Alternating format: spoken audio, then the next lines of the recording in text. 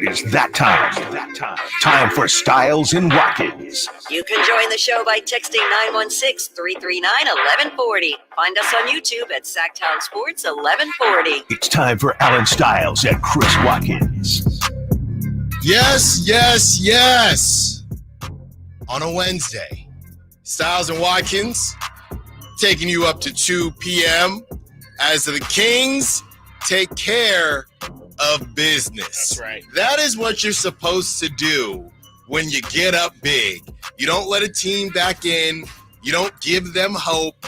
You shut the door and you walk out of there with a W and a beam. And they got to do it all over again today against the Lakers, who somehow we asked last week, hey, does Vegas take into consideration how a team plays against another team? The Lakers have not beat the Kings this season, but it doesn't matter. They are 1.5-point favorites on the road against the Sacramento Kings, and hopefully the Kings have that chip on the shoulder. But we will get to all that. We will get to the Lakers. We will get to the Kings roundtable at a special time at 11:15 today to talk with Brendan Nunez and Frankie Cardicelli to not only talk about the Lakers, but also not gloss over what may have been the most dominant win based on the numbers against the Milwaukee Bucks. And they were essentially, pretty much, they didn't have Chris Middleton, but the Kings, you talk about importance, the Kings missing Keegan Murray, basically their best wing defender, versus Chris Middleton, who's really tried to find his way all season long. One of the best wins of the season. Chris Watkins, how's it going? Pretty great, Kings, they beat the Milwaukee Bucks. I feel like we didn't celebrate properly enough. It's been 8 years since the Kings beat the Bucks last 15 straight games, and for it to just kind of happen in dominant fashion, it was crazy. And then, I think the craziest thing that happened about yesterday was the fact the Kings had the lead the entire game. The Milwaukee Bucks did not lead for even a second. I can't think of a time this season in which the Kings have looked that good from start to finish. They came out hot, hit 8 of their first 11 from beyond the arc. It was a great performance from that team, and even when the shots didn't fall, they played defense and never let Milwaukee get into it.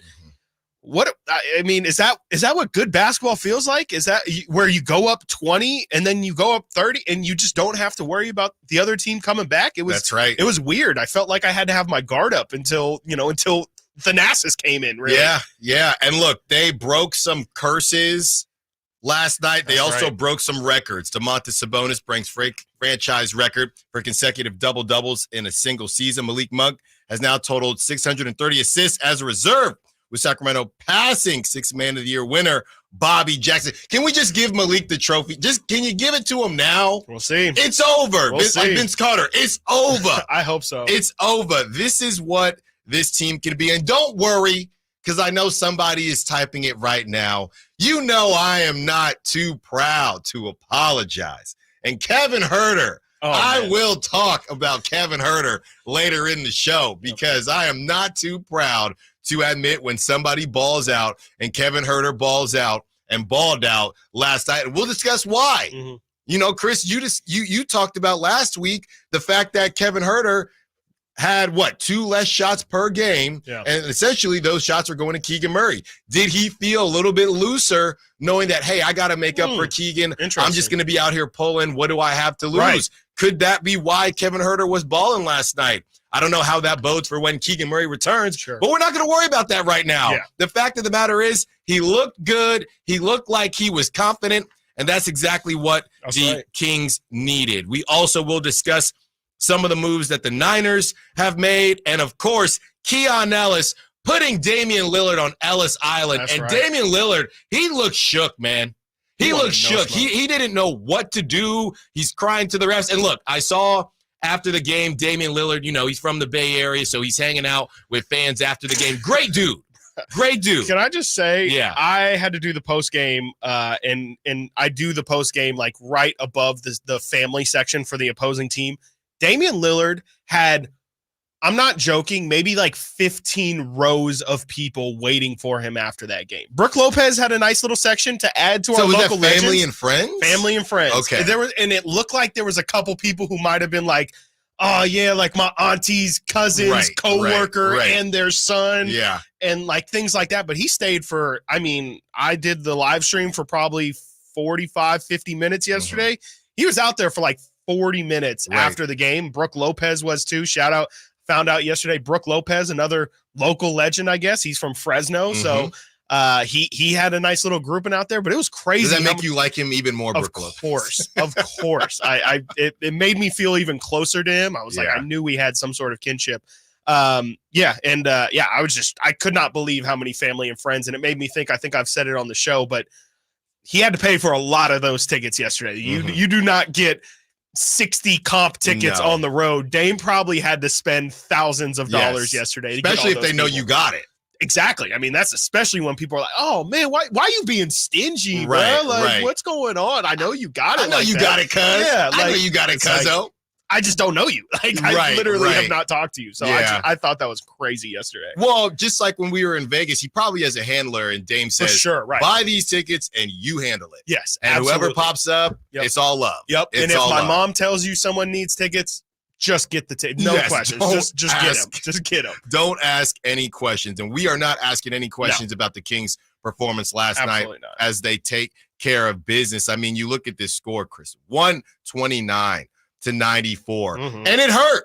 It hurt when the Kings were in Milwaukee and they lost on a buzzer beater. They owed them one, and they took care of business. I see some puns coming through. We're all about the puns here. Great puns from Pike 916. A buck kicking. Okay. Also saw the Kings didn't buck around. Okay. Keep them coming. Why not? This is a feel-good Wednesday when the Kings take care of business. And look, Giannis got what he normally gets. You know, I thought that without Keegan, we were really interested to see who was going to step up and take care of Giannis. You're not going to stop Giannis. You just have to make sure the other guys didn't get going, and they didn't. I mean, just an abysmal shooting night for the Bucks. And honestly, they look like the Adrian Griffin Bucks. That's what they look like, because we discussed all these physical teams, and I think most people, in theory, would put the Bucks on the top of that list. You got Patrick Beverley, you got Jay Crowder, you got obviously Giannis, you got Bobby Portis, right? So the fact that the Kings didn't get muscled up or muscled out, that tells me that they can step up. They looked, Chris, I have not seen the Kings contest, and part of this is, we'll get to Keon Ellis. I have not seen the Kings. You talk about the 50-50 balls. Coach Mike Brown talks about that all the time. I think he said they won all 6 50-50 balls. And we watched it. Yeah. We watched it. The way they were contesting threes, Malik looked like he was trying to dunk. That's how high he was getting in the air. We know Keon Ellis already does that, but Malik, they were contesting the heck out of every single shot. They were shot out of a cannon, and in the past, we've seen, okay, they can do this for 2 quarters. They can do this for a quarter. Right. Heck, they can do this for 3 quarters, but they did it for 4, Chris. They did it for 4. Yeah, no, they kept the foot on the gas. And, I mean, the number that I keep looking at that impresses me the most from yesterday is the fact the Kings had the crazy first half, incredible. But that third quarter is typically where we've seen things go completely wrong all season long. The Kings, again, come out in that third quarter, can't hit a shot to save their life. They only scored 20 points in that third quarter. The difference in yesterday that just hasn't been there all season long, they only allowed 22 in that quarter. Typically, I think literally if you look at the last couple losses from the Kings, that third quarter has been the Kings only putting up 20, 23 points, and the other team will score 35, 40 points in that quarter, and that single-handedly will lose the game for them. Yesterday, they kept at it. They really didn't shoot well the entirety of the second half. Didn't matter. I mean, they just continued to play defense. The hustle was incredible. You mentioned the closeouts. They were great. And the biggest thing to me, Keegan Murray didn't play yesterday. I thought about it, obviously, but you didn't notice. Like, there wasn't any moment where maybe it's because Chris Middleton wasn't out there, but, Giannis was getting double teamed. Didn't seem like, they were ill prepared. Didn't seem like they definitely didn't have the personnel to slow Giannis down. He still had 22 just in that first half, but they just didn't really miss Keegan yesterday, which I was really surprised by on both ends of the floor. And Sabonis completely dominated Brooke Lopez, made him completely irrelevant. And Lopez, Yeah. I think, had 4 points and 7 boards. Let's not forget, Sabonis dunked all over his head, too. That was filthy. Yeah, he did. And Brook Lopez, we know he can shoot the 3 ball, Yeah. but it looked like he got a little bit 3 happy. And whenever you see somebody getting 3 happy, it's because they don't want that smoke. That's right. Splash Mountain was shut down yesterday. It was. Yeah. It was. And he didn't want to be a part of that. He would have rather been filming another commercial with his brother, putting him in a headlock or something They're like good that. commercials. All right. Funny guy. I'm not. You do They're love funny him. guy. Well, and look, Bobby Portis.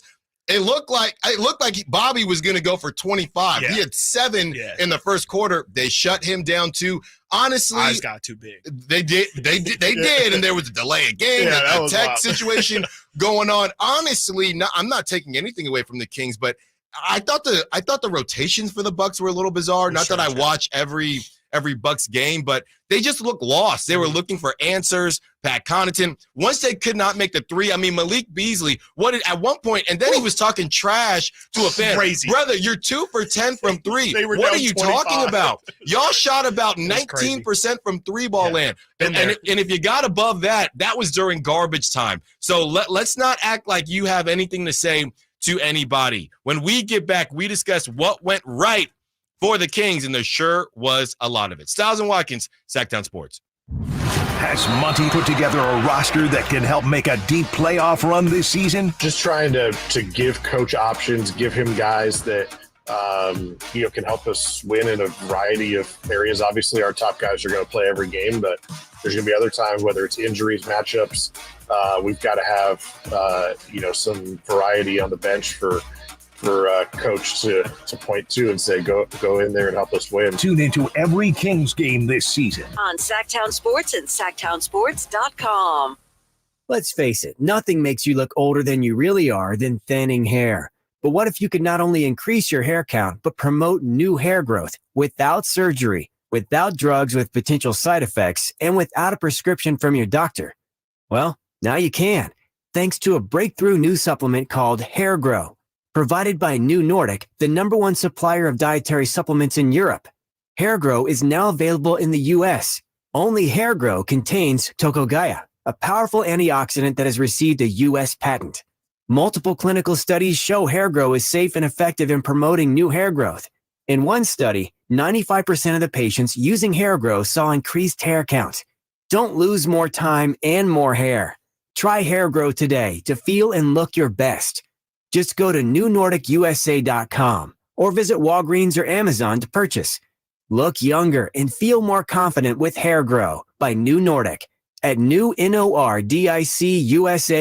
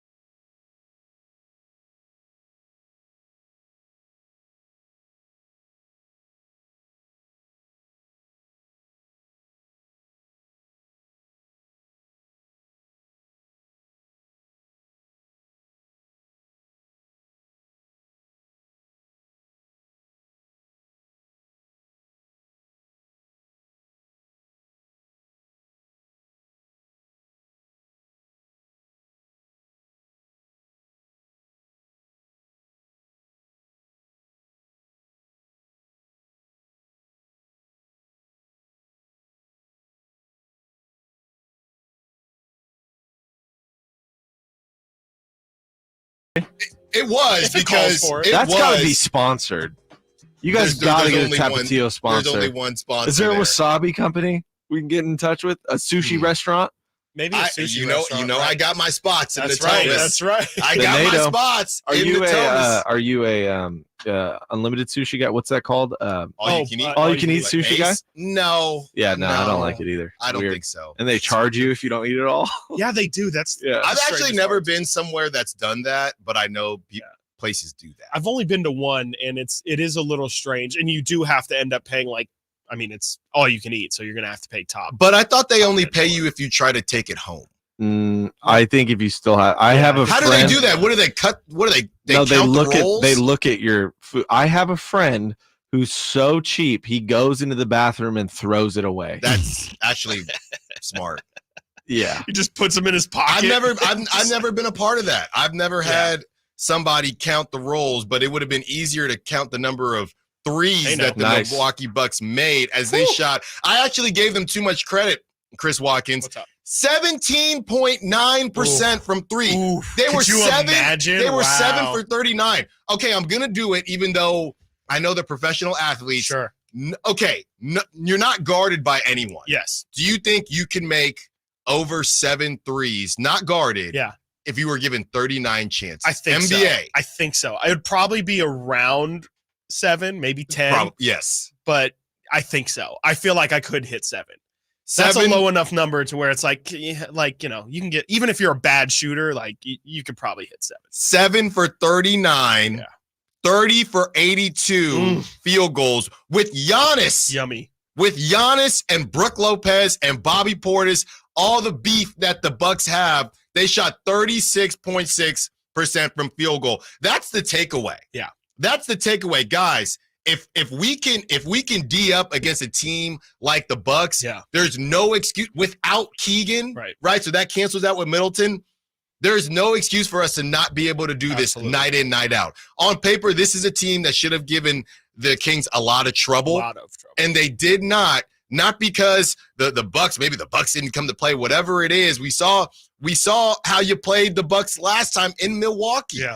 So you have this in the tank. How much of it, Chris, if you're looking at this, when you get in your car and it says 79, this is what my car at right now, 79 miles to E, I got to go get gas after the show. How much of this do they have left in the tank to tap into before the season is over? Defensively, not offensively, defensively. I mean, I hope they have a good amount. There's still 18 games, I think, left in the season, something like that. So, I would hope they have some in reserve because they haven't used a lot of that energy so far this season. But yeah, I mean, if they're performing that well at this point, now is the time where you want to be peaking. It might even be a little bit early, but it's definitely a positive. I'm taking this as a step moving forward. Again, a learning lesson. And Mike Brown talked a lot and has been talking a lot about how inexperienced his team is, just in terms of they are going through learning lessons right now. And I think this is hopefully the sign that they got over that hump. Like I said earlier, games like that all year have been, yes, the Kings get up, but you've put it there. Everyone's waiting for the other shoe to drop. And then once that other shoe drops, do the Kings stop the run, or does the run is it a faucet that just doesn't get turned off? Right. And I would like to think that part of yesterday's game was them learning how to close out a big win, because that's just not something we've seen from this team all year long. So I'm hoping that they understood, again, even when they weren't making threes, they were still playing good defense. I would hope that yesterday is just the beginning of what hopefully is what this team looks like defensively in the playoffs, because that was definitely a step up from what we've seen all regular season long. And that's what every team, and especially this team, will tell you they plan for the postseason is, hey, yeah, you have a certain level of intensity in the regular season, but once you reach the postseason, that thing gets cranked up a notch.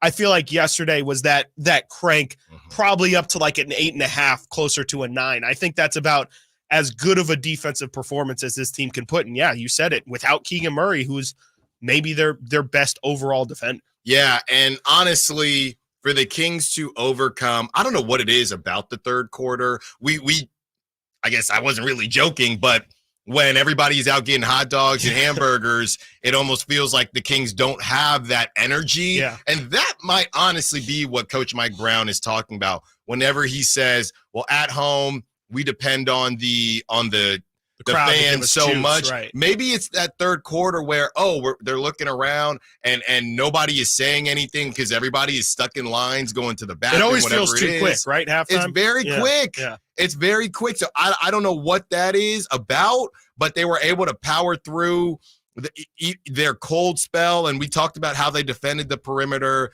with Malik and Keon. And even though it doesn't seem as if, and just because Coach said he hasn't given Keon starting any thoughts yet, this is only the second game with him starting. So at that time, maybe it's not, but things can change very quickly. Right. Watching some film too. And we'll look to get updates on everybody, the injuries. You have Trey Lyles leaving the game, obviously Keegan Murray. So if Keegan Murray doesn't play again tonight, and it is Keon, and you see that type of defense again, look, when the facts change, opinions change. So I wouldn't even put too much into what Coach Mike Brown said. We just haven't seen too much of it because the numbers don't lie. They're 5-0 when Keon starts. Yeah. Mike Brown said that a couple times yesterday, and it'll be interesting to see how it develops. I think Kevin, we're going to talk about Kevin Huerter a little bit later, but I think he might have bought him a little bit of some leash last night because, you're not just, if Kevin Huerter's playing good or as well as he played yesterday, just hitting a couple threes. I think Kevin only had 11, 12 points yesterday or something like that. Set the tone early. But he hit the threes. He set the tone early. He looked confident. He looked comfortable, played 25 minutes. Like, it's going to be hard to sit Kevin if he's playing well, because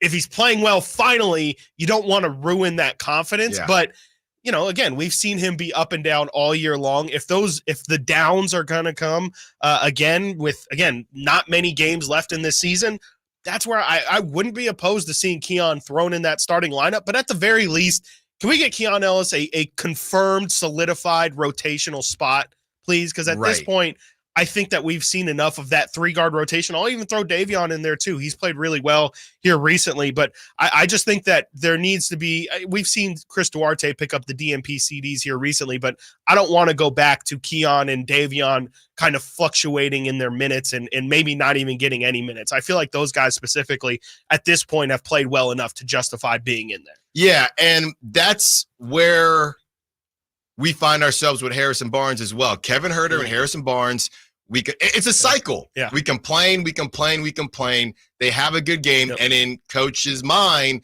that buys them about 3 to 5 more games. And right when they're on that cusp of, hey, is it time to have that conversation? They have another good game. Right. And that's just what it's been all season and that's long. why the Kings have been inconsistent too. Exactly. So hopefully that inconsistency improves because we know, and even though we sit here and we talk about, should we start this, start that, when we restart the cycle, we know how Coach Mike Brown is, and he is not going to move off of those guys unless it's bad, and we're just running out of time. Yep. We're running out of time. When we return, we also discuss how the Kings defense locked down the Bucks and how that translated in number form. And we see you, TC, on the line. We see you, Allen, on the line. Don't move a muscle. We're getting to you right when we get back. Stiles and Watkins, Sactown Sports. The NFL's leading rusher plays here. And a handoff to McCaffrey, walks in the end zone. Handoff to McCaffrey, takes it right down to the goal line. He does his thing again. McCaffrey goes in motion right. Backwards pass led by Juszczyk. A block there. Hurdles a man. 10-5. Touchdown! CMC! You can hear all of Christian McCaffrey's touchdowns on your home for 49ers football. Sactown Sports. Sacramento weather is brought to you by Folsom Lake Kia. I'm Tamara Berg in the KCRA 3 Weather Center. It is Wednesday. We're looking at bright and breezy conditions for today. Expect those north winds this afternoon in the 10 to 20 mile per hour range with gusts up to close to 30. We'll see daytime highs in the mid 60s. Get the latest forecast on the KCRA 3 News and the KCRA 3 app. Shop Folsom Lake Kia during their spring event and save big on your favorite models. You can even buy with zero down on approval of credit. Shop your trusted Kia dealership for over 25 years and tell them DC sent you. FolsomLakeKia.com. Ever since we got Xfinity, we have Wi-Fi all over the house, even in my hiding spots. Ha! Found you. How? That's wall-to-wall Wi-Fi from Xfinity. Now through March 21st, get started with 200 megabit internet for $25 a month for 2 years with no annual contract and get Wi-Fi equipment included. Go to Xfinity.com, call 1-800-XFINITY or visit a store today. Requires paperless plan auto pay with stored bank account. Restrictions apply. Taxes and fees extra. After promo, regular rates apply to internet service and Wi-Fi equipment. Actual speeds vary. Country in the Park is back May 17th and 18th at Cal Expo with Brantley Gilbert, Dustin Lynch, Jay Cohen, Walker Hayes, and more.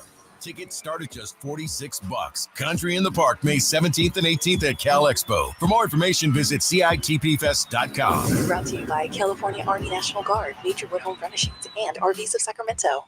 Contact Tax Relief Helpers for details and restrictions. Attention anyone that owes money to the IRS. The IRS has restarted aggressive enforcement actions against taxpayers who owe back taxes that were temporarily suspended for COVID. If you owe $10,000 or more, you must hear this because now is the time to clear your IRS tax debt. A special toll-free number has been established so you can stop penalty fees, avoid liens, levies, and other hostile measures by the IRS. Call Tax Relief Helpers right now at 800-934-9217. Tax Relief Helpers will provide you with the maximum protection afforded by law. I got behind on my taxes and owed $48,000. I didn't know what to do. I called and they got my bill lowered to just $3,500. I owed $87,000 in taxes and it was scary. I got the amount I owed down to just $3,500. I saved $83,500. If you owe money to the IRS, don't wait another day. Call 800-934-9217 right now before the IRS enforces liens, levies, and other aggressive measures. The call and consult are absolutely free. Call now. Call 800-934-9217. 800-934-9217. 800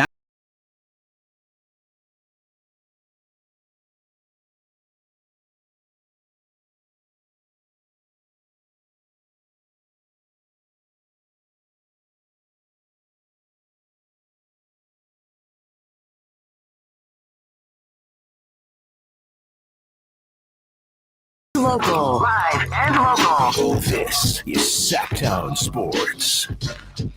Got a good one here on the Sac Chat. We are rocking and rolling from AA Ron. Big Sean vibes. I don't buck with you. That might be number one right now. I like that one. That's a good one. I like that one from AA Ron. Let's now get to the calls as promised. If you want to be a part of the conversation, 916-339-1140. And first up, great name, by the way, Alan wants to be a part of the conversation. What's up, Alan? You're on Stiles Watkins. What you got for us? Hey, Mr. Allen. I did that on purpose because normally I call in as AC to avoid shaming my family name, but I had to cash in on the first name action. There you go. There you go. It worked. Yeah, and by the way, in case anyone thinks that any of us are fair weather fans, you can tell a real Kings fan by the fact that we get ticked off when they lose, and we're allowed to be elated when they win, right? Yes, so absolutely. My favorite part of the game last night, very favorite part, it's almost like they said, it was almost like they had a team meeting and said, you know what? Dame Dollar screwed us last time, and we're not going to let that happen again. If you watch, they were all over him. He had like, 10 points or something? 12, yeah. They smoked him. Terrible. They smoked him. It was so awesome. So anyway, I just wanted to throw that out there. Thanks for the call, Alan. They definitely, and you put it beautifully, Chris. It was no disrespect to Dame, but when you're playing with Giannis, it's the others. Yes. Right? And it was, hey, pick your poison, and this is the good thing about Chris Middleton not playing. Hey, if Giannis is going to do his thing, just lock him in for 30, but that's it. Let him do his double-double, whatever he gets, 30 points. You can't have him go off and then Dame Lillard playmaking and shooting the basketball. And really, Dame, he didn't do much of either. I think he only had, 6 assists or 7 assists, something like that. So Dame didn't really do much. And I think when somebody gives you the Dame time and makes a dagger when you were trying to break that curse from 2016 last time, you don't forget that. You don't forget that. No, and I mean, I think they definitely had Damian Lillard on their scouting report. Obviously, you have to know that he's going to be a big target. But Alan, you were sitting in that pregame press conference with Mike Brown as well. Oh. He talked a lot about, and it reminded me that the last time these two teams played was the infamous laptop incident, because Mike Brown in the pregame, he's lucky that those things aren't televised, because I do think he might have gotten a fine for it. He said, you literally blow on Dame. you blow on him and it's a foul. So we got to make sure that we're guarding him well, but playing him physical, but at the same time not getting too handsy and not letting him be a merchant, essentially, not allowing him to do those crafty, reach in and James Harden foul and things like that. And they did a great job, man. They really did a fantastic job. Like Alan said, like AC, whichever name he wants to go by, Dame was locked up last night. Yeah, he only had 10 points, 6 assists, 2 of 12 from the field. He just didn't have anything going for him. And it was just a great job by the Kings individually to make sure that their guards never got going. Because you had Malik Beasley as well, chucking it up, 3 of 11 from 3. I just was incredibly impressed by how well the Kings guarded yesterday. And you just hope that they can take that into tonight as well, because you're going to need to play really good defense against Austin Reeves and D'Lo as well to try and keep them in check, because those are really the two. We talk about the others, the non-Giannis guys, the non-LeBron AD guys. You're definitely going to have to prevent one of them from being their third scorer. We see how important it is when the Kings have Malik Monk, Keegan Murray, whoever it is, step up as their third scorer. It's a really similar situation in LA where they're just a lot different. If D'Lo gets 24, if Austin Reeves can get you 18 plus, makes them a lot tougher to play. Look, they're different humps to get over, right? Last night it was, hey, you've been getting these leads and not able to hold on to them. Another hump that the Kings have to get over is it feels like a while, Chris. I'm sure it hasn't been that long, but it feels like a long time since the Kings have won 2 in a row.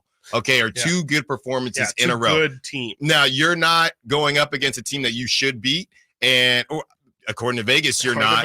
And maybe that will help the Kings, because the issue has been, we don't get up for certain teams. Well, no excuses tonight then. And the question is, can they keep it rolling? Let's get to TC, who wants to be a part of the conversation. 916-339. If you want to be a part of the conversation, 1140 as well. Stiles and Watkins, what you got for us, TC? Yes, sir. Stiles Watkins, what's up? What's up, man? What's up, man? Hey, man, just vibing about the game last night, man. The guys need to buckle down, and I truly believe they're gonna buckle down now, man. They had a heart-to-heart, especially with Monk coming out the last couple of games talking. Monk's been talking, but he wasn't talking how he's been talking like these last couple of interviews, these last couple of games. And he said, man, you know what? Flat out, man. We know what you guys are saying. We're listening basically in so many words. We keep dropping these games to these sub-500 teams, and then we're getting up for the big games, bro. We got to stop that. So when he spoke, the team, everybody should have been listening anyway from the Trey Lyles. They were listening, but when Monk spoke, I think everybody got their act together, man. And last night, man, was an awesome game, man. I'm with you, Chris. Look, I've been saying that Keon and Davion are in a rotation. We need all hands on deck. Kevin Huerter, what he had, like 4 or 5 last night, he's even in the rotation. We're not in the position right now to be pulling anybody's minutes. We need everybody to rotate. You might start today. You might start. If you ain't Domas or Fox, anything could happen. Even Keegan. If you looking suspect, bro, we going to throw in Keon. You get what I'm saying? But at the same time, we're not going to go away from you. We need everybody on deck, and that's what Mike is doing. Mike, this ain't the time to be trying to, hey, wait, this guy's playing 50. No, we need all hands on deck right now, bro. And that's what that was last night with Keon and Davion. Thanks for the call, TC. Well, where is the line, Chris? I think that becomes the question. And we talk about it with the same two, Huerter and Harrison. We haven't really talked about it with Keegan, even though I think defensively you do need Keegan. But where is that line of, if you're not producing, we're not just going to leave you out there. Yeah. And also, we need to let these guys get a rhythm. I don't really know where that line is. Yeah, I don't either. I mean, it's pretty tough to find. I would just say that with the development of this 3-guard lineup, it allows you to maybe pull, because in the past we've talked about how it's tough for HB to maybe get pulled. He's going to just kind of de facto get at least 25 minutes because there's just not many other forwards to go in there. Well, maybe with the development of that 3-guard lineup, you only need 1 forward in there now because it's just going to be a forward with Sabonis. So maybe it just kind of allows you to have more versatility in your lineup, depending on who's got it that day. If you feel like Davion's got it that day, well, then you have the ability to play him, and you can play him with Fox, with Huerter, maybe with Monk. or three of the four, and throw one of Keegan or HB in there. It just allows for a little bit more diversity, a little bit more selective in who you're going to throw out there. It's not just a carbon copy of 2 forwards, a center, 2 guards. It just kind of allows for the game to dictate itself almost. Yeah, and other teams are already on this, right? I mean, you can make the argument that the Kings are more traditional in their lineup than other teams are right now. Other teams just go with whoever is going to help us win a ball game. And hey, now part of that is because the Kings don't have as dynamic of players as other teams do, to where multiple guys can bring the ball up, but you got to work with what you got. And I think that the versatility of Keon really does help that. Here is from the 916 Chris on the text line. I'm so elated by the win, but very frustrated with the officiating. What do you guys make of the ticky-tack fouls on Kings, but no whistles for the Kings? Thanks.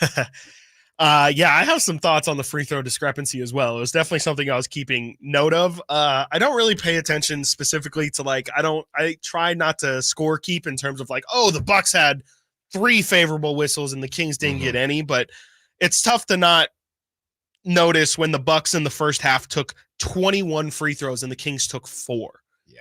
That's a bit ridiculous. I know Giannis is tough to stop. I'm not saying he doesn't deserve a couple of those trips to the free throw line, but it's a little bit crazy. But I do kind of think that, the Kings do play physical. They play handsy. When they're playing good defense, they're all in passing lanes. Or I'm sorry, they're all in not in passing lanes. Their ball pressure is a lot higher than what it normally is. And with that is going to come a lot of ticky-tack fouls where you got your hand in the cookie jar. And there was definitely a couple times where they showed the replay in the arena and De'Aaron Fox is getting slapped on the wrist. There's no call. Sabonis, as we know, gets hits in the face all the time. But I don't really think there's a definite answer to it. I mean, if you want me to say the refs don't like Sacramento, could be the case. But, I think that that's also just kind of how Milwaukee plays. They're a bit like the Lakers, where we talked about it yesterday. I mean, Dame and Giannis are 2 of the biggest foul merchants in the NBA. Those are 2 of the top 10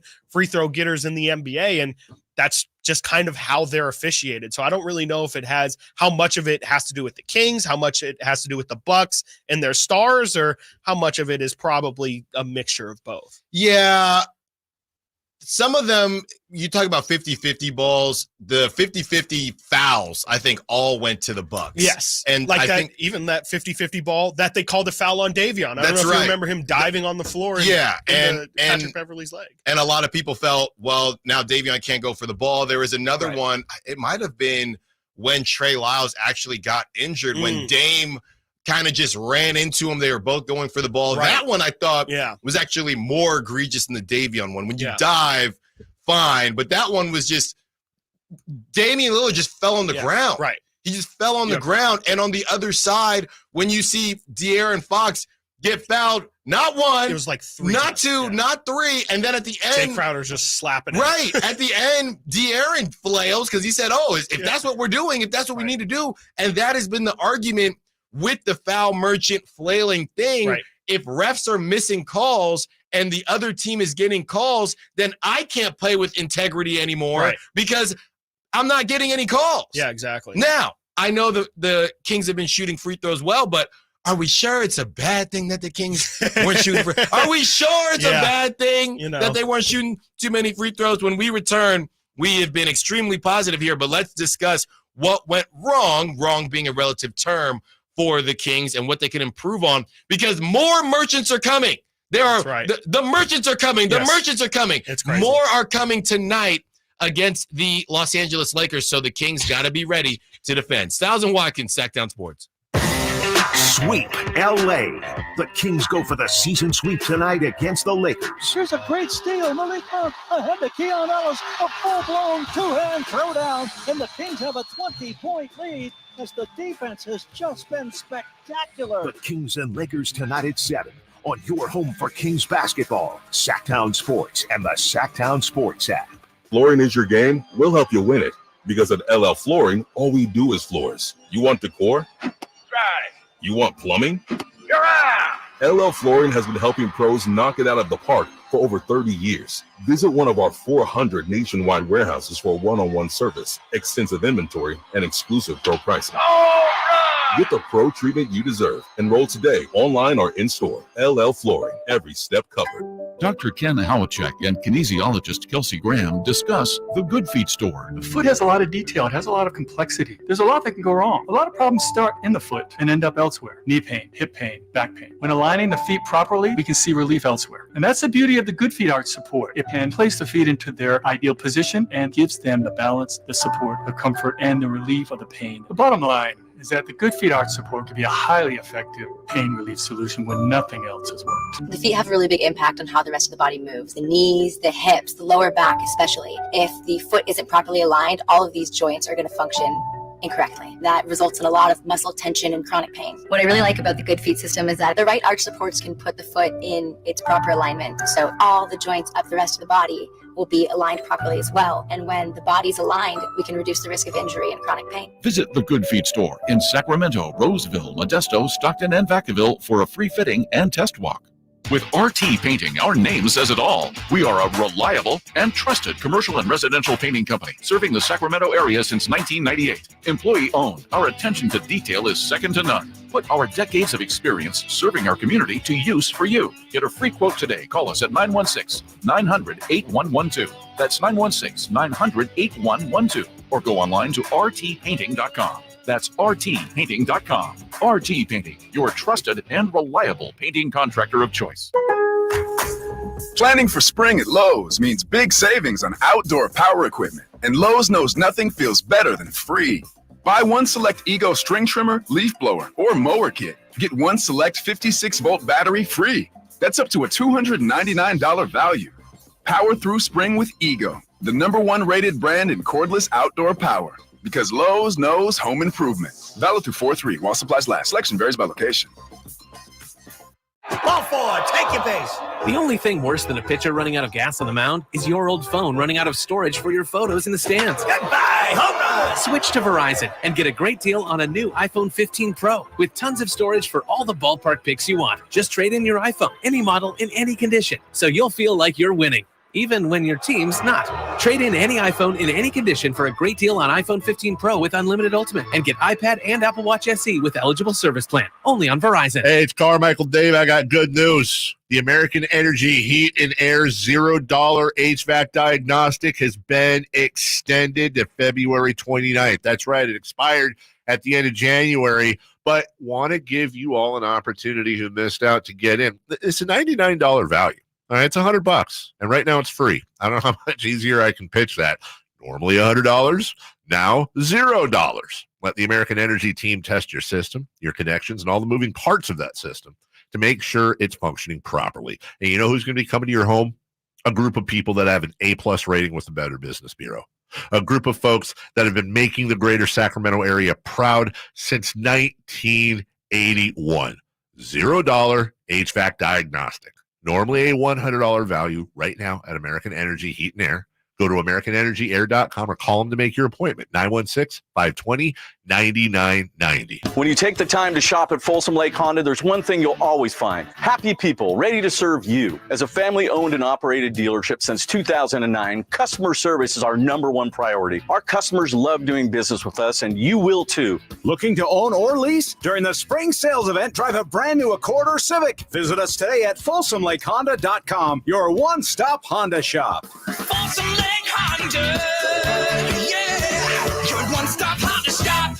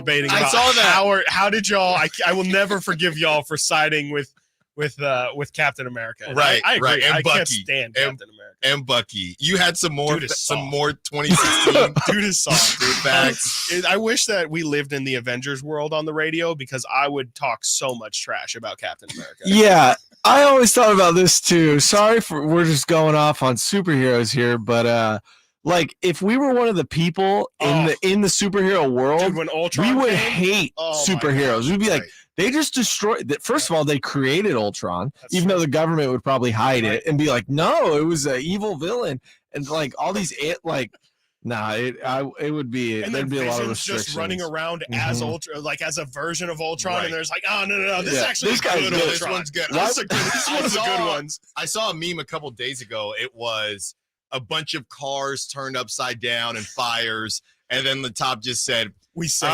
another great day saved by the Avengers." Did you guys ever see Man of Steel where Superman just levels Metropolis in a fight for like no reason? Yeah. Like they don't go somewhere else. He's just like, no, I'm gonna smash Zod through every building I can. Yep. Got to keep the people safe. Incredible. Other 2016 facts here. The mobile game Pokemon Go became the fastest growing app in history. I think 2016? Yes, that's how long it's been. You remember when everyone was going outside because of Pokemon Go? Yeah. I mean, not to what a time. Not to go dark here, but I think some people lost their lives. Yeah, definitely. Yeah, people got robbed. It's still pretty fun. You would pop set it up in every once in a lures and while. stuff. Yeah. I never got into It's got a lot more advanced. I would imagine so. I mean, I'm a bit of a nerd. 8 years of advancement. Yes. Yeah. The Bucks have gotten a lot better in 8 years too. So That's right. Pokemon. Won a title. That's right. That's right. And the other 2016 fact is the Denver Broncos Super Bowl champs, Chicago Cubs World Series champs, and for you hockey fans, Pittsburgh Penguins clinched the Stanley Cup. Wow. So 2016 must have been. And it's funny because all the Niner fans coming down my friend Cam Newton's road. That was the Cam Newton year. That's right. That was when he didn't dive on the football. So that's also the year of the dab, if you will. Oh, wow. In a way, he was a game changer by not diving for the ball. Yes, that's what all the Niner fans were saying. I thought it was being real original and clever, but here I am again stealing. Chicago Cubs stunk, won, and kind of stink again. Yeah. They're okay, but so it's all come back around, and that was when. Come to think of it now, and this will make Kings fans happy. That was when the Warriors blew the 3-1. Ooh, hadn't happened yet. Yeah. But it happened that We were year. setting up for it. Yes, setting up for it. Well, that was still the 73 win season. That was a 73 win season. Yeah, that was not fun. Yeah, but that they ultimately that was Cleveland. Wait, so then this is for you. Hold on. So the last time the Kings beat the Bucks, if I'm not mistaken, you're telling me Harrison Barnes was on the Warriors. That's right. That is correct. That's the last time the Kings beat the Bucks. Yes. Harrison Barnes was on the Warriors. That's actually go. correct. Oh, gosh. Well, I'm glad HB got to experience what it feels like to beat the Bucks. Yeah. He's back on the other side of it now. And now the Kings got to keep it rolling. Keeping it rolling Keep against those good feelings feeling good. The Lakers, some of the things that could have went better for the Kings last night. And look, Giannis is Giannis. That's right. You have to put this in that category. He had 22 points in the first half, but you're going to live with it. Yeah. You have to live with it. Full disclosure, I wrote that as the game was happening, and I was like, this is looking like it's going to be a major problem here. Giannis with 22 in the first. And, I mean, if you look at that first half box score, it was just Giannis. And so it was concerning to see how well he was playing. He was 8 of 10 from the field. He had 22 points.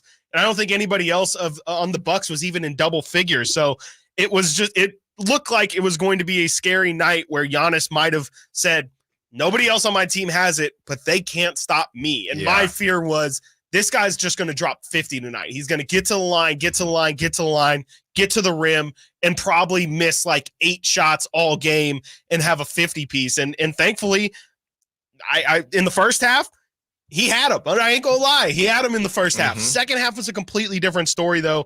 Kings only allowed 8 points to Giannis, 6 boards, 2 of 7 from the field. Still got to the line 6 times, but that is literally about as good as you can do on Giannis Antetokounmpo, especially when I think we would all say you don't really have anybody to go match up with him. No, and the way, the way you're talking, Chris, it's almost as if the way you beat Giannis, because he took 1 3. I was ducking. I was crazy. section 105. I'm ducking. Whoa. Like and there was about 20 seconds seconds left in the shot clock. Giannis, that's when I knew I think the Kings broke the Bucks. Yes. Because they just want to get up out of here. Yeah. Giannis, let's just see what happens. But I think the way you beat Giannis, for as much as an unstoppable force he is, the way you beat Giannis is, to your point earlier, you don't let the others get going. Yeah. Giannis, for as good as he is, he's not going to be able to do what he does if you can sell out on him, because nobody else is pulling that gravity. Yeah. Right. If Malik Beasley cannot throw a beach ball into the ocean, then you're just going to be able to double him, whatever. Do what other teams have done to you and just throw everybody in the lane. Yep. And Giannis, you're just not going to be able to just do this all day long. Yeah. If Pat Connaughton isn't making shots, he was 1 for 7. They shot 17.9%. Right. Giannis from 3. Giannis can't overcome that. That's how you beat Giannis. Right. Yeah. If you have to help on some of these guys, if you have to help on Bobby Portis, and Bobby Portis, like I said, started out hot, then he cooled off. If you have to help on Connaughton, if you have to help on Damian Lillard, on Brook Lopez, then it's a problem. Yeah. If you don't, if you've done a good enough job and they're just they're just off. Yeah. Giannis not going to be able to just do what he does all day long. Absolutely. And I'm looking at the defensive matchups too that the Kings put on him. They did exactly what Mike Brown. I think everybody else struggling allowed the Kings to do exactly what Mike Brown always says he wants to do with these great players that they don't have an answer to. And that's, you're not going to slow these guys down. It doesn't matter who you put in front of them. It's about giving them a steady diet of different people so that it's at least, hey, the way you're going to attack Domantas Sabonis is going to be a lot different than the way you attack when De'Aaron Fox is guarding you, and just making you think about the game. Sabonis, Giannis had 7 field goal attempts on Sabonis, 5 on Herter, 4 on HB, 3 on Trey Lyles, 2 on Fox, 1 on Keon, 1 on Malik. They just threw bodies at him, and he didn't know how to handle it. I mean, again, like, he's not an excellent playmaker. It's kind of the thing that can really slow him down. If you double him and force him to make those decisions, he's not going to be able to do it. So I just think that everybody else being off actually allowed the Kings, like you said, to really focus in on Giannis and making it difficult on Giannis. And at that point, the shooters were cold. Giannis had kind of started to go into that hero ball mode. At that point, it felt like mentally the Bucks were completely wiped. And I think that's why, I mean, the Bucks ended up giving up before the Kings did. They put in Thanasis as the Kings still had their starters out. In what 8 minutes? It felt like minutes? 6 or 7 minutes left in the fourth. Yeah, and look, the Bucks are just trying to survive at this point. Giannis was probable to come into That's this. right. Yeah, at one point, it looked like he maybe tweaked something, and he waved off the bench. So they're just trying to get to the playoffs at this point. They want the seeding, and we discussed this yesterday. They want the seeding, but they want to get in healthy. Yeah. Jay Crowder played 16 minutes. He didn't take a shot. He had 2 assists, 1 steal, 1 foul. He was a minus 21. It's kind of He had no points. You don't really have a lot of points if you don't take a shot. How do you go out there, especially when you're down by as much as they were? Like, take a shot, my guy. Like, it's not gonna hurt. I'd much rather have Jay Crowder take a 3 than Giannis take a 3. You had Jay Crowder had more attempts to get the Bucks to challenge. He had more finger circles. Oh yeah. Yep. Than field goals attempted. Yep. It was Jay Crowder. Challenge, you got to challenge. Everyone, Patrick Beverly, we got to challenge. Yeah. We got to challenge.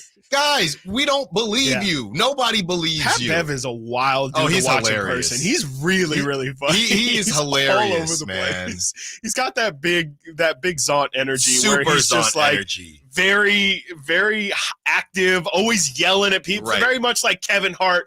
Or Chris Paul. You remember when Chris Paul was yelling at DeAndre Jordan to he's like, dunk the ball, man. Like, that's Patrick Beverly all game.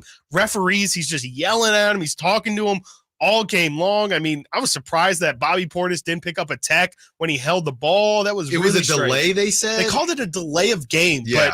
But to me, that's a tech. Like, Bobby was talking to the ref. He was holding on to the ball. Harrison's like a baby with Harrison a body. just holding it out. Give me. It's like, it was a weird game from the Bucks yesterday. I mean, it was a bit like, when you shoot 18%, it's tough to keep vibes high. We saw that the other day, but I just kind of maybe falsely thought, but I kind of thought the Bucks were above that. Like I thought that they could have, put together a good performance. I know Dame has kind of had a lot of performances this season where he's looked like he looked last night, where he's just really inefficient, but man, do they miss Grayson Allen? I mean, they pretty much just shipped him off for nothing. It feels like, and maybe we just caught them on the wrong night, but and I know they didn't have Middleton either, but even when he comes back, who knows what percentage health he'll be. It just feels like they need a little bit more help. Honestly, they get to go home now. They just had a really rough West Coast stretch. That's true, too. They got smacked by the Warriors. They lost by 1 to the Lakers. They beat the Clippers, and not handily, but they beat the Clippers. Giannis and Dame, I think, both had 30 in that game. And then they got smacked by the Kings last night. So just a tough West Coast stretch, and now they get to go back home and host the 76ers. With the 70, when they have 70, I know we scored under 80 yesterday. Yeah, so the Sixers, they're cooked, and crazy. There's an update on Joel Embiid as well. When we return, Ellis Island, Keon Ellis got the start, and he balled out again. Is it time to make sure this man is in the starting 5, or are we overvaluing the starting position? Stiles Watkins, Sactown Sports. March Madness is here, and the UC Davis Aggies have earned the 2 seed for the Big West Tournament. Pepper. Inside the lane, step back 17, got it, nothing but net for Eli Pepper. The man is unstoppable, and the Aggies lead. Join us Friday night at 8:30 as UC Davis looks to advance to the conference championship. Follow the Aggies' quest to reach the big dance. Friday at 8:30 right here on Sactown Sports. Jiffy Lube has a special promotion going on right now. Simply purchase a Pennzoil Platinum full synthetic oil change at Jiffy Lube and receive a $25 e-gift card from popular brands for food, gas, and more. It's that easy. Simply purchase a Pennzoil Platinum full synthetic oil change and receive a $25 e-gift card. So basically, going to Jiffy Lube can get you a free lunch or a pizza for dinner. That's what we call added value for the consumer. That's why Jiffy Lube is #1 in the greater Sacramento area for oil changes. Visit jiffylube.com for more details and valuable coupons today. Capital Casino has been serving the greater Sacramento area in the same convenient downtown location for over 20 years, with plenty of close-by, well-lit parking monitored by security staff and offering the most variety of table games in the region in a safe and friendly environment. Best food, best service, and the best action. That's Capital Casino. For more information on tournaments and gaming, check out their website at capital-casino.com. And please remember to gamble responsibly. 1-800-GAMBLER. This March, Wendy's has some amazing deals on their hamburgers made with fresh, never frozen beef. Like a juicy Dave's single for $1 and a fresh $2 Dave's double with in-app offer. It's such a good deal, we wrote a little ditty about it. Get it for $1. Dave's single, order the app. Dave's single, get it for $1. Choose wisely, choose Wendy's official hamburger March Madness. Limited time offer. Participating U.S. Wendy's. See offer details and redeem at Wendy's app. Account registration required. Fresh beef available in contiguous U.S. and Alaska. Ew. Gotta get rid of this old Backstreet Boys t-shirt. Tell me why. Because it stinks, boys. Tell me why. I've washed it so many times, but the odor won't come out. Tell me why. No, you tell me why I can't get rid of this odor. Have you tried Downy Rinse and Refresh? It doesn't just cover up odors. It helps remove them. Wow, it worked, guys. Yeah. Downy Rinse and Refresh removes more odor in 1 wash than the leading value detergent in 3 washes. Find it wherever you buy laundry products. Your gas light's on. We need to fill up. Gas around here is too expensive. Don't drive all over searching for the lowest prices. Just download the free Upside app and get cash back for every gallon of gas you buy. I've already made around $200. You can make that kind of cash back just for buying gas? I'm stopping now to download Upside and fill up my tank. Download the free Upside app to earn real cash back every time you buy gas. Cash out anytime to your bank account, PayPal, or e-gift card. Download the free Upside app now and use promo code GIFT for an extra 25 cents per gallon cash back on your first fill up. That's promo code GIFT. Hi, this is Scott Trout of Cordell & Cordell. If you're a dad who's facing divorce, there are extra layers of stress that may include stereotypes and assumptions. No 2 situations are the same. Our legal experience and dedication prepare us for whatever legal challenges we face together. You need a partner you can count on. For more than 30 years, Cordell & Cordell has represented men in divorce. 500 Capitol Mall, Suite 2120, Sacramento, California, 95814. Online at CordellCordell.com. Whether you prefer thrills or serenity, the 2024 Accord from Elk Grove Honda delivers both. With Honda Sensing Standard, the 2024 Accord is once again a winner of the 2024 Car and Driver's 10 Best Cars, making Honda the winningest brand in car and driver award history. Drive a 2024 Accord Hybrid and see for yourself what the fuss is all about.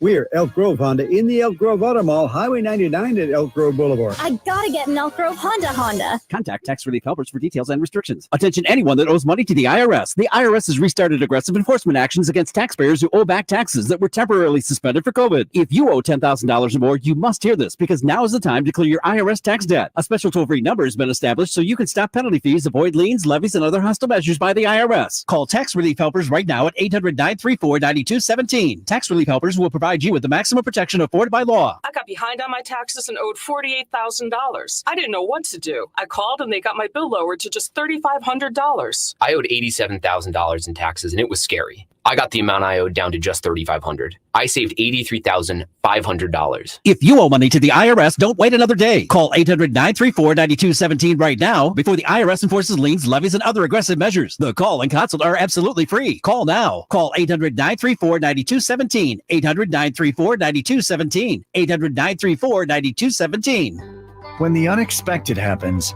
trust AutoAccident.com. Loyalty and compassion set them apart. They're with you every step of the way. AutoAccident.com.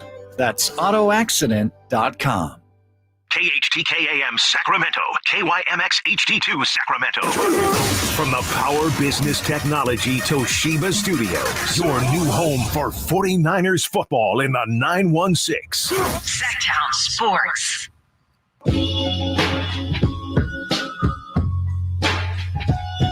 Sactown Sports. Call or text at 916-339-1140. Live Nation has teamed up with Sactown Sports for your chance to see local legend Hassan Minaj at the Safe Credit Union Performing Arts Center from beautiful downtown Sacramento on March 29th.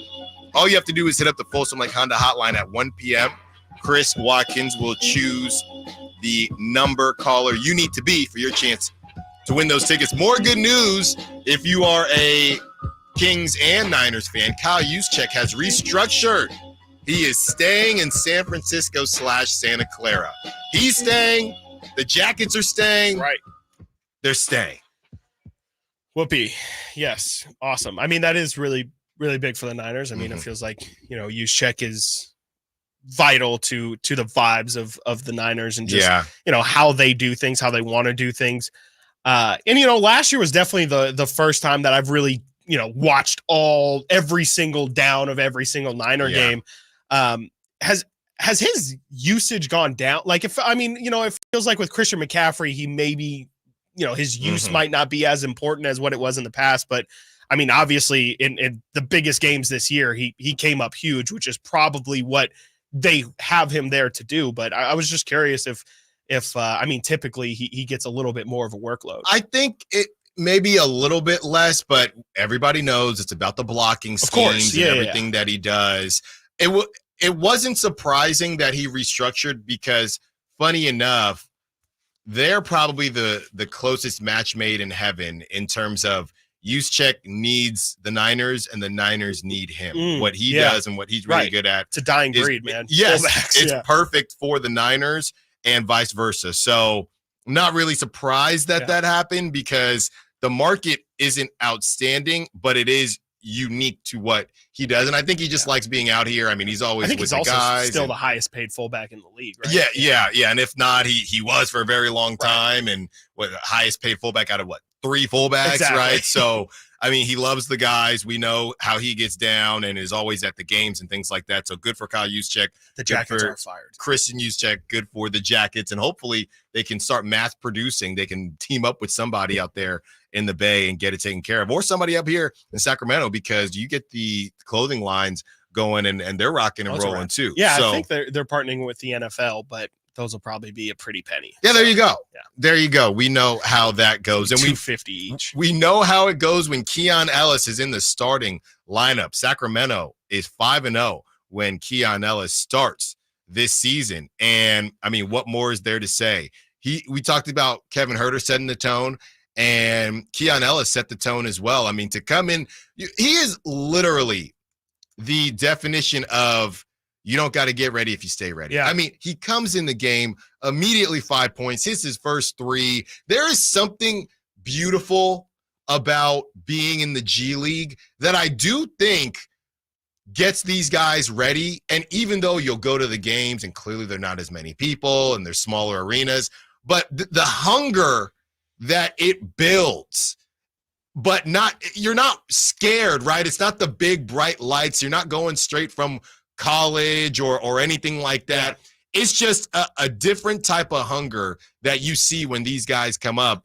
And from the Fred VanVleets of the world to just have to fight your way up. Yeah. And you can either be worried about, oh my gosh, I'm going to blow this opportunity, but you just have to be built different. And I think Keon Ellis, simply put, is just built different. Yeah, absolutely. I mean, Mike Brown was gushing about him yesterday, and I definitely think your point about the G League is a really, really good one. I think that you just kind of find, I mean, in a weird way, and it's no disrespect to the G League. I love the G League. It's been great for the league in total, but I do think that there's a sense of much, and I'm sure you can speak on it from a baseball perspective, it being, the AAA, AA system.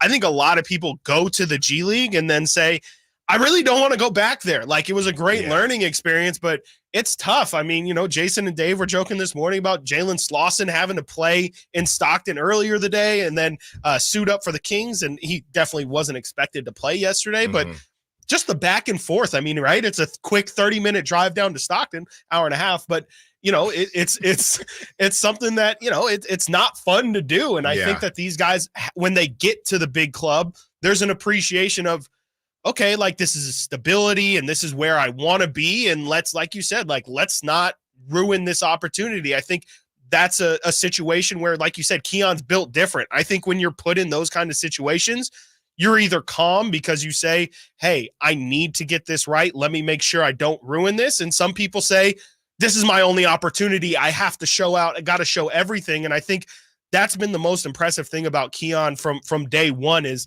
he's let everything come to him. He has not ever pressed. There hasn't been offensive moments where he's trying to show exactly what he can do.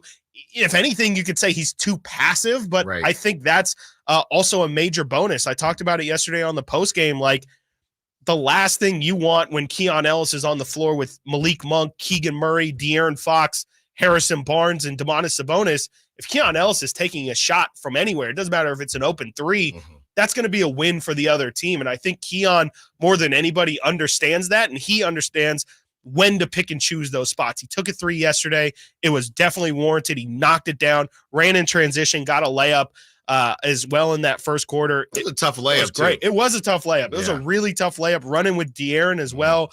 It was just a great performance. And, if he didn't get into foul trouble in that third quarter, it really would have been just every single quarter just contributing. He finished with 3 steals. He was a team high plus 27 in the box minus if you're into that kind of thing. Like, he really just checks all the boxes you would want, and he's still so young. And I really do think, and I've been saying really since last year, I think especially defensively, sky's the limit for Keon. Like, I try to not get ahead of myself because he doesn't have that much actual on the floor experience, but just from what I see, the style that he plays, he's got a chance to really be like truly something special defensively in the league. Yeah. And I think the biggest piece of this is that, simply put, the Kings don't have another guy like Keon on the roster. Yeah. They don't. Yeah. I mean, Davion, but like he's not like Keon, because if he were like Keon, he'd probably be playing over Keon. Exactly. So when you have somebody that, look, I'm not trying to go too far here, but when you did not make any trades and you don't have that long rangy defender, you got to find it somewhere. And no, Keon is not the same as a Jaden McDaniels or somebody like that, but he does give you a different look. And when that man is contesting a 3, I mean, I've been joking about the Bucks shooting, what was it, 18%, but I don't know how much you can see with that man and his long arms jumping as high as he possibly can, and you're trying to make a shot over that. And then it was the opposite, Chris. It was we're going to make sure we contest everything. So even a little bit later in the game, when maybe they weren't contesting the same way, the Bucks had no rhythm, they had no confidence, and they could not hit a shot. And that's exactly what you want to do when you talk about setting the tone. And you got to think if Keegan Murray does not play, they will go in the same direction. The question is it time to discuss Keon being in that lineup even when Keegan does play? Yeah. We'll see. I mean, I think it kind of ties into what we were talking about earlier. I still think that the clock has kind of been reset a little bit with Kevin Huerter, but, you know, we've talked about it. Also, a big reason why Huerter and HB weren't really questioned that hard on how firm their starting spot was because people below them weren't playing well enough to justify a starting spot. Well, that's not the case with Keon Ellis here. He's playing well enough to justify that spot. Now it's going to be on Kevin Huerter to keep it, really. I mean, he's just got to keep a step ahead of Keon, and the second he slips for a game, maybe 2 games, I wouldn't be surprised if Keon Ellis gets a look. When we return, we will be joined by Brandon Nunez and Frankie Cardicelli, our Sactown Sports Kings insiders, but we are going to continue to take your calls and comments and concerns as we break down the Kings finally taking down the Bucks. I don't even know how old Brendan and Frankie were back in 2016. I don't know. Brendan was born. Brendan wasn't even born yet. We'll discuss all that and more when we get back. Stiles and Watkins, don't go anywhere. Sactown Sports. Sweep LA. The Kings go for the season sweep tonight against the Lakers. Here's a great steal. Malik Monk ahead to Keon Ellis. A full-blown 2-hand throwdown. And the Kings have a 20-point lead as the defense has just been spectacular. The Kings and Lakers tonight at 7 on your home for Kings basketball. Sactown Sports and the Sactown Sports app. It's time to trade in and trade up at Northern California's #1 Honda dealer, Stockton Honda. Whether you're shopping new or pre-owned, Stockton Honda has the selection and savings. Plus, get top dollar for your trade. Come in today or go to StocktonHonda.com. It's all a click away. Anytime, anywhere, it's all here. StocktonHonda.com.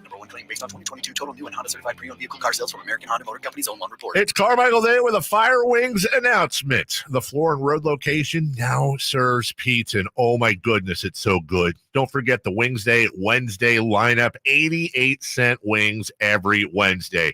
You got 21 delicious flavors to choose from in the perfect fast casual eating establishment for the entire family. Save time and order online. Go to firewings.com or download the app. Find a location near you, order online, and earn rewards. Fire Wings, just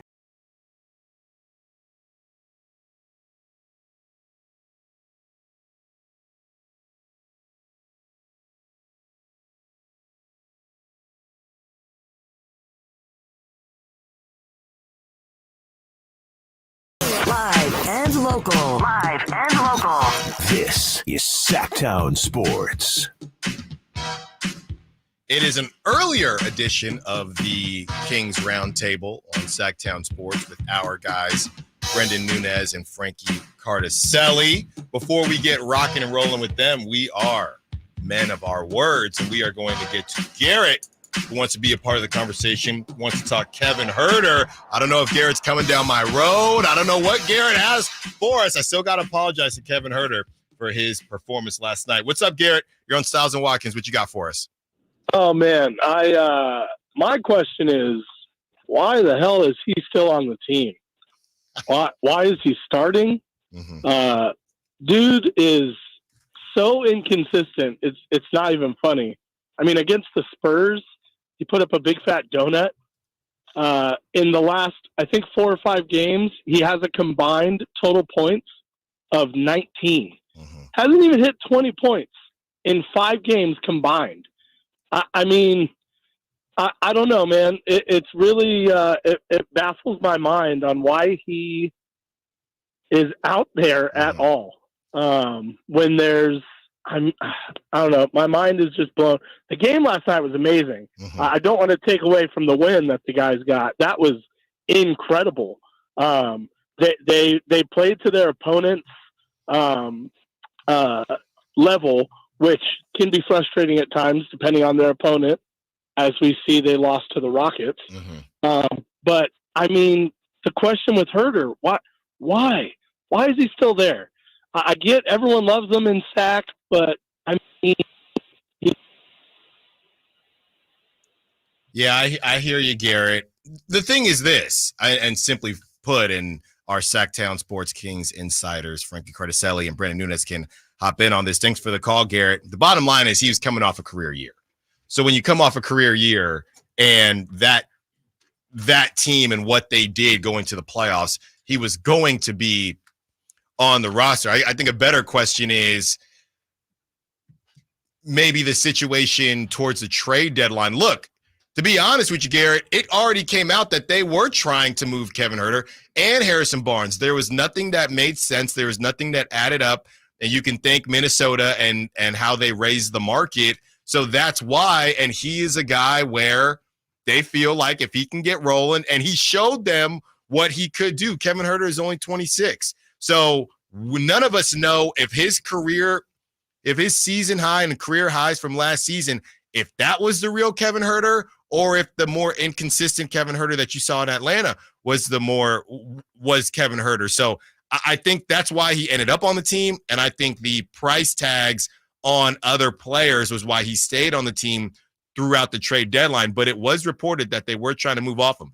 As far as the starting lineup, that's up for debate. That's up for debate, at least in our eyes. Now, Coach Mike Brown has said that Keon Ellis, he hasn't really thought about Keon Ellis being in that starting lineup, but he is to the point where you can't continue to put guys out there that aren't going to produce. But when Kevin Herter plays like last night, I do think that's enough to keep him in there. And I think that's what Coach Mike Brown keeps getting caught up in, as we discussed earlier in the show, that cycle. As soon as it starts to get real hot under Kevin's seat, he does enough to where it cools off again.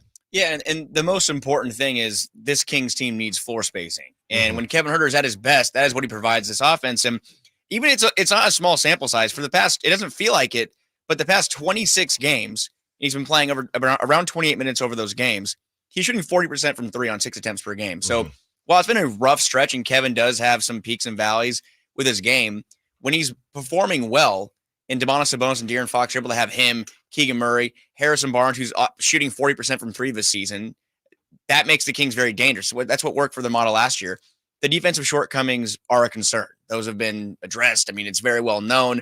Kevin has been off the floor late in games more lately. The past couple of games, not so much. He's played late against Houston, played late last night against Milwaukee, again, of course, in a blowout. But I think when you'll get the floor spacing he provides, not many players in the Kings can provide that level of three-point shooting. When he's on, he's really going. Yeah, I think it's easy to forget that, like, when Domas first got there mid-season, him and De'Aaron clicked pretty quick, but that team still was missing things clearly offensively.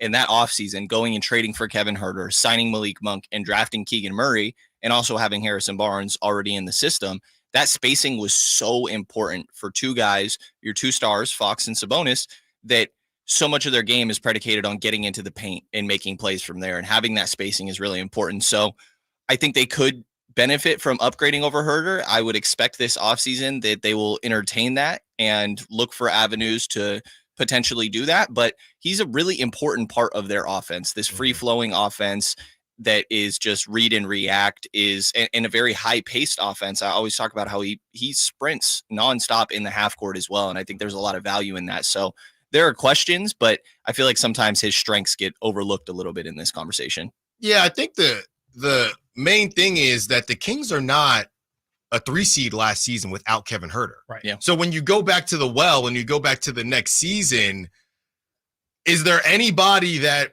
Coach Mike Brown feels can give you what Kevin Herter gave you last season, or a different version of that? That's where we're maybe starting to get to with Keon Ellis. But it's also been, you've gone from, and Chris and I looked this up about a month ago, it's gone from a career season for Kevin Herter last season to, I believe this is the second worst the worst season since his rookie year. Yeah. So the contrast has been ridiculous. It's as if you're in a sauna and then you walk outside. It feels even colder than it actually is because you were red hot. That's the problem. And teams are just really used to Sacramento's like dribble handoff action right now. And I mean, coming off of last year, you kind of caught teams off guard, at least to an extent. And maybe you didn't have the level of respect that you do at this point. Teams aren't taking you as seriously. And now, like, those specific actions are known and scouted. And that was where Kevin was making a lot of his money. Yeah. Yeah, no, I mean, I think that, with Kevin Herter too, it's one of those things where me and Frankie used to talk about all the time on Return of the Roar, which you guys have been uploading a lot more recently. yeah. So definitely go check that out.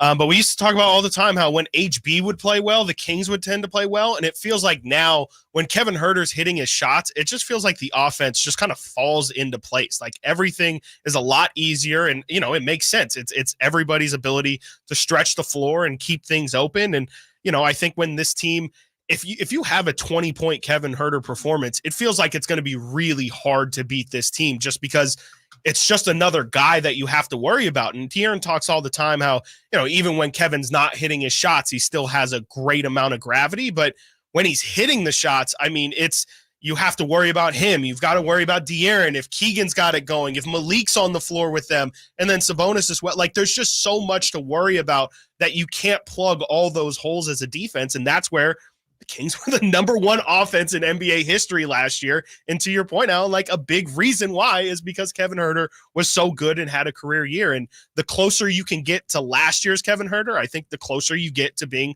last year's Kings. And last night was a taste of it, but I still don't think we've really seen for 3 games consecutive Kevin Herter and this team look like how they did last year. 5-2. Kings are 5-2 and Kevin Herter scores 20 or more. There you go. They are 6-2 when he scores 18 or more. Hasn't had many games with that many points, but like you guys are saying, like, if you can have a balanced approach from the Kings, I think that's what they've been looking for more times than not this year. It's having a balanced approach. They've been very top heavy as far as Fox and Sabonis are doing what they do every night, and then it's kind of which that's a question we weren't asking very much last year. Can one of Barnes, Herter, Murray, and Malik Monk's been doing what he does off the bench too, but that starting unit, like last night, you get 22 from Sabonis, 29 from Fox, 16 from HB, 11 from Herter. Keon Ellis filling in for Keegan Murray with 7, but on 3 of 4 shooting. That's exactly what the Kings need every night. And again, that's hard to expect that from your starting 5 every night to score 129, but we've seen the Kings do it before. We've seen them average 120 points per game for a season. They had that balance last year, and they need it down this final stretch. 18 games to go. Can they do it? I think so. I think that this offense is capable of bouncing back, and last night was a prime example of how they can do that against a very good defense as well. When we return discussing Keon Ellis possibly entering the starting lineup and Harrison Barnes, why does it look so easy some days and not so easy on others? Stiles and Watkins with the Sactown Sports Kings Insiders coming right at you next.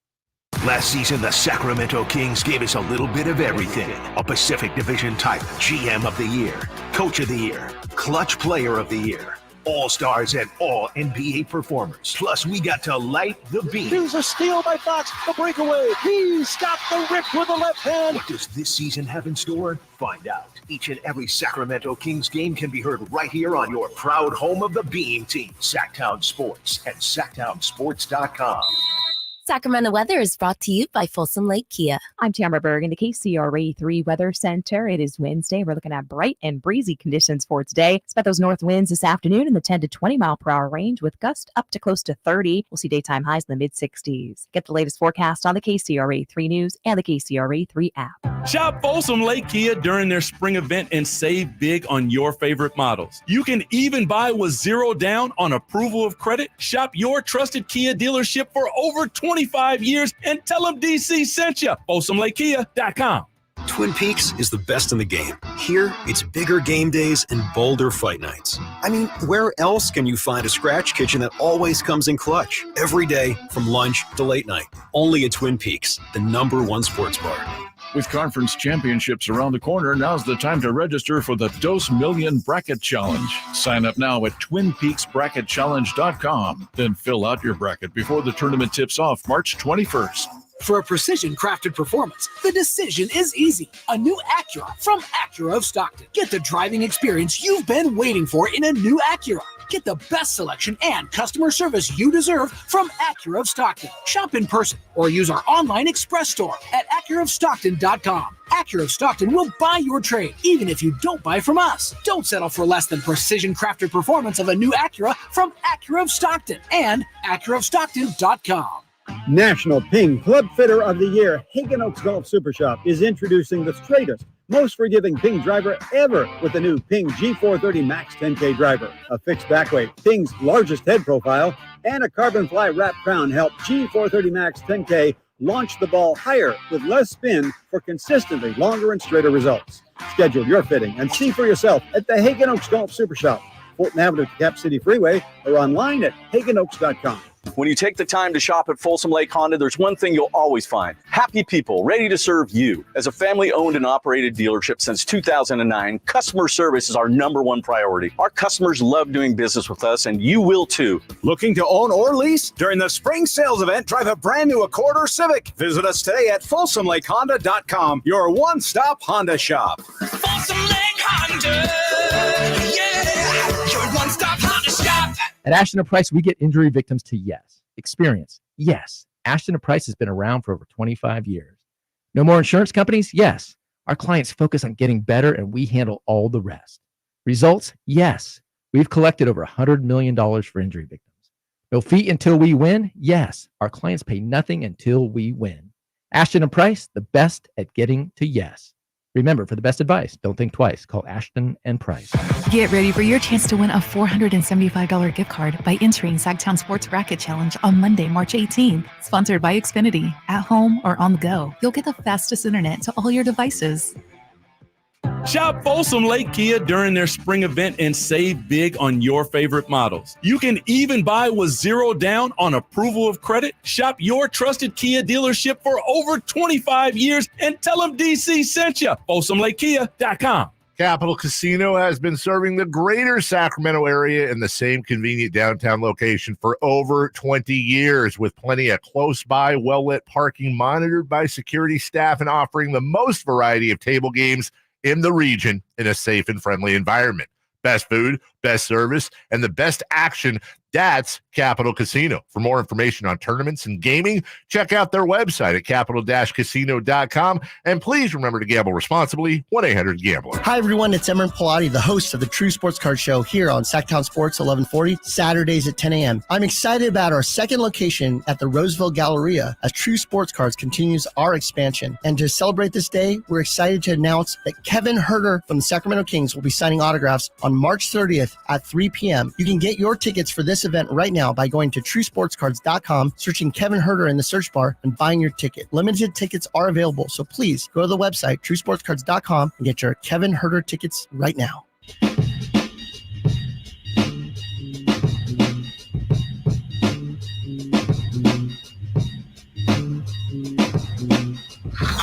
Sactown Sports.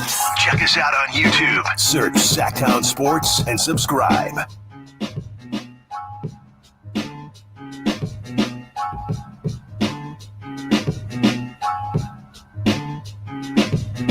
In an hour and a half, you will have an opportunity to win tickets to see Hassan Minhaj. Live Nation has teamed up with Sactown Sports for your chance to see local legend Hassan Minhaj at the Safe Credit Union Performing Arts Center from beautiful downtown Sacramento on March 29th. All you have to do is hit up the Folsom Lake Honda hotline at 1 p.m. Chris Watkins will pick that caller. Also, we just got confirmation, starting to turn the page here. Not quite. We still got the Kings insiders with us, Brendan Nunez and Frankie Cardicelli, but Jovan Buha, Lakers writer for The Athletic, will join us at 12:30. We will get some insights on the Lakers. Are they coming in ready to rock and roll, or are the Kings going to hand them another L? Guys, before the break, we were discussing Keon Ellis and also Harrison Barnes. Here's my question with Harrison. It's a very simple question, and we're trying to keep everything above the basic line and stay away from the things we always discuss. But 16 points, and it all just looks so easy. Yeah, he was 4 for 7 from three-point range, 6 for 12 as far as field goals. He didn't even need to get to the free throw line, which we thought he might because of how aggressive he may need to be with no Keegan Murray. But why does it look so easy sometimes for Harrison Barnes? It just looked like it was within the flow of the offense. Is Keegan Murray that big of a difference? I mean, I think it's just that problem the Kings have had as far as they're looking to find who's going to be that other guy to help out those two starters. And Malik Monk, I mean, some nights I think to me it should be Keegan Murray every night. Like Harrison Barnes, the role he's currently been playing this year, I think people have been kind of hard on him because of the contract he signed. And was he overpaid?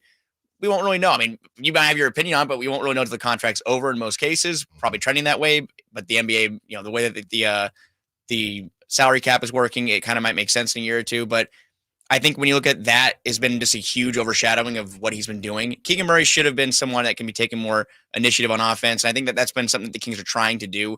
They want to get him more involved. I think that it kind of goes to him to be more outspoken and be that guy that's going to say, hey, I feel good about this position I'm in. I want to take advantage of it. I want to shoot more. I want to get more opportunities.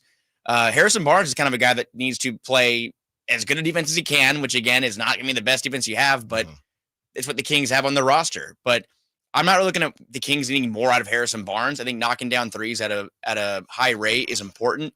He's at around 40% on the year. Rebounding a little more, to me, probably is the area I'm looking at as improvement. Like Harrison Barnes at his size, I think crashing the boards is something he needs to do a little bit more of. But I'm not expecting Harrison Barnes to be that 2015, 2016, 18 points per game player.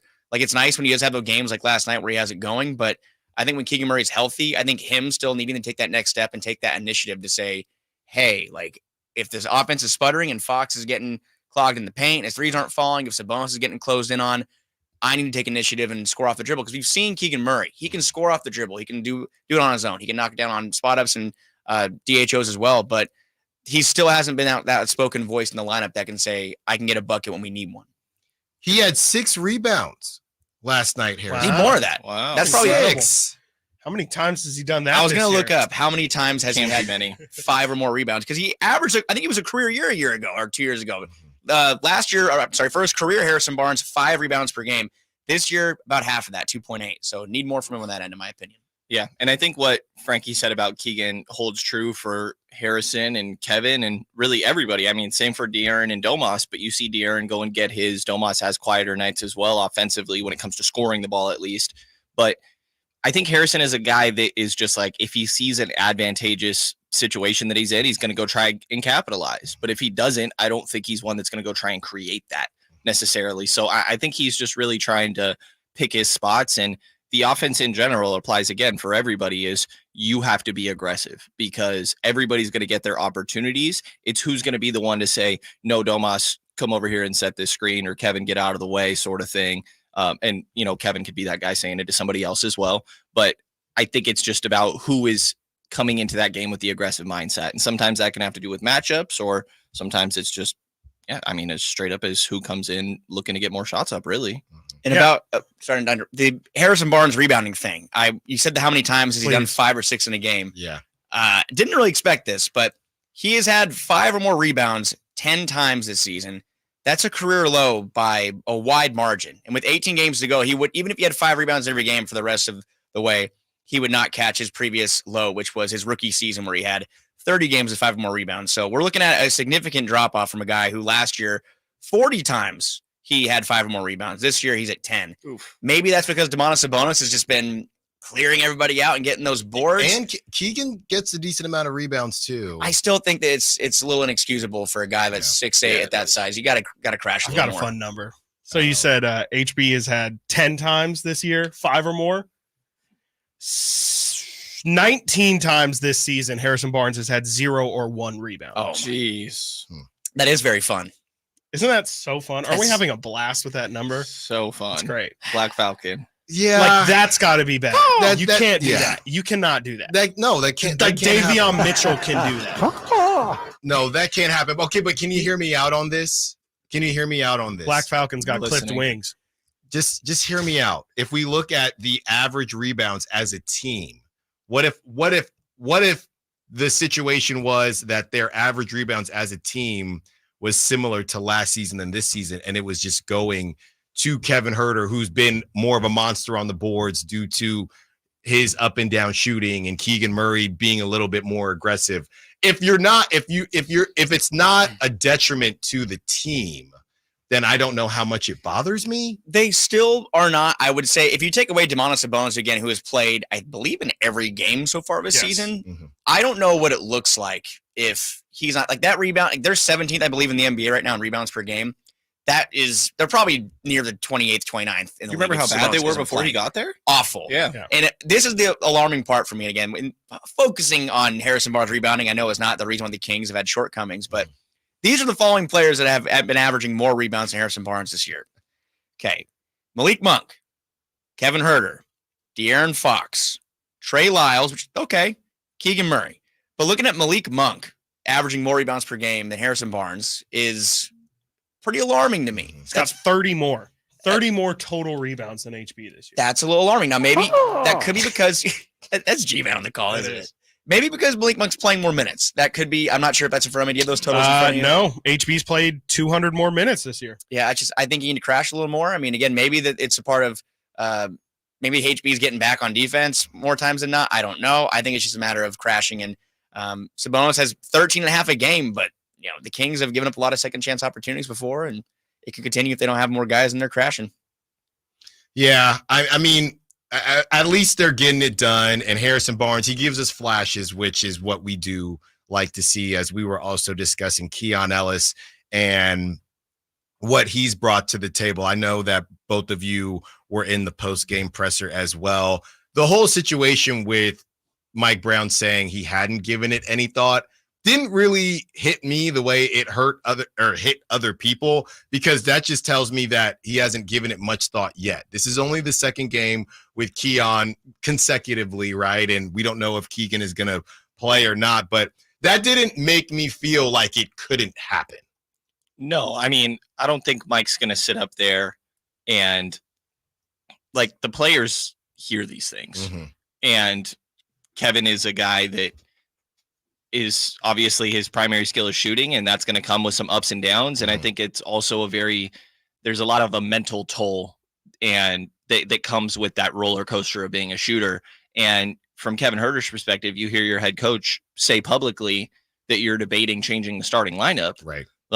That probably does not help your mental, and a lot of the fan base is already pressing for you to maybe get moved, so I think it doesn't, I'm the same as you. It doesn't make me think that it could never happen, but I do wonder if Keon's ready for that. I mean, personally, I don't think he is quite yet, actually. I love Keon, but there's definitely still a lot of inconsistencies, moments where he looks a little lost offensively. I mean, you're trading one side of the ball for the other, really. Yeah, well, and it would be, if we're assuming Keegan, De'Aaron, Sabonis, Harrison, and Keon, that's also a combination that we have not seen before, right? As far as a starting lineup, right. Keon is just started as a fill-in. It's been Chris Duarte who came in for Huerter. So at this point in the season, and the way I've been looking at this is Mike Brown sees the team as production and positions, right? Not necessarily Keon or Huerter. I need production out of these positions. And if he's looking at it like this, he might say, is the reward worth the risk at this point in the season? Yeah, which is a fair question. And to your point of the positions, Mike Brown has said before, 1 to 4 is all interchangeable in this team, specifically offensively. It's just make sure that you can guard the guys that are on the floor for the other team. Yeah. And so, Keon, again, fills a role defensively. I think he's extremely active. One of their better guys at getting deflections, super active hands. It's interesting to watch because he plays defense so differently than Davion Mitchell, but they're both effective in different ways. And I'm encouraged by his offense. I think the shot is legit. I think he's had good cutting and things like that, but there are still concerns there that he's a second-year guy, first year where he's really playing in the NBA, and I would expect that to come with some ups and downs. Yeah, I mean, Frankie is, doing his thing, always talking about the Yankees, but taking it to baseball, if somebody is balling in that seventh hole, right, does that mean, it's been a couple good games, let's move him to the 3 spot? No, let's let him get comfortable in that position, right? Just like your boy, Giancarlo, who's now going to be a 7-hitter, and see what he does. I'm having a rough day, please. When we return, the most surprising part of the win last night, we asked the guys, and then we turn the page to the Los Angeles Lakers coming into town tonight. Stiles and Watkins, Sactown Sports. March Madness is here, and the UC Davis Aggies have earned the 2 seed for the Big West Tournament. Pepper. Inside the lane, step back 17, got it, nothing but net for Eli Pepper. The man is unstoppable, and the Aggies lead. Join us Friday night at 8:30 as UC Davis looks to advance to the conference championship. Follow the Aggies' quest to reach the big dance. Friday at 8:30 right here on Sactown Sports. Hey, what's up, everybody? It's your boy Drapes, Kyle Draper. As the proud sponsor of the Sacramento Kings Mop Crew, Alsco Uniforms offers certified hygienically clean lab coats, scrubs, bed linens, towels, floor mats, and an array of mops tailored for your healthcare facility. Our services include convenient delivery to your doorstep.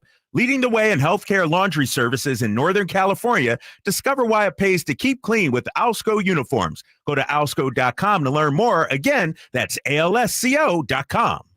Country in the Park is back May 17th and 18th at Cal Expo with Brantley Gilbert, Dustin Lynch, Jay Cohen, Walker Hayes, and more.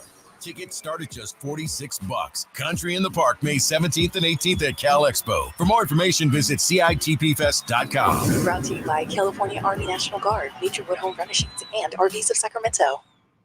Dr. Ken Howachek and kinesiologist Kelsey Graham discuss the Good Feet store. The foot has a lot of detail. It has a lot of complexity. There's a lot that can go wrong. A lot of problems start in the foot and end up elsewhere. Knee pain, hip pain, back pain. When aligning the feet properly, we can see relief elsewhere. And that's the beauty of the Good Feet Arch support. It can place the feet into their ideal position and gives them the balance, the support, the comfort, and the relief of the pain. The bottom line is that the Good Feet Arch support can be a highly effective pain relief solution when nothing else has worked. The feet have a really big impact on how the rest of the body moves. The knees, the hips, the lower back especially. If the foot isn't properly aligned, all of these joints are going to function incorrectly. That results in a lot of muscle tension and chronic pain. What I really like about the Good Feet system is that the right arch supports can put the foot in its proper alignment. So all the joints of the rest of the body will be aligned properly as well. And when the body's aligned, we can reduce the risk of injury and chronic pain. Visit the Good Feet store in Sacramento, Roseville, Modesto, Stockton, and Vacaville for a free fitting and test walk.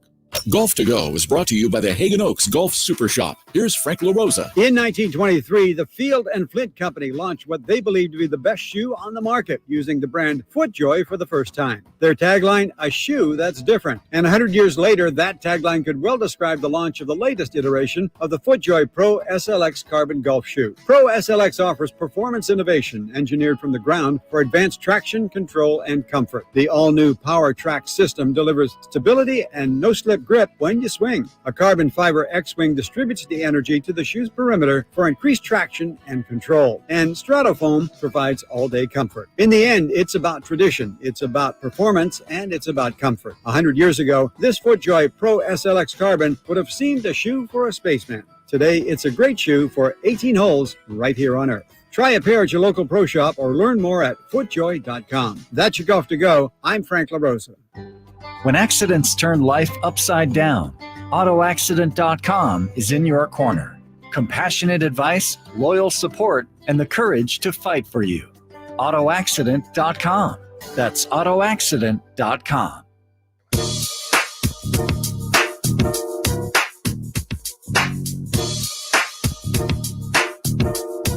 Sactown Sports. Call or text at 916-339-1140.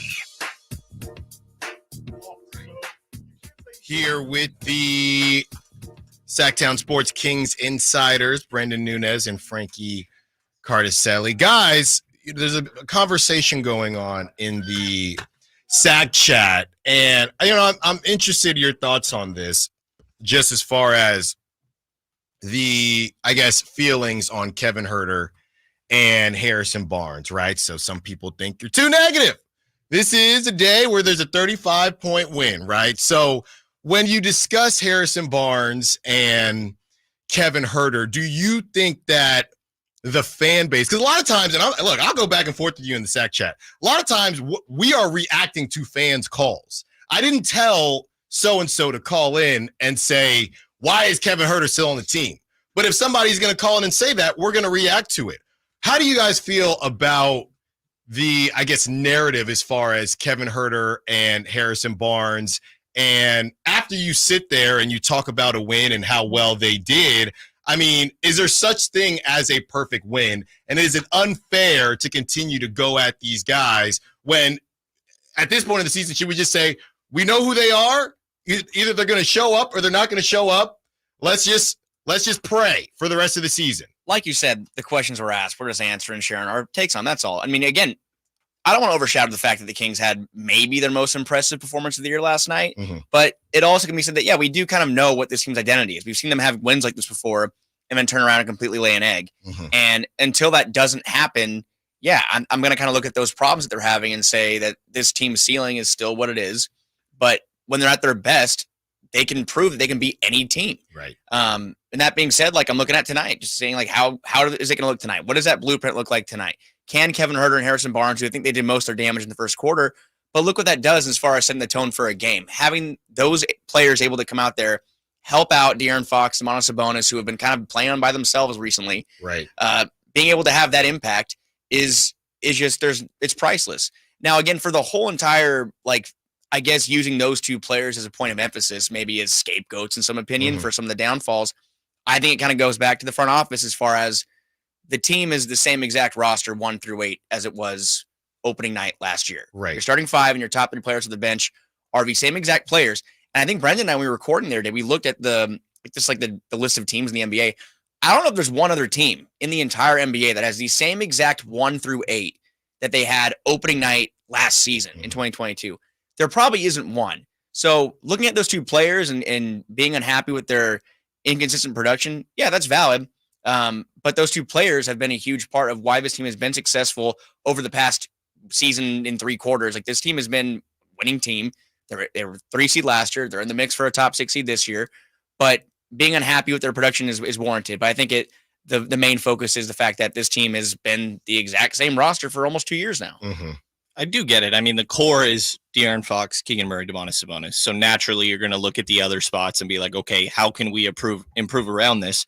And I think it's understandable. Those two guys, if you're talking about eventually reaching a championship caliber team, those 2 spots need to eventually be upgraded. Like that's no secret. You talk about it all the time. Those are your Will Barton and Paul Millsap to KCP and Aaron Gordon. Yeah, and I think it's a fair comparison. And you can even look at Minnesota made some big upgrades as well, and I think follows a somewhat similar like build path to kind of how Minnesota went about it or to how Denver went about it. But I get it. Those are the 2 spots that eventually need to be upgraded, but they still provide a lot right now, offensively specifically.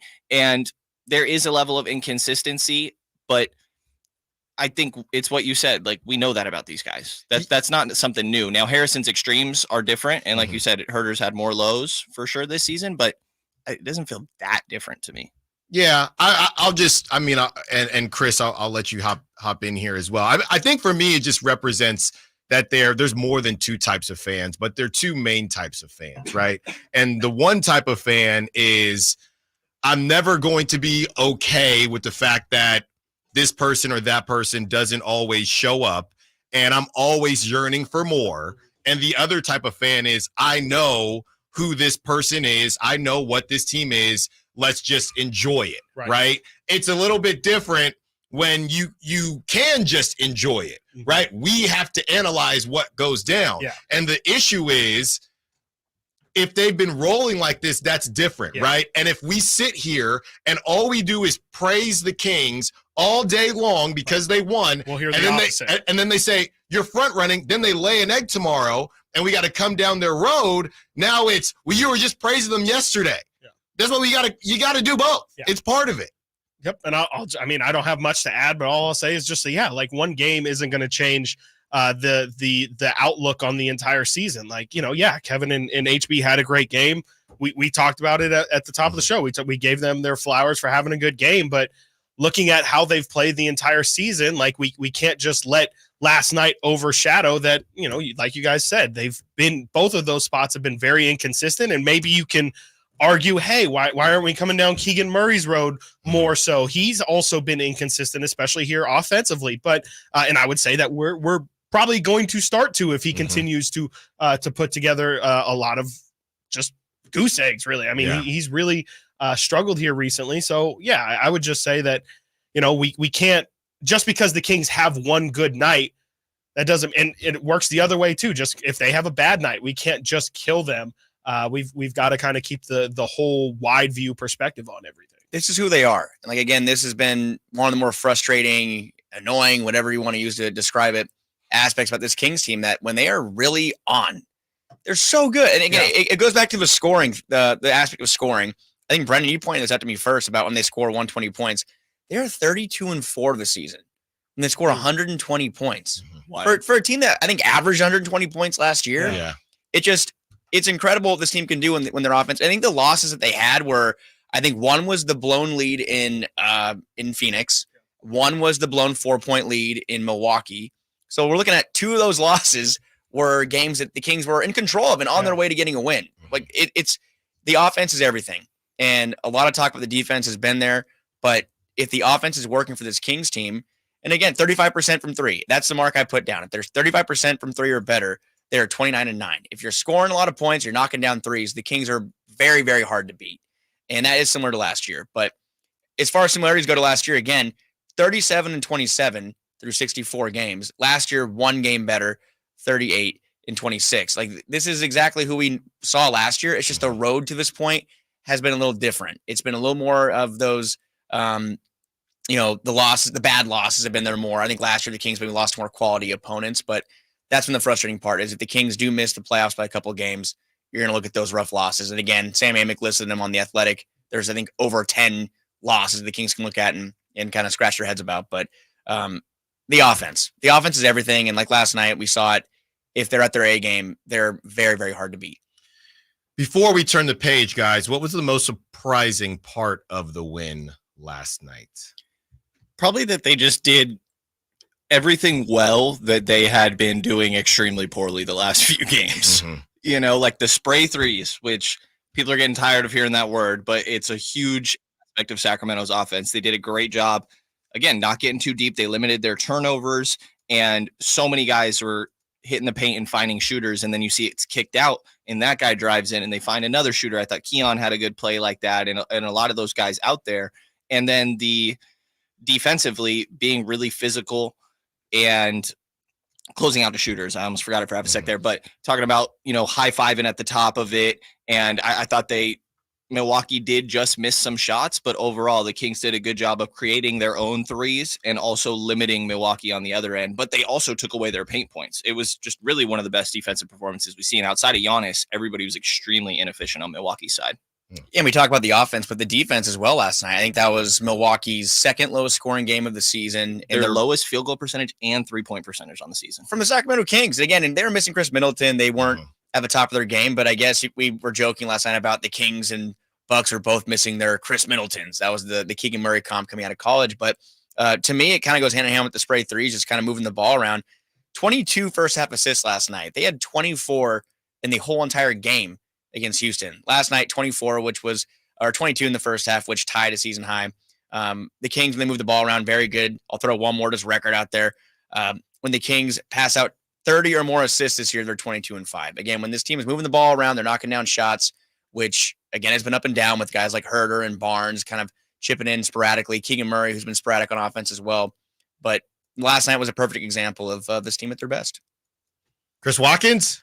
Yeah, I'm going to go with Brendan's and say pretty much just shutting down everybody else. I mean, we talked about it a bit earlier, but to hold the rest of the guys, the non-Giannis guys, to, 20 of 65, I think, from the field was really, really impressive. I mean, to not have Dame go off, to not have guys like Pat Connaughton go crazy. I mean, how many times have we seen dudes like Daniel House walk in and give you career high? Etuan Moore will give you a career high. There's so many names I could just throw out there of guys who got career highs. Duop Reith, shout out Taylor Mays, who's out there somewhere getting generational wealth because the Kings allowed him to go crazy. And last night, it was none of them. It wasn't like, oh, okay, yeah, Giannis went crazy. And then, oh my gosh, you look at it here, Jake Crowder actually had 18 points. Like, that's a good game for nobody else had it going. And I think that's by far the most impressive thing for me last night. Turning the page, when we return, the Lakers are in town. How do the Kings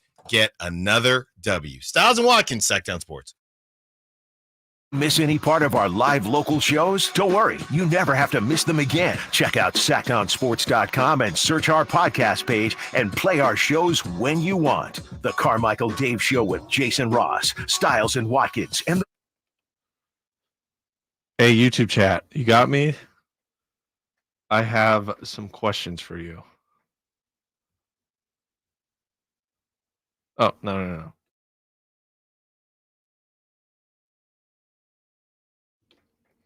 YouTube chat. Tell them that they're tripping. Because You got me here? Okay, yeah, man, you got me. Okay. Let me put my video in. Hold on. Let me join. I'm backstage at the moment. Give me a sec, guys. This is a 4-minute break here, so we got a couple minutes. I'm gonna jump in. Remove. Let's see. Is that better? Is that seeable? Can you see me? Gosh darn it. Sorry, I'm using my phone here. I'll just hold it. I'm curious what you guys think. I put up that poll earlier, and I want to see what the other best one of the season is for you guys. What do you think? Because I was trying to think back. I mean, I think the best win I've ever seen, that wasn't the playoffs Kings win, was that Clippers win last year. But this year I'm trying to figure out, like, what is the I mean, because like the Denver wins, there's injuries on both sides. So I'm curious just what you guys think when it comes to the best win of the season. Win against the Warriors. Oh yeah, the play-in tournament. I was actually at that one. I was doing photos and stuff. Yeah, that's probably. Yeah, I mean that was insane how Draymond just gave the ball up. Denver in December, but Ward, who was out for the Denver December game? I don't, because wasn't Jamal Murray out for the December one? I forget. I'm having a hard time with the phone. Sorry, guys. Last night's game, probably. Yeah. Can't. It feels like, I mean, the poll is going. I haven't checked the poll in a little bit, but last time I saw, it was. Murray's game was insane too. The Keegan game was nuts. I didn't get to watch it live, or I didn't get to watch it as it was happening. Let me look at the poll real quick. Hold on. Okay, yeah, it's 75-25. So most people do think this game was the most popular or best one of the year. Yeah, Middleton being out last night. I don't think Middleton being out, though, is equivalent to Jamal Murray being out for Denver. You know what I mean? The Keegan game was amazing. It's not. Ahmed Rock, who did you, what game did you think was the best? Everyone against the Lakers? Yeah. Okay, I'm trying to keep up with the chat here. Sorry.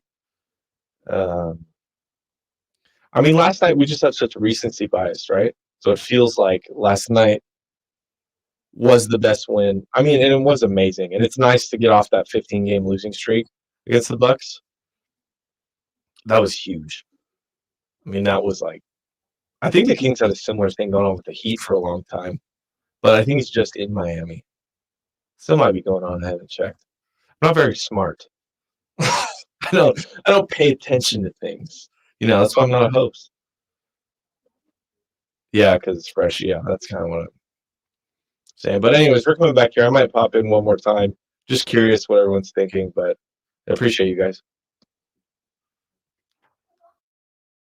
HD1 Sacramento, KYMX HD2 Sacramento. From the Power Business Technology Toshiba Studios. This is Sactown Sport.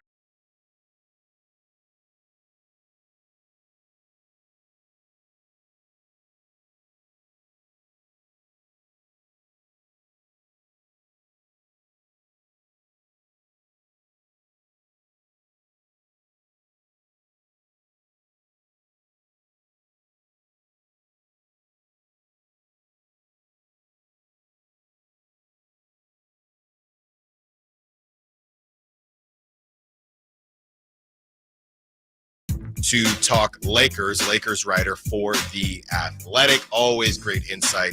So we will talk to Jovan at that time. Also, in an hour, you have an opportunity to win tickets to see local legend Hassan Minhaj at the Safe Credit Union Performing Arts Center from beautiful downtown Sacramento, 916-339-1140.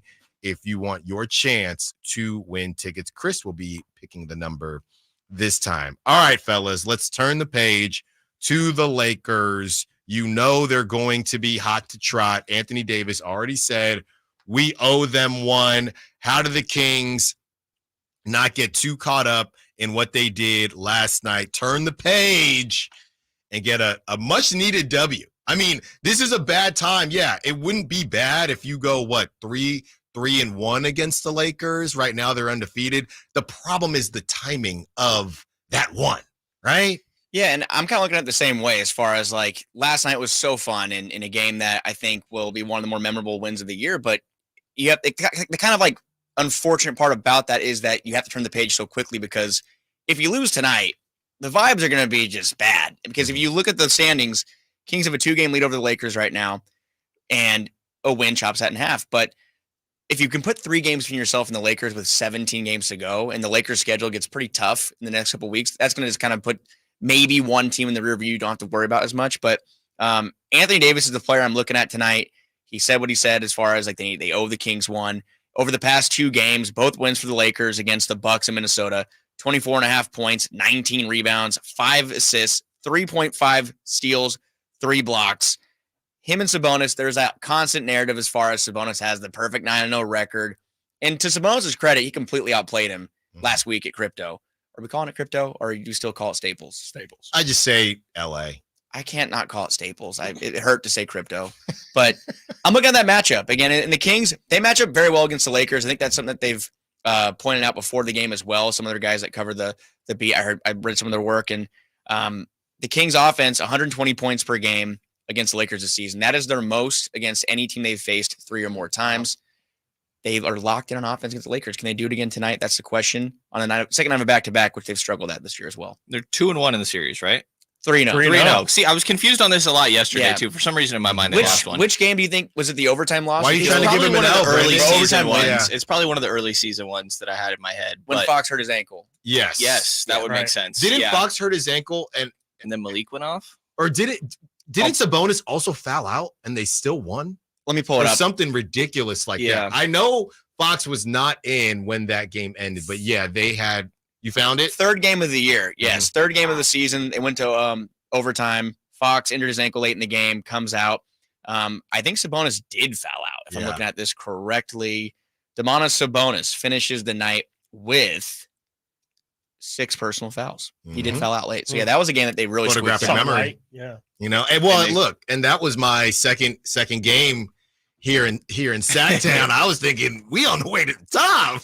It's going down, but hopefully the Kings can continue the undefeated streak. What is it about the Kings that bug the Lakers? We saw a report last week that talked about the Lakers essentially just can't handle the speed of the Kings guards. They can handle the shiftiness of the OKC guards, but they cannot handle the speed of the Kings guards. And you hope that they still have that speed coming off a back-to-back. Yeah, I mean, I think that's definitely an aspect of it. The Lakers, very similar to the Kings post All-Star break, 5th in offense. Defensively, 28th, which is not something you would expect for a Lakers team. The Lakers, 28th in defensive rating. They've been really bad post All-Star break. And, you know, for what it's worth, that's only a 10-game sample size. But they are definitely a team. I mean, you look at their perimeter guards, you're starting with D'Lo and Austin Reeves. Right. Where is the perimeter defense there? You know, and Anthony Davis can't do everything. LeBron is not the same consistently on the defensive end of the floor that as he has been in years prior. When he turns it on, he's still ridiculous, obviously. But, you know, I think that the numbers that you read off of AD, I feel like there was a lack of reaction. I know it's a Lakers player, but what in the world are those numbers? You told me last night. Going crazy. Yeah. And the 9-0 thing against Sabonis, I feel like wasn't really made like a big thing on socials until after last game. I would bet that AD, totally guessing, didn't know that before last game. I'd be shocked if he doesn't know coming into this game that that he's 0-9 against Domantas Sabonis. I think AD is going to have a monster night, and limiting the Lakers' points in the paint and efficiency from 2, I think, is going to be big. I think the Kings will find ways to score. Obviously, shots have to go down. You could say that every single night, but I think trying to make life difficult on AD, you're going to have to send double teams, and being crisp with that is going to be really big. What about because I think it's a lot easier said than done to just say AD's going to have a huge night tonight. I mean, he's had 9 opportunities to have really big, like Sabonis has kind of dominated that matchup a lot of time. Like, what do you think about Sabonis's game disrupts AD so much? I mean, AD literally wanted to be a 4 because he didn't want to bang with 5s. That's right. You know, and Domas is one of the most physical guys out there. Exactly. So I think that could just be something that he doesn't like to play that style of basketball. And Domas does really good. He does this well against Gobert too. Is it these shot blockers? He does a good job with the shoulder, right? Yeah. And that's how you take away the shot block a little bit. Right. And I think that there you go. And I think that Domas does that very well. A lot of times teams want to try to, I'll be curious, do they try to put like Rui on Domas tonight and have AD come over as the help guy where you can really make an impact as a rim protector? But I mean, first thing came to mind is AD wanted to play the 4 because he didn't want to play against 5s early in his career. And Domas is as physical as they get. So do you think that leads to more shots, like jump shots, or is that just AD being more physical? In what way? In saying that AD is going to have, I'm just trying to figure out how does AD have the good game against Sabonis? Because to me, I agree with you. I mean, I just see that AD does not want that smoke. And unless the mentality changes of, okay, I'm willing to bang today, like I just don't see how he gets over that. I think it is the physicality, and I think these other guys have to come over and help him out when it comes down to it. Like Domas is a guy that probably takes a little bit of a double team with some of his physicality, even against a guy like AD. I mean, again, we saw it with Gobert. It's as good as it gets, and Domas is good about what I said, the shoulder, and that's how you create space. Sure. It really is what it is there. And on the other end, though, yeah, like the Kings are going to get torn up in the pick and roll. I think we're going to see a bunch of that zone. The Kings go to that zone specifically when they can't defend pick and roll. And we've seen a lot of zone, guys. Meaning they cannot defend the pick and roll, and that's where AD I would expect to really try to cook tonight on the other end. You're talking about help out too, and my concern, I guess, and the injury report will come out in about an hour and a half if it hasn't already. 1:30 is the deadline for injury reports, but Trey Lyles leaves the game last night late, doesn't return with a knee injury. We don't have any clarification on that just yet. And then Keegan Murray tested out his ankle and wasn't able to give it a go last night. If the Kings have to play the Lakers without both those guys. I'm not sure what the rotation looks like. I'm wondering if you guys think it's a Kessler Edwards type situation because Sasha Vezenkov is still out. Obviously, if he was playing, it'd be an easy, decision to slot him in those minutes. But if Keegan and Trey were both not able to go, what does that rotation look like? I feel like you have to go with Kessler probably, right? Or is it just heavy Alex Len minutes? We saw Duarte. That's a good last question. night. I think Duarte played instead I think of it'd be Duarte. Trey Lyles.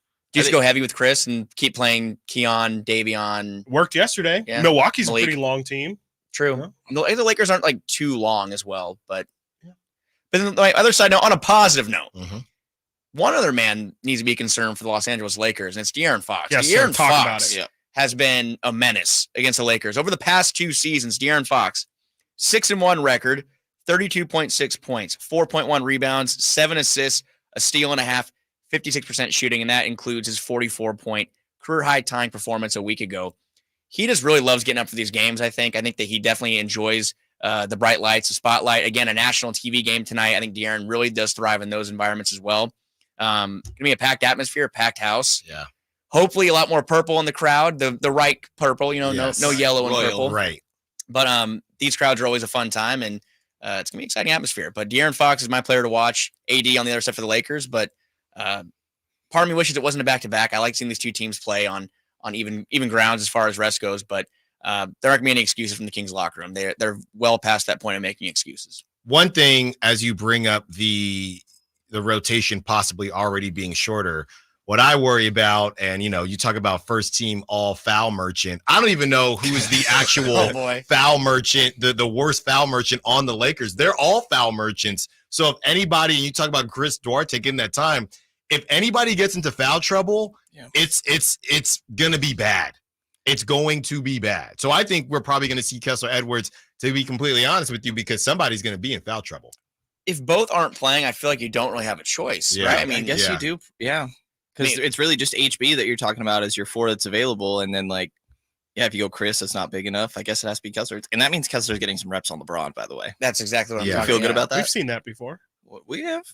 And Keon Ellis quietly had 4 fouls last night. Yeah. So, D'Lo's going to be whipping his head back and doing all the shenanigans. So The only thing they did bad in that game against Milwaukee was send him to the line 500 times. Mm-hmm. You know, how many you finished with? 16, 15? Giannis yesterday? Yeah. A lot. Finished with He had 14 free throws. 14 free throws. Oh, the game took so long. That's like an extra half hour right there. Yeah. Yeah, the pace, it was a confusing pace last night. It was kind of clunky.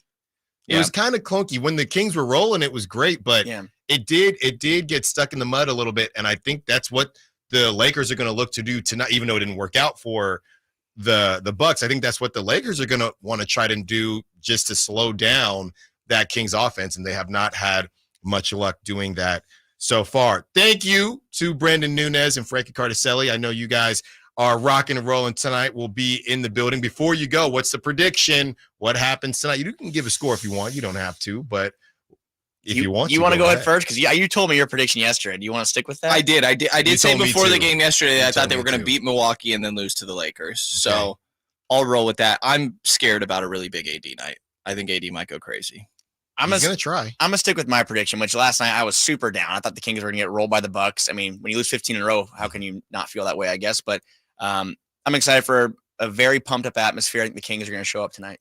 There you go. You will get our predictions, Chris and Alan, towards the end of the show. Thank you to our guys. When we return, continuing the conversation, and we also are about 45 minutes away for your chance to win Hassan Minaj tickets. Stiles Watkins, Sactown Sports. Kevin Herter plays here. It's Herter. He's been hot. He fires. He's still hot. Kevin Herter from downtown has a 15-point first quarter. Sactown Sports is your proud home of the Sacramento Kings. Ever since we got Xfinity, we have Wi-Fi all over the house, even in my hiding spots. Ha! Found you. How? That's wall-to-wall Wi-Fi from Xfinity. Now through March 21st, get started with 200 megabit internet for $25 a month for 2 years with no annual contract and get Wi-Fi equipment included. Go to Xfinity.com, call 1-800-XFINITY or visit a store today. Requires paperless bill and auto-pay with stored bank account. Restrictions apply. Taxes and fees extra. After promo, regular rates apply to internet service and Wi-Fi equipment. Actual speeds vary. Hey, it's Carmichael Dave for my friends at Fire Wings talking about Wings Day Wednesday. That's right, 88-cent wings every Wednesday. 3 flavor lineup includes 7 classic, 7 dry rub, and 7 fusion wing flavors. It's the perfect fast casual eating establishment for the entire family. A great place to watch and enjoy sports with friends. 21 delicious flavors to choose from. Save time. Order online for pickup or delivery. Just go to firewings.com or download the app. Find a location near you. Order online. Earn rewards. Fire Wings. Just wing it.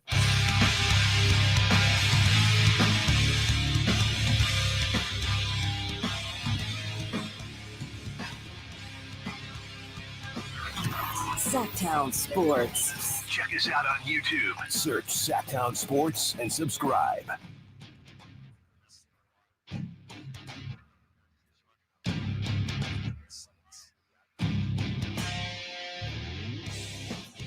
Thank you to our guys, Brendan Nunez and Frankie Cardicelli, Sactown Sports Kings Insiders. Make sure you check out SactownSports.com for all their great work and follow them on social media. We will be joined by Jovan Buha at 12:30, Lakers writer for The Athletic, breaking down the Lakers side of things and why he thinks the Lakers haven't been able to crack the code of the Sacramento Kings. Chris, as we go on to discuss what happened last night, did you know that was JaVale McGee's first three-pointer made in 16 years? It looked like it. 16 years. What is that a fair foul? Is that a fair foul? I thought it was a fair foul worthy thing. I kind of think it was a bit foul, but he's taken a 3 before this season. Yeah, it was just kind of wild. Like he asked for I watched it again, and JaVale very much knew what he was doing before like 5 seconds before he even shot it. He was like, no, give me the ball back. I'm going to pull from the top of the key. I kind of didn't. I mean, at the end of the day, I don't really care. Like it. How much time was left? There was like probably 2 or 3 minutes, if I'm not mistaken. It put the Kings up 35. So I don't know. Like it's fun. It was in front of the home crowd. It gave a good moment. So overall, it's fair. It's fine. Whatever. Nobody got hurt. It didn't start any brawl or anything like that. But, it's not the best showmanship, You could say that, hey. It's kind of showing up an opponent. Like it's like tiptoeing on showing It's tiptoeing. You could say, hey, we're essentially giving up a possession. JaVale doesn't really shoot threes like that. Right. Look, and I'll tell you this, the way my timing always works out, I'm normally there for the JaVale workouts, and he hits them. He hits them. We talked about it. He hits them during warm-up. Doesn't look pretty. It doesn't, but he hits them when he's warming up. So he's saying, I'm not practicing this for nothing. Yeah. I'm not in the rotation. That's right. Maybe he was like, I don't know if I'm going to get another chance. Maybe he's planning to retire at the end of the year. mean, we're not get one in. We're not going to see the Bucks again unless it's in the finals. So that's not got nothing to do with me. I don't think it's foul. I don't think it's foul. I think the line can get blurred. A lot of these dunks at the end of games, I put those in the same category. Hold on, while we're talking about dunks at end of game. Oh man. Ooh-wee. Yeah. I don't know who. I thought it was Justin Jackson when I saw 44 and Jackson Jr. on the back. I was like, okay, nice little Sacramento reunion here for Justin Jackson. And then that man jumped. He had his chest above the rim, and I said, that is not Justin Jackson. There is no, I've never seen Justin Jackson get up that high. So I think it's Andre Jackson, if I'm not mistaken, is the guy who had that dunk yesterday.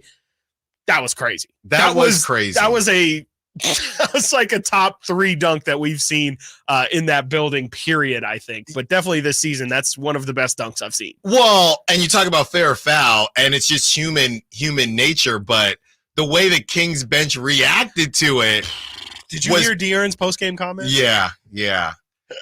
So essentially, go ahead. Yeah. So pretty much, De'Aaron said, he was dying laughing when asked about it, but I guess De'Aaron hits Kevin Huerter on his head because if you look at the replay, Kevin Huerter stands up out of his seat after the dunk, and De'Aaron said he hit Kevin on the head and was like, what are you doing? And Kevin was like, he's from upstate. And De'Aaron was like, bro, I don't care. I think De'Aaron literally said, Worldwide Wob is going to post this on Twitter. Yeah. And the first thing people are going to say is, look at the Kings bench reaction. And that's literally exactly what happened. It was hilarious. But it was. And that's too, like, fair or foul. Is Kevin Huerter? I mean, again, it's a little bit more playful, but is it fair for Kevin Huerter to, or really just the other team in general, to celebrate when your team gets dunked on? Yeah, I think it's fair. I think it's really funny. Well, I think you're not. I think in the moment you just forget. I think that's how all observer. That's what makes basketball so great. When you see something in that level and you are that surprised or you are that impressed, there's no time as a human to remember, allegiance. Oh, wait, that guy is on the other team, and you get hyped up. We've seen people do it before. That one was just a little bit much, but that dunk was also up 35. It makes it like, okay. They're hanging out. They're laughing. They were making or attempting to make Keegan laugh on the bench. So the vibes are definitely right and headed in the right direction. Yeah. And Nate, you were talking to the insiders, so I'm going to repeat this because I know you would really love this one. Okay. Because in prop talk, Nate is always doing some random stuff. But that was the first 3 that JaVale McGee had hit in 16 years. Whoa. 16 years. How many has he attempted more than Shaq? That's a great question. Let me, because they got beef. And Shaq has not like anymore. 8 attempts? Now Shaq, if you've seen, now Shaq is beefing with Rudy Gobert. He's moved on. From he's JaVale. always beefing with Dwight too. That's right. Now that JaVale's got some jewelry on his fingers. I'm here for that. Would I have bet the over on half of 3 points? Of course you would have. Of course I would not have. If those odds were anywhere. My bets are sick. Yeah. I've been hitting, right? Yeah, actually. And we'll YouTube chat will get me back. I did last night, almost in the first quarter. We will get to that at 1:45. But yeah, as far as the fair or foul thing, I think it was fair. You get an opportunity to do something, and you're out there. Sure. Why not? You're out there, so why not? As we continue the conversation, Kings could be a little bit confused today, Chris, or tonight. And look, I think we've heard Mike Brown say without saying that they are not really the team besides a Malik Monk that are going to see we're 1.5 point dogs at home against a team that has not beat us. And I don't know how much of a chip the Kings are going to, hey, look at this, guys. We're being disrespected. I don't know how much of that they have within them. Sure. But hopefully it's enough to just propel them. I will take that in this situation. Yeah. And maybe Vegas is looking at the back-to-back thing as well. Yeah. Who knows? But I would take that these days over the Kings being about a 7-point favorite. I definitely would. I feel a lot better about that. Absolutely. Yes. No, and I think, we were talking about De'Aaron and Frankie pointed out his numbers the past 2 years against the Lakers. De'Aaron does not like the Lakers. Like, that is a real thing. It not only has to do with the Kings-Lakers rivalry, but let's not forget that draft, too. If everybody remembers, it was Markelle Fultz 1. It was clearly Lonzo Ball number 2 to the Lakers. No thought about it. Jason Tatum 3, and De'Aaron ended up going 5. There are pictures. If you Google De'Aaron Fox Lakers, there are cursed images of De'Aaron Fox wearing Los Angeles Lakers equipment when he was there for their workout. He was under the impression that he had a shot to go to the Lakers. Wow. There's the same way we hear guys like CJ McCollum come in here. I got some Klay Thompson. These guys, I thought they were going to draft me. We heard a story about Damian Lillard. I was confident the Kings, they told me they loved me and they didn't take me. And so I'm 15 years later upset. Like, no. And then now it's our turn. So now it's real. And now De'Aaron got something for him because they just skipped on him. Yeah. You just lower your voice. Yeah. Cause it was like, why we pay for the Kings? Yeah. And then it's, why you skip on our boy D Fox like that? That's right. It's a movie. It's a movie. We in a movie. I just love playing against his team, man. I'm not really going to get into it. That's what De'Aaron, he wouldn't get into it.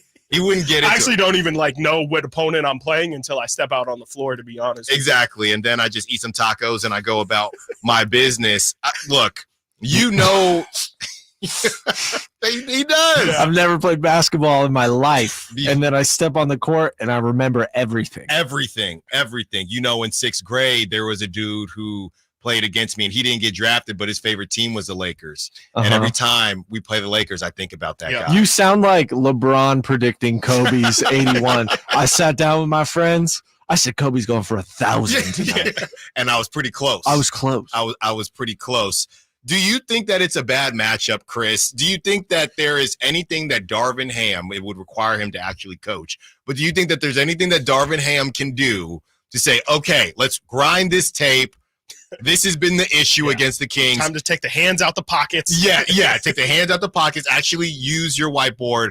Do you think there's anything that he can do or anything that he's seen to say, let's do this? You got to do something different. No, I have a conversation with LeBron James and I say, bro, you're LeBron James and Harrison Barnes is guarding you. And if Keegan's not out there, you have to take advantage. Like that's the really big mismatch. Like if you look at AD versus Sabonis, we just talked about that. Not a very big mismatch. D'Lo against De'Aaron, I'm giving De'Aaron the edge. And Austin Reeves against Malik, I'm giving Malik the edge. LeBron is where this team has the edge.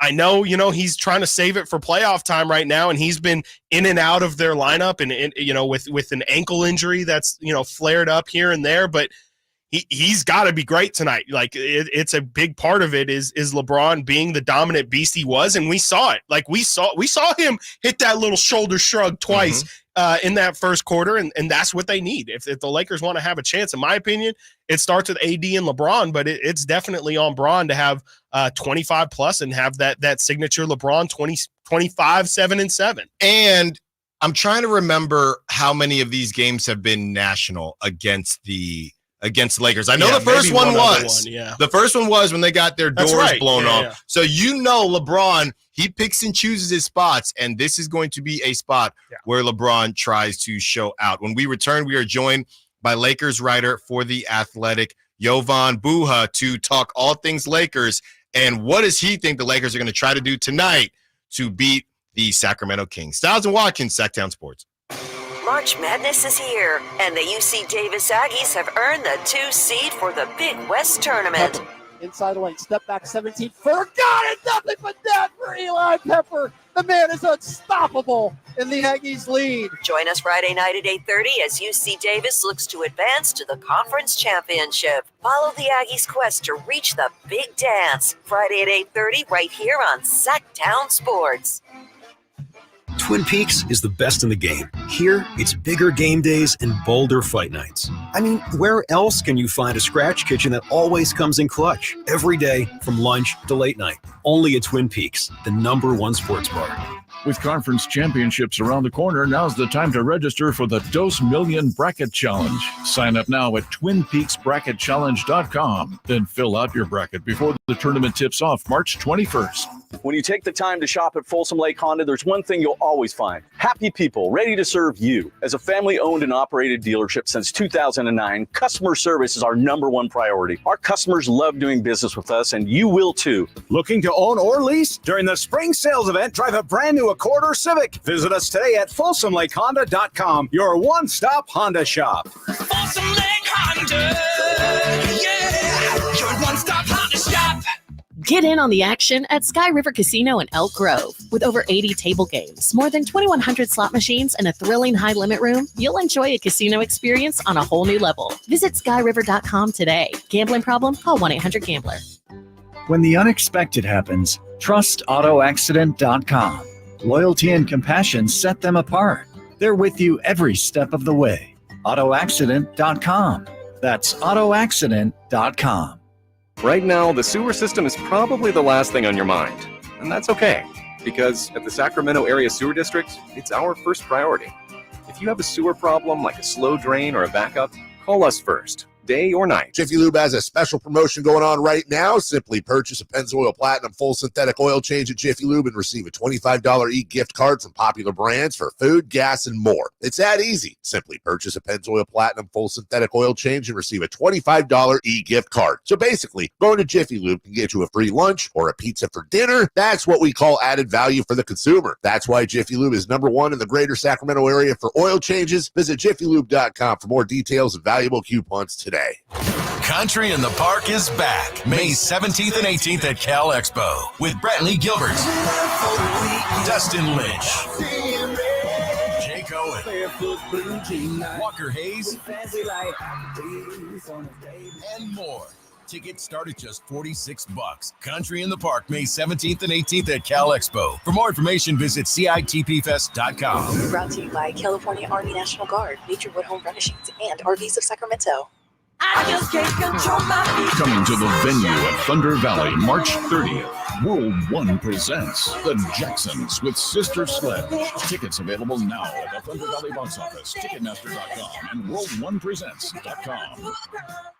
Dr. Ken Howachek and kinesiologist Kelsey Graham discuss the Good Feet store. The foot has a lot of detail. It has a lot of complexity. There's a lot that can go wrong. A lot of problems start in the foot and end up elsewhere. Knee pain, hip pain, back pain. When aligning the feet properly, we can see relief elsewhere. And that's the beauty of the Good Feet arch support. It can place the feet into their ideal position and gives them the balance, the support, the comfort, and the relief of the pain. The bottom line is that the Good Feet arch support can be a highly effective pain relief solution when nothing else has worked. The feet have a really big impact on how the rest of the body moves. The knees, the hips, the lower back especially. If the foot isn't properly aligned, all of these joints are going to function incorrectly. That results in a lot of muscle tension and chronic pain. What I really like about the Good Feet system is that the right arch supports can put the foot in its proper alignment. So all the joints up the rest of the body will be aligned properly as well. And when the body's aligned, we can reduce the risk of injury and chronic pain. Visit the Good Feet store in Sacramento, Roseville, Modesto, Stockton, and Vacaville for a free fitting and test walk. It's time to trade in and trade up at Northern California's #1 Honda dealer, Stockton Honda. Whether you're shopping new or pre-owned, Stockton Honda has the selection and savings. Plus, get top dollar for your trade. Come in today or go to StocktonHonda.com. It's all a click away. Anytime, anywhere, it's all here. StocktonHonda.com. #1 claim based on 2022 total new and Honda certified pre-owned vehicle car sales from American Honda Motor Company Zone 1 report.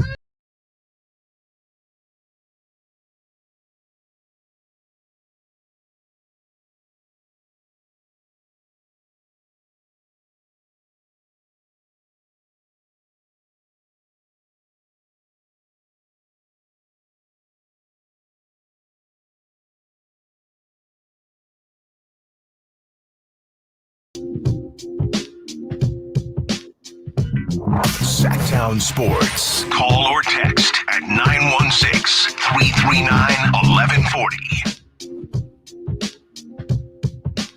We are joined, as promised, by Lakers writer for The Athletic, Jovan Buha. Johan, thank you so much for joining us. How you doing, man? I'm doing well. Thank you guys for having me. Let's start here. You know, we're used to talking about Kings and the teams that the Kings can't beat. It's nice to be on the other side of the shoe for once with the Lakers unable to beat the Kings so far this season. What is it specifically from your perspective that the Kings do that the Lakers just have a problem with? I really think it's the two-man game between Fox and Sabonis. There are some similarities with the Jokic-Murray two-man game, which also gives the Lakers problems. They've lost 8 consecutive games to Denver. They've lost 6 of 7 to the Kings over the past 2 years. So those two teams in particular, just with the unique dynamic of their offense with a passing big who can be a dribble handoff hub and operate from the elbows, and then a lightning quick point guard. And obviously in Fox's case, arguably the fastest player in the league or in that conversation. So I think, with De'Aaron, they don't have a guy who can take that assignment and lock into him and hang with his foot speed. So he has a physical advantage against whoever the Lakers put on him. And then Sabonis has played very well against Anthony Davis. He's 9-0, or his teams rather are 9-0 against AD's teams during the course of their careers. So he's gotten the better of him, and he kind of fits the profile of Anthony Davis can tend to struggle against bigger, bruising big men who can get into his legs and kind of push him around a little bit in the paint, and that's what Domas has been able to do in some of their matchups. So I think those two guys in particular have been able to match or surpass LeBron and AD, and that's ultimately been the difference, in my opinion, in most of their recent matchups. Yeah, and I mean, AD is one of the most versatile bigs that we have in this league, and so it is a little surprising to see him just kind of be dominated so much on one side of that matchup. Is there anything you can see AD doing that could maybe help him out in that matchup? I mean, maybe making more jump shots and pulling Sabonis out, like just trying to, because it seems like the physicality is really the thing that AD struggles with in that one-on-one matchup. What can AD really do to try and get around that fact? Yeah, I think the Lakers could be a little bit more creative with how they use him offensively. I think in rewatching his possessions against the Kings from last week, like it was a lot of ISOs and post-ups, and I felt like that played into Sabonis's advantages as a post defender, as a guy who's a bit heavier and stronger than AD. So I think leveraging his size and athleticism, because when AD is on the move, that's where he's really difficult to stop, because having a 7-foot athletic guy with the level of skill and finishing that he has is something that most defenses struggle with, right? So I think getting him more involved in pick and rolls, maybe some more like stack actions where they have someone back screening for him, and maybe he comes up, screens for LeBron, D'Angelo Russell or Austin Reeves comes and sets him a back screen as he's rolling, and like just kind of mixing it up a little bit and not being as stagnant, as predictable as I felt like they were at times. And that's kind of the ebb and the flow with the Lakers offense is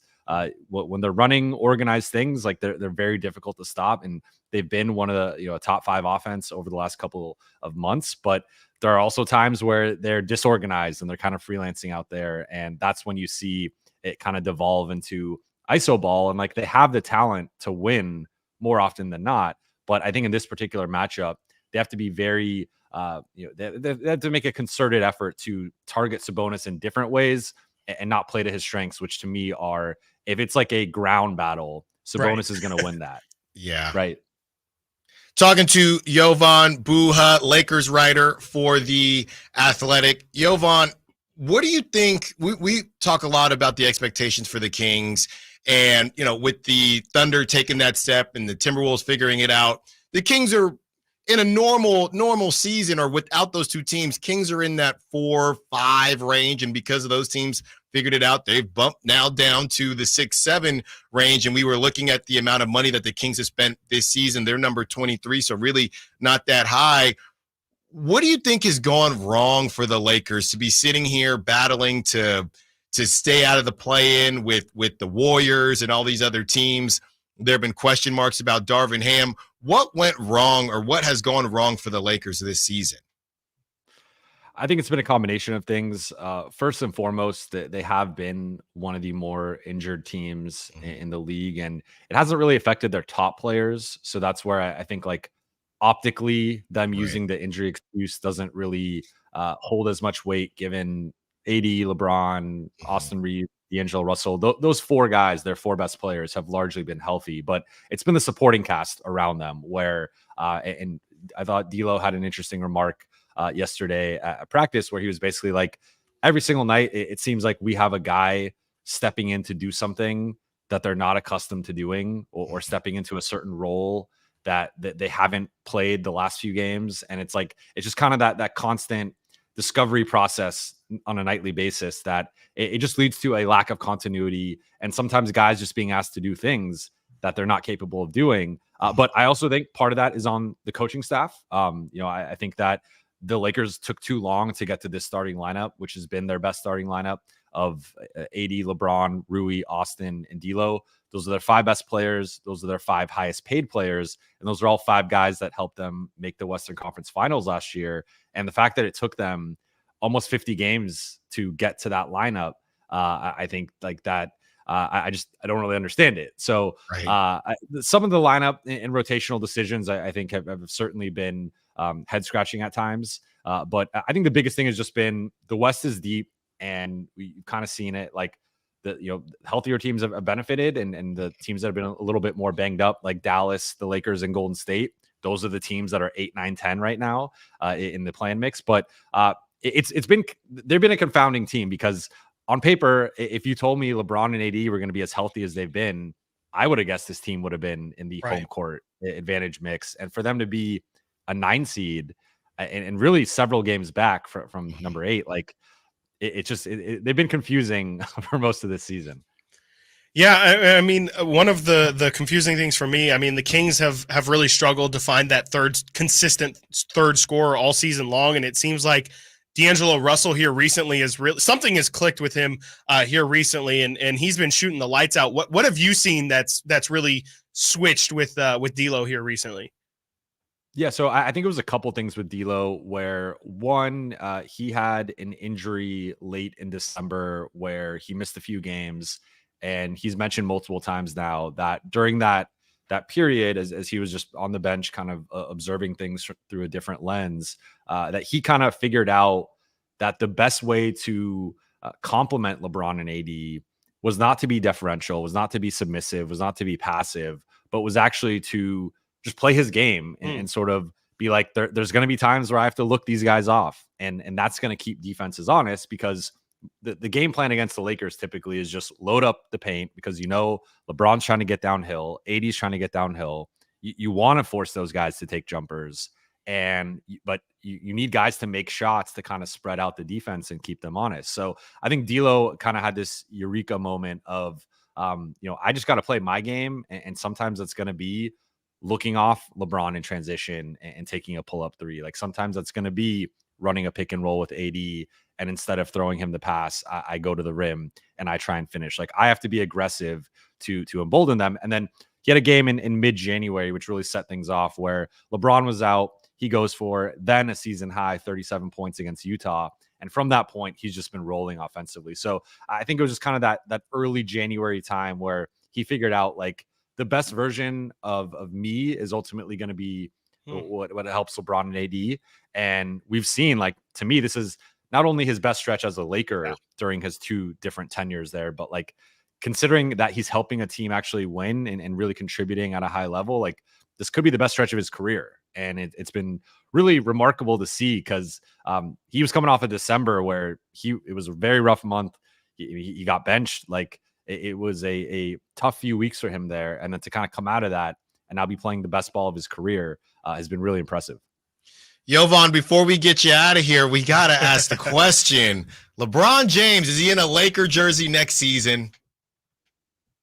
Yes, I believe so. Okay. It's to me, it's just going to be a matter of, is he in a Laker jersey for one more season, or is he in a Laker jersey for multiple seasons? And I think that's a LeBron question in terms of just his future and what he wants. But if I had to predict, I think he opts out and signs an extension for 2 or 3 years. But there's also the chance he just exercises that player option and keeps it year to year, as he's tended to do with previous contracts. But LeBron wants to be in LA. The Lakers want him in LA.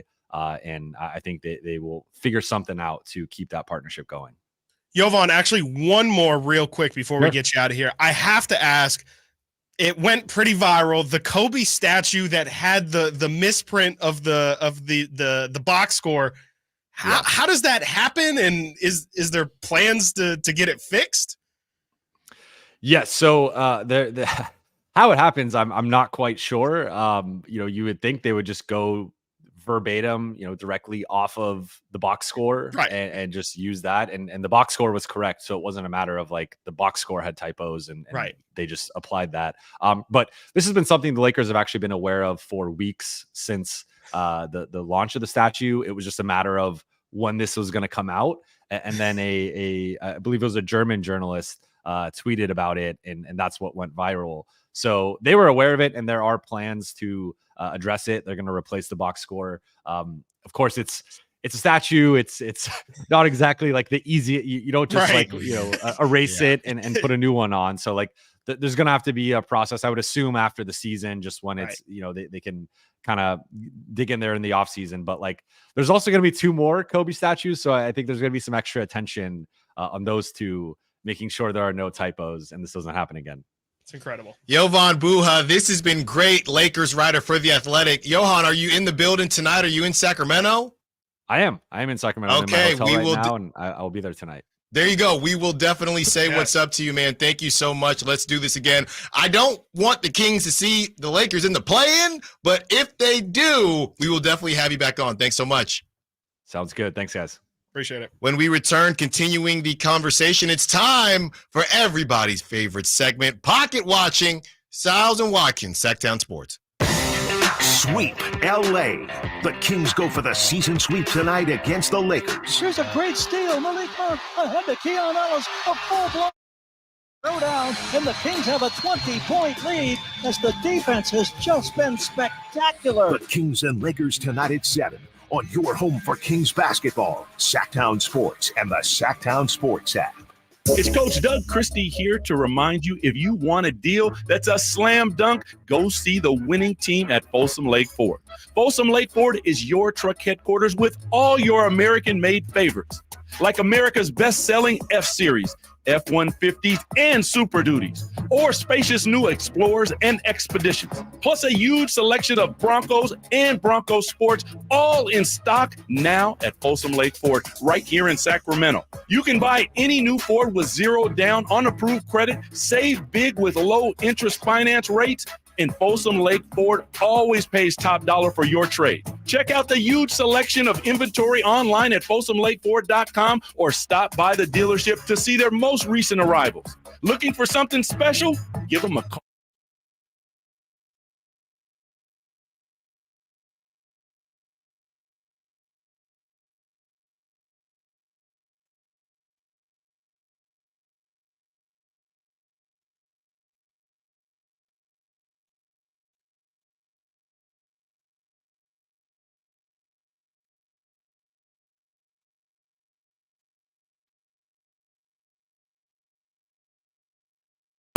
Oh, yeah. Can you hear me now?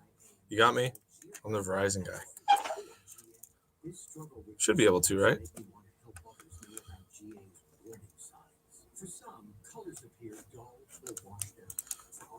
Dun, dun, dun. Yeah? Okay, cool. So, yeah, continuing what we were talking about earlier about the best one of the season. I was thinking about it. And what is the argument against last night? Like 75% are saying, yeah, for sure, last night was the win. The 25%, that's a pretty big percentage. But, like, you're saying the Warriors win. in the play-in game, Draymond turns it over late. Malik had the insane play at the end. That was awesome. But like last night, the only argument against it is that Middleton was out. But then you go, okay, Keegan Murray's out. So like what? I want to know if there are any of the, I don't want to say detractors, any of the 25% in here that want to let me know why the other team, what other win was better and why. Like why? How can you make the argument against the Kings winning last night being the best win of the season? Clippers felt big. Yeah. I feel like the road doesn't matter for the Kings.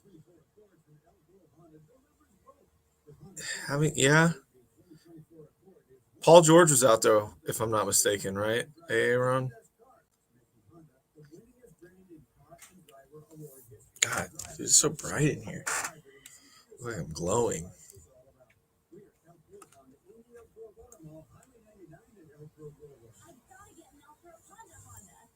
Anyways, is this better than commercials or is this just super boring? Warriors win because they had our number last year playoff and want to shut the Warriors fans up. Yeah, that's more emotional, and I get it. It's that's a more emotional win. I don't know if it was a better win just on paper. Middleton's been out for a while, so that doesn't matter. Bucks are used to playing without him. That's true. We aren't used to playing without Keegan and also losing Lyles. That's very true. Another point on Middleton being out is that, or Middleton and Keegan being out, is that Keegan is trying to be our Middleton too. So that makes it a little closer. Kings are a very emotional fan base. I don't know how you can't be emotional after being out of the playoffs for 16 years and then jumping back in with, jumping back in and then having that heartbreak against the Warrior. It just is intensified. I think that's why everyone's so critical this year too. The T-Wolves one on the road was big. Anyways, we're coming back here. I'm gonna hop out. I'm trying to talk to you guys one more time.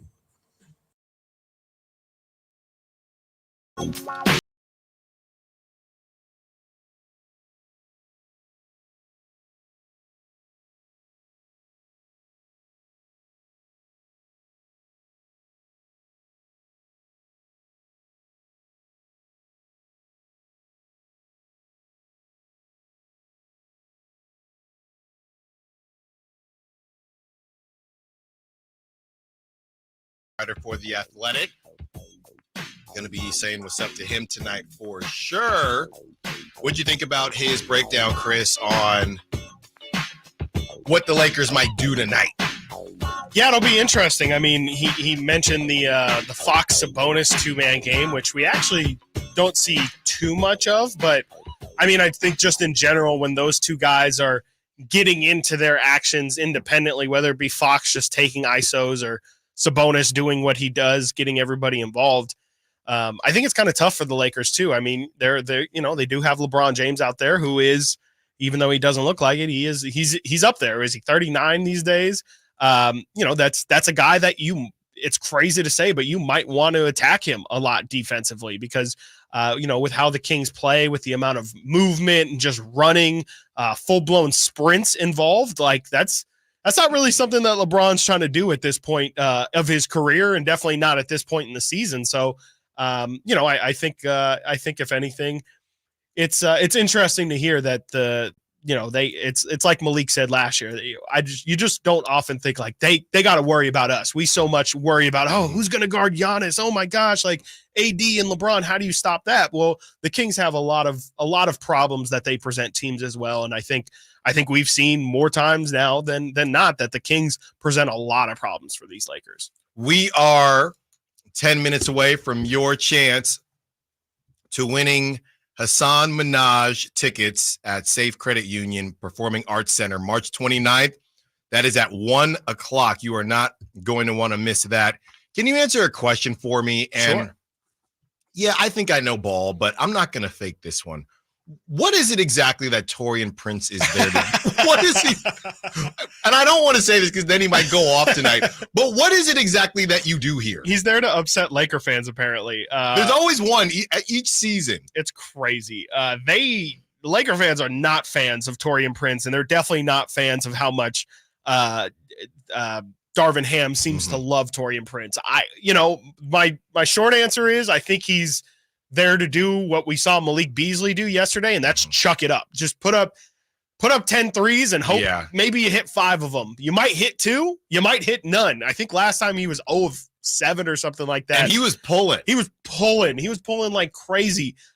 So I mean, I guess he's just kind of their X factor. He's their wild card. If he's hitting on that day, might be tough to beat the Lakers. But if he's not, then that's definitely somebody that you want to have continue to shoot the ball because he is unafraid to do it. And the Lakers kind of like Jovan said there, they need other guys to hit threes. That's what's made D'Lo so big for them is the fact he's hitting 45% of his threes since that game in Utah that Jovan talked about. They need their guys to win. Mike Brown's been preaching tons about spray threes. That's exactly what Jovan's talking about right there. LeBron and AD getting downhill.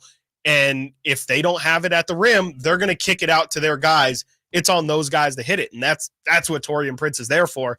He just hasn't been doing it. Yeah, so the spray 3 thing, that's not really unique to the Kings. No. That's just what drive and kick is another way of saying it. That's just what the NBA is right now. And speaking of, there were some beautiful look, it's always beautiful. That's what I've always said about point guards. It's one thing to find more elite passing in general, but a lot of times a point guard either looks great or not so great based on whether or not the shots go in. Exactly. And last night it looked beautiful, all the spray threes. It did seem that the Kings were not getting as deep as they had been, which is what Mike Brown had been on them over and over and over again. But there were some beautiful spray threes last night. Yeah, no, I mean, it looked great. I think Mike Brown mentioned the number they took. I don't remember exactly what he said, but he said it was a number that they're comfortable hitting. I think Mike said previously that they were averaging around 11. So it was a lot better than that. And you saw it. I mean, it felt like it when you look at, HB having 4 threes, a lot of those HB lives in the corner and just kind of spots up. They got to look for him too. I mean, I think a lot of it was, it's tough to find the balance of attacking the paint, but at the same time, spreading and looking for those threes, but then not only looking for those threes. Cause I think that was the problem at the beginning of the year was it felt like they were just driving like it was a drill. Like they knew they were going to pass out and not actually have any intention of scoring at the rim. And the other team knew. Exactly. They didn't care. And they said, okay, like whatever. And it's on the Kings to make it the same way it's on the Lakers to hit those shots. The Kings absolutely have to hit those open looks. And that brings us right back to our guys, Kevin Huerter and HB, and that makes them, their performance is so vital. If they're not hitting shots, it really puts a lot of pressure on De'Aaron and Domas and Malik to create his own. And we've seen that those 3 guys have definitely been up to task here recently. But against a team that you just played on Wednesday, they've got a little bit more recent intel on you. It's going to be a tough one tonight. They're probably not going to be able to win in the same exact fashion that they won just a week ago. They're going to have to. It's much like a playoff series in a way. You've got to, it's adjustments and then how you adjust to those adjustments. So even if the Kings or the Lakers get off to a good start, you still got to wait for that second half because there's going to be more adjustments made. This is the last time that these two teams are playing each other. This is a really important game for both sides. Kitchen sink's going to be thrown out there, and it's going to be interesting to see who's got the better game plan and who makes the better adjustments. Yeah, when we return, we will get into that pocket watching and explain why it is so important for either team to get a W tonight. Also, your chance to win Hassan Minhaj tickets. You're not going to want to miss your opportunity. Stiles and Watkins, Sactown Sports. March Madness is here, and the UC Davis Aggies have earned the 2 seed for the Big West Tournament. Inside the lane, step back 17. Forgot it, nothing but that for Eli. Eli Pepper. The man is unstoppable in the Aggies lead. Join us Friday night at 8:30 as UC Davis looks to advance to the conference championship. Follow the Aggies' quest to reach the big dance. Friday at 8:30 right here on Sactown Sports. For the ones who work hard to ensure their crew can always go the extra mile, and the ones who get in early so everyone can go home on time, there's Grainger, offering professional-grade supplies backed by product experts so you can quickly and easily find what you need. Plus, you can count on access to a committed team ready to go the extra mile for you. Call, click Grainger.com, or just stop by. Grainger, for the ones who get it done. 'Tis the month of St. Paddy's Day, and here's a random related fact. Did you know that the odds of finding a lucky four-leaf clover are 1 in 10,000? I'd say that's pretty difficult. Fortunately, if you're a business owner or hiring manager, you don't need luck to find top talent for your team. You need ZipRecruiter, and right now you can try it for free at ZipRecruiter.com/Bob. Because immediately after you post your job, ZipRecruiter's powerful matching technology starts showing you qualified candidates for that position, and you can easily invite your top choices to apply. Aren't you just a wee bit curious to see how ZipRecruiter can help you? Well, today's your lucky day because you can try ZipRecruiter for free. Just go to ZipRecruiter.com/Bob. In fact, 4 out of 5 employers who post on ZipRecruiter get a quality candidate within the first day. Once again, just go to this exclusive web address to try ZipRecruiter for free. That's ZipRecruiter.com/Bob. ZipRecruiter, the smartest way to hire. When you take the time to shop at Folsom Lake Honda, there's one thing you'll always find. Happy people ready to serve you. As a family-owned and operated dealership since 2009, customer service is our #1 priority. Our customers love doing business with us, and you will too.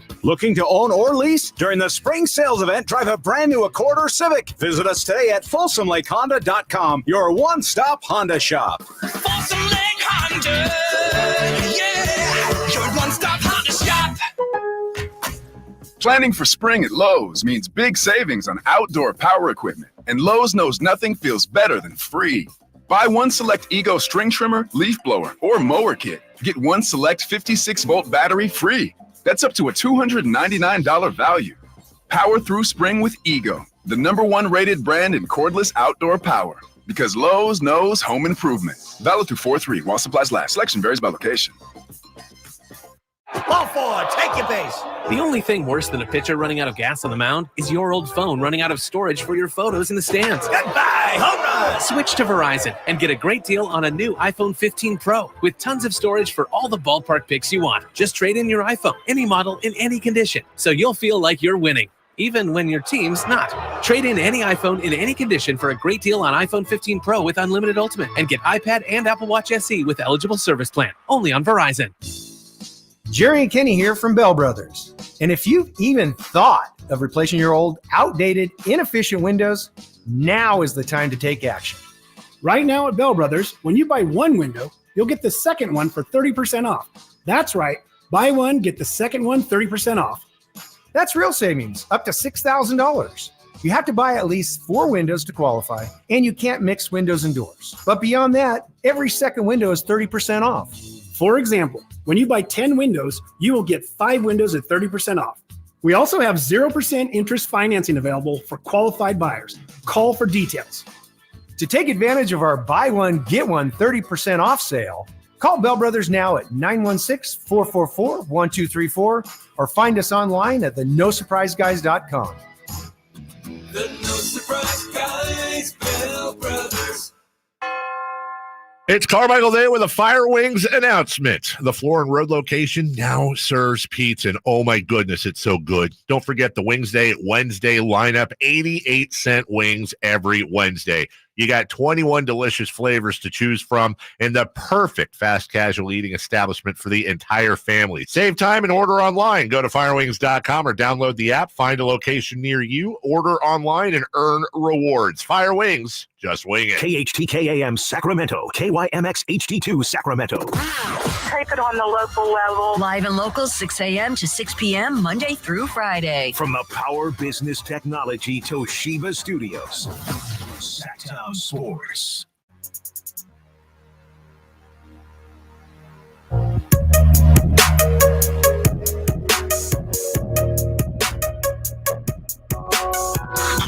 Sactown Sactown Sports. Check us out on YouTube. Search Sactown Sports and subscribe.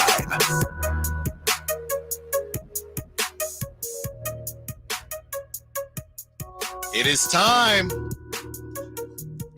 Live Nation has teamed up with Sactown Sports for your chance to see local legend Hassan Minhaj at the Safe Credit Union Performing Arts Center from beautiful downtown Sacramento on March 29th. All you have to do is hit up the Folsom Lake Honda hotline right now. Looking for caller number 4.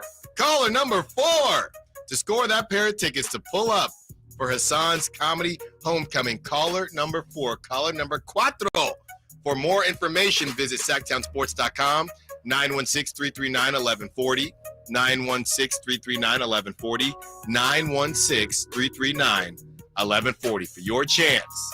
You gotta, they're starting to come in now. Who's gonna be number 4? You can't wait too long. I feel like we should 4. push to get Hassan on the show, Stock Kings.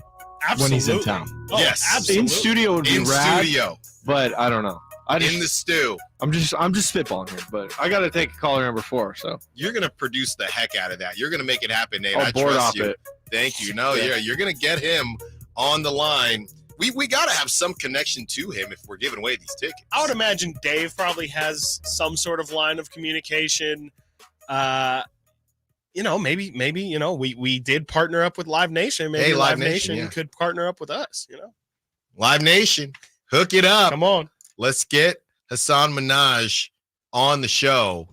We'll get some selfies. We'll do it up. Congrats. It looks like we have a winner chosen. Nate has taken down that information. So congrats to you as we start to pocket watch. And last night, Chris, it was kind of a quiet night for the pocket watching. Nobody directly close to the Kings. The Pacers beat the Thunder and the T-Wolves beat the Clippers, and you had Kawhi Leonard leaving because of thoracic spasms. That's what we saw. And Never heard that before. Right. So who knows what's going to happen with Kawhi? I know that Rudy Gobert had some chest rib issues as well, but doesn't seem, I'm not sure if it's going to be serious or not. Tonight, pretty big night, though. You have the Nuggets at the Heat. You have the Cavs at the Pelicans, and I guess at this point, the Pelicans are almost out of the realm for the Kings, but not quite. And two big ones where there is going to be, everybody's going to draw some sort of blood, or everybody's going to gain some type of ground in some way. The Warriors are at the Mavs, and I do not believe Steph Curry is playing. So Warriors at Mavs, and unfortunately, I think if you are a Kings, honestly, at this point, is everything so close that there's no point in saying, oh, Kings fans should be rooting for the Warriors, because then the Warriors would be close, right?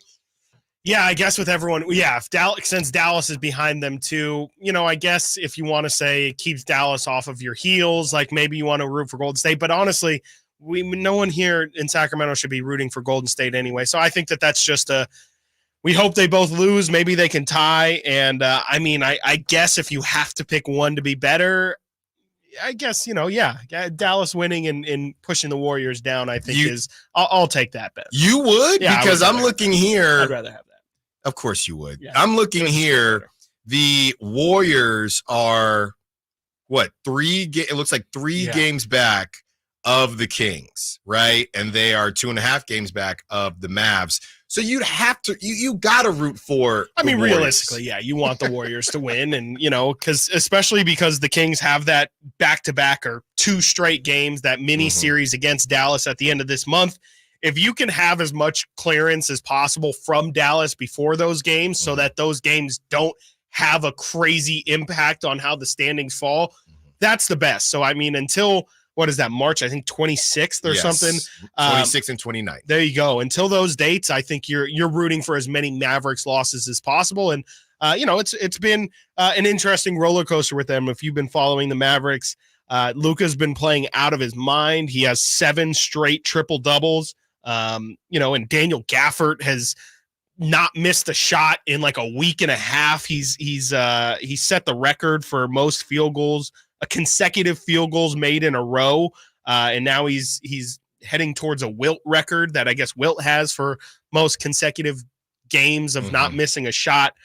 So, they've been playing really good basketball here recently, but you just, it's everybody's playing pretty well right now and trying to play their best basketball. So it's just a race to the end. And at this point, you'll take it however you can get it, even if it takes a Warriors win. I think honestly you do have to root against Dallas these days. With that being said, I don't think the Warriors are going to win. I mean, they had trouble. It's tough without Steph. Not to say that the Kings haven't had trouble with some of these teams. Right. The Kings had trouble with the Spurs without Wembanyama, but the Warriors had trouble with the Spurs, even though they did not have Steph and the Spurs did have Wembanyama. I say all that to say, you got to think the Mavericks are looking at this as an opportunity. You get to play the Warriors without Steph, because after that, the Mavericks have to go to Oklahoma City to face the Thunder, and then they host the Nuggets. So that's 2 games right there. And then it gets pretty soft, Chris, for the Mavericks after that. After that Nuggets game, they go to Spurs, and then they have another weird back-to-back prior to the Kings back-to-back, where they play the Jazz 2 times in a row. Okay. Well, you just got to hope that they maybe split some of those. And that's a really easy schedule heading up. So, that puts the ball back in the Kings court then. We know a team like Phoenix is going to struggle. They have a brutal bloodbath of a schedule, so they're probably going to fall a little bit out of it here coming pretty soon.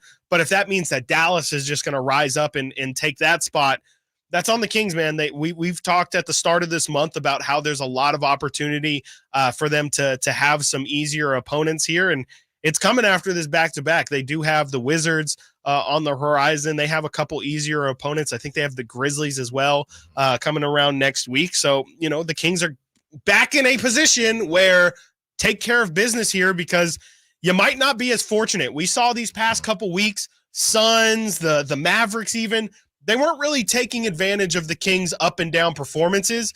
If Dallas has those, sounds like a couple cupcakes coming up, that puts the pressure right back on the Kings to take care of business. And hopefully, we'll talk about it probably more next week, but hopefully the Kings recognize that and see that you just have to get it done. There's no more excuses at this point. No, the Mavericks have won 3 in a row, and the Lakers have won 2 in a row.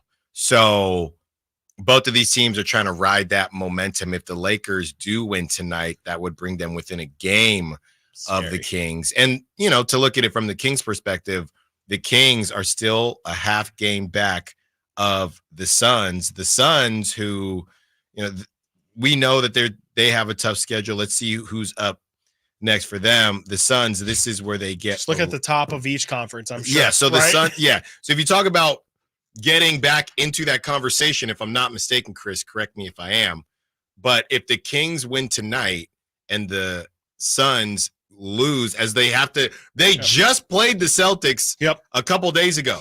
Now they have to go to Boston.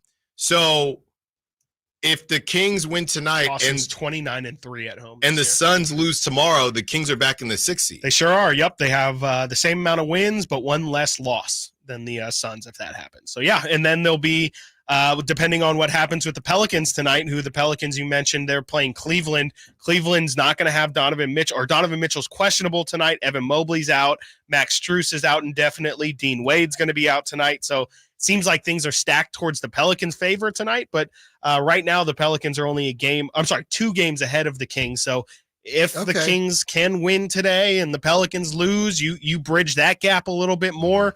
And as we know, there still is one more Pelicans matchup for this Kings team before the end of the year. So they're still in really good spot. Of course, some things have to go their way. And the Pelicans might have to drop some games that they're supposed to win, but it's, they're still not out of it. As crazy as it seems, they're definitely still not out of it. And even the Clippers are only 2 games ahead of the Pelicans right now. So the Kings, I'm not going to get too far ahead of myself, but they start taking care of business, and other teams start struggling. Kawhi, with the back injury, if he's going to miss some time here, there's a lot of opportunity still left. There's still some pizza left in this box. 18 games left. a lot can happen. We talk about, especially towards the end of the season, when truly every game matters and you have these divisional opponents playing each other head to head, and those games really count as two. Things can get really wild here down the stretch. There's still some time for the standings. I know it looks like it's kind of solidified a little bit, but there's still some time for this thing to get shaken up pretty severely, actually. My buddy I was talking to as I arrived in the arena last night, he listened to the show, even though he's in the Bay Area, Warrior guy, but he still listens to the show because, he's my guy. And his thought process was he didn't like the play-in. And I think the play-in has been really good for the NBA because of all these conversations we have to have. Right. But I am interested in, and look, if he doesn't like the play-in, if it wasn't for the play-in, the Warriors are probably cooked. Yes, they are. Okay, no, they are. So, and whether he understands that or not, I think he just feels that they're not going to do anything. Sure. So what's the point? And when you got somebody like Steph, why go through this and risk injury when you don't have it?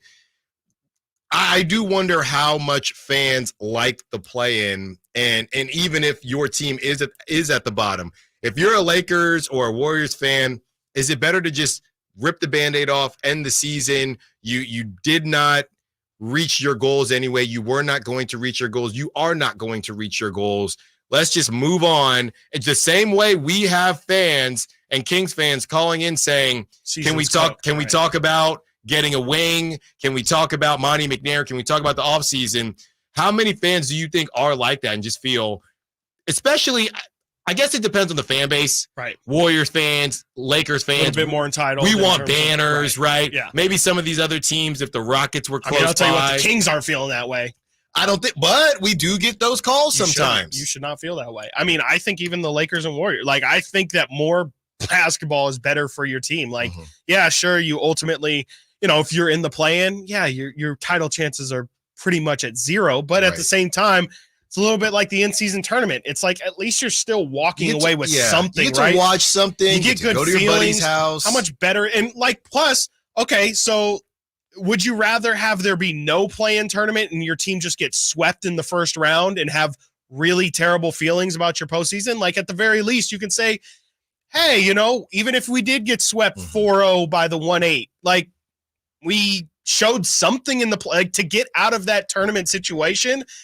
It's some good feels. It's some talking point that you can have to have you say, there's teams that it's a lot better than being eliminated from the play-in is to make it through it, obviously. So I think that it's just something to hang your hat on. It's another thing to say, the season might not have gone exactly how it went, but if the Kings can beat the Lakers or the Warriors in a one-game playoff, you're feeling great. I'm feeling great. Yeah. And so I'm taking that and I'm going to pocket it as a small victory. Of course, it's not what we were looking for at the beginning of the season. Of course, it's probably not what we would have wanted even at the end of the season. But at the same time, it's a minor victory, and it's something that maybe next year you can say, I'm not afraid. Right now, I'm afraid of the Kings in a play-in situation because 16 years of history and then you're going to face teams that have a lot of cachet and a lot of prestige around them.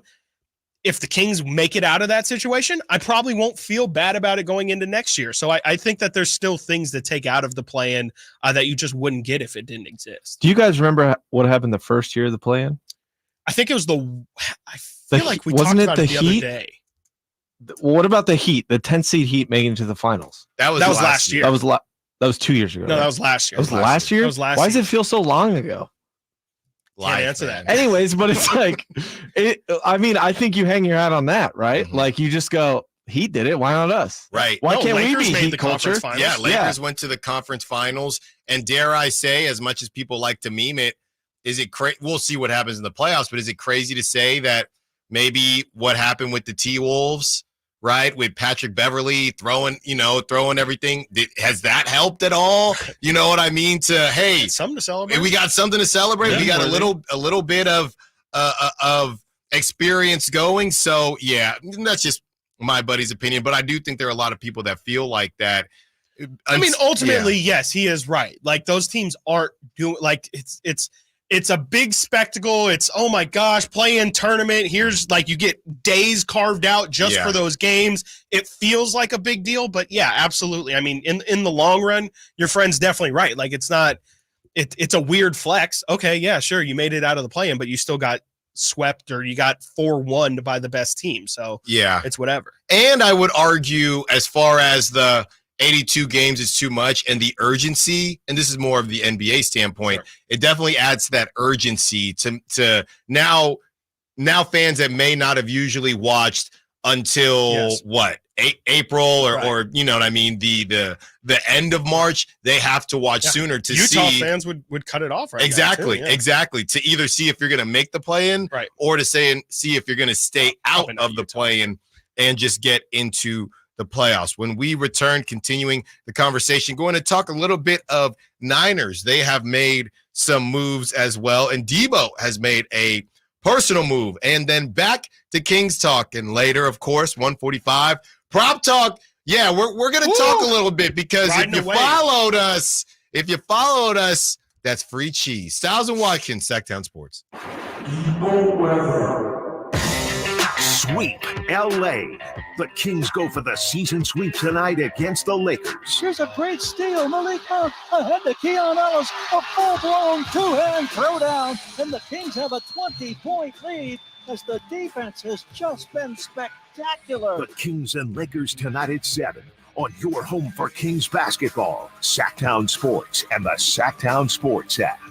It's time to trade in and trade up at Northern California's #1 Honda dealer, Stockton Honda. Whether you're shopping new or pre-owned, Stockton Honda has the selection and savings. Plus, get top dollar for your trade. Come in today or go to StocktonHonda.com. It's all a click away. Anytime, anywhere, it's all here. StocktonHonda.com. Based on 2022 total new and Honda certified pre-owned vehicle car sales from American Honda Motor Company's own one report. Ever since we got Xfinity, we have Wi-Fi all over the house, even in my hiding spots. Ha! Found you. How? That's wall-to-wall Wi-Fi from Xfinity. Now through March 21st, get started with 200 megabit internet for $25 a month for 2 years with no annual contract and get Wi-Fi equipment included. Go to Xfinity.com, call 1-800-XFINITY or visit a store today. Requires paperless bill and auto-pay with stored bank account. Restrictions apply. Taxes and fees extra. After promo, regular rates apply to internet service and Wi-Fi equipment. Actual speeds vary.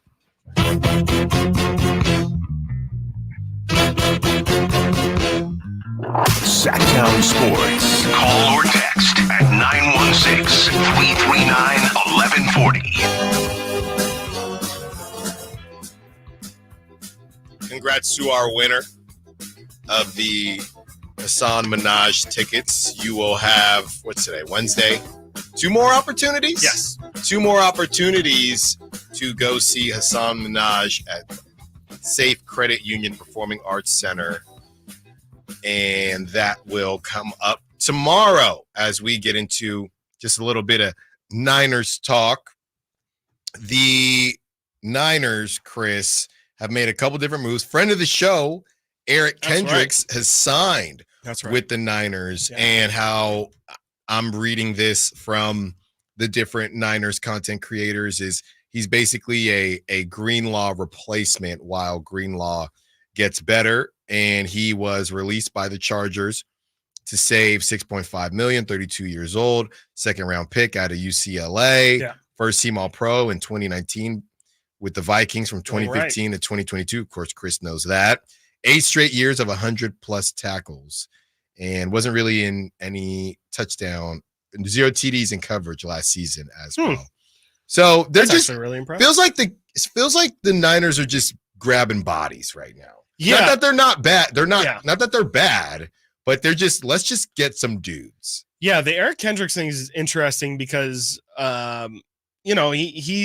a little bit I won't say I guess I'll say past his prime. I mean, he's really more effective in the run game, more so than the pass game. I was surprised to hear that he hadn't given up any touchdowns last year because that was the big reason why Minnesota let him go. I mean, they were kind of leaning more in towards youth, and Eric is just a great linebacker to have. I mean, he's one of those green dot guys that, he's got the headset in, he's leading, he's orchestrating everything. But he slipped a little bit in pass coverage. He just kind of lost that half step, and especially at the linebacker position, that can really be pretty brutal for you. But I think it's a good signing. He's a great guy. Everything I hear, wonderful veteran, will be a great locker room presence, and will be a leader. It'll be really great. Having him and Fred Warner on the field at the same time is going to do wonders for the Niners. But at the same time, like, he is not the guy that he was as an all-pro. He's definitely in a different phase of his career, but I definitely think it's a good signing. And, I could see in a really, really good defense with all the talent the Niners have, maybe he does still have a little bit left in there to really make an impact with that defense. Yeah, and you could tell when we interviewed him in Vegas, you could tell how ticked off he was from that Raiders shellacking against the Chargers. He does not like to lose. Yeah. I don't think the Niners are lacking leadership, but no, for sure. he definitely will be. He will be excited to join that team. Too. Oh yeah, great flow. Can't get rid of the flow. Like Troy Polamalu-esque flow. Yes, Truly. yes. So shout out to Eric Kendricks. Also, Debo changes his number from 19 to 1. You guys, when you're playing sports, did you have a number that was your number? Not really. I was never like in like an expensive enough organization really to handpick the numbers. It was kind of just one of those, what size are you? Cool. Here are the numbers that are available to you. But like if I'm doing FIFA, if I'm doing whatever, the Maddens, the 2Ks, usually like 23, 25. It's just 25, I think, is tied to Barry Bonds for me. But 23, I think is just like, there's just so many legends that were 23, Keon Ellis included. So, okay, you were a 23, 25 guy. I would say. Nate? Football, I was 14, no reason.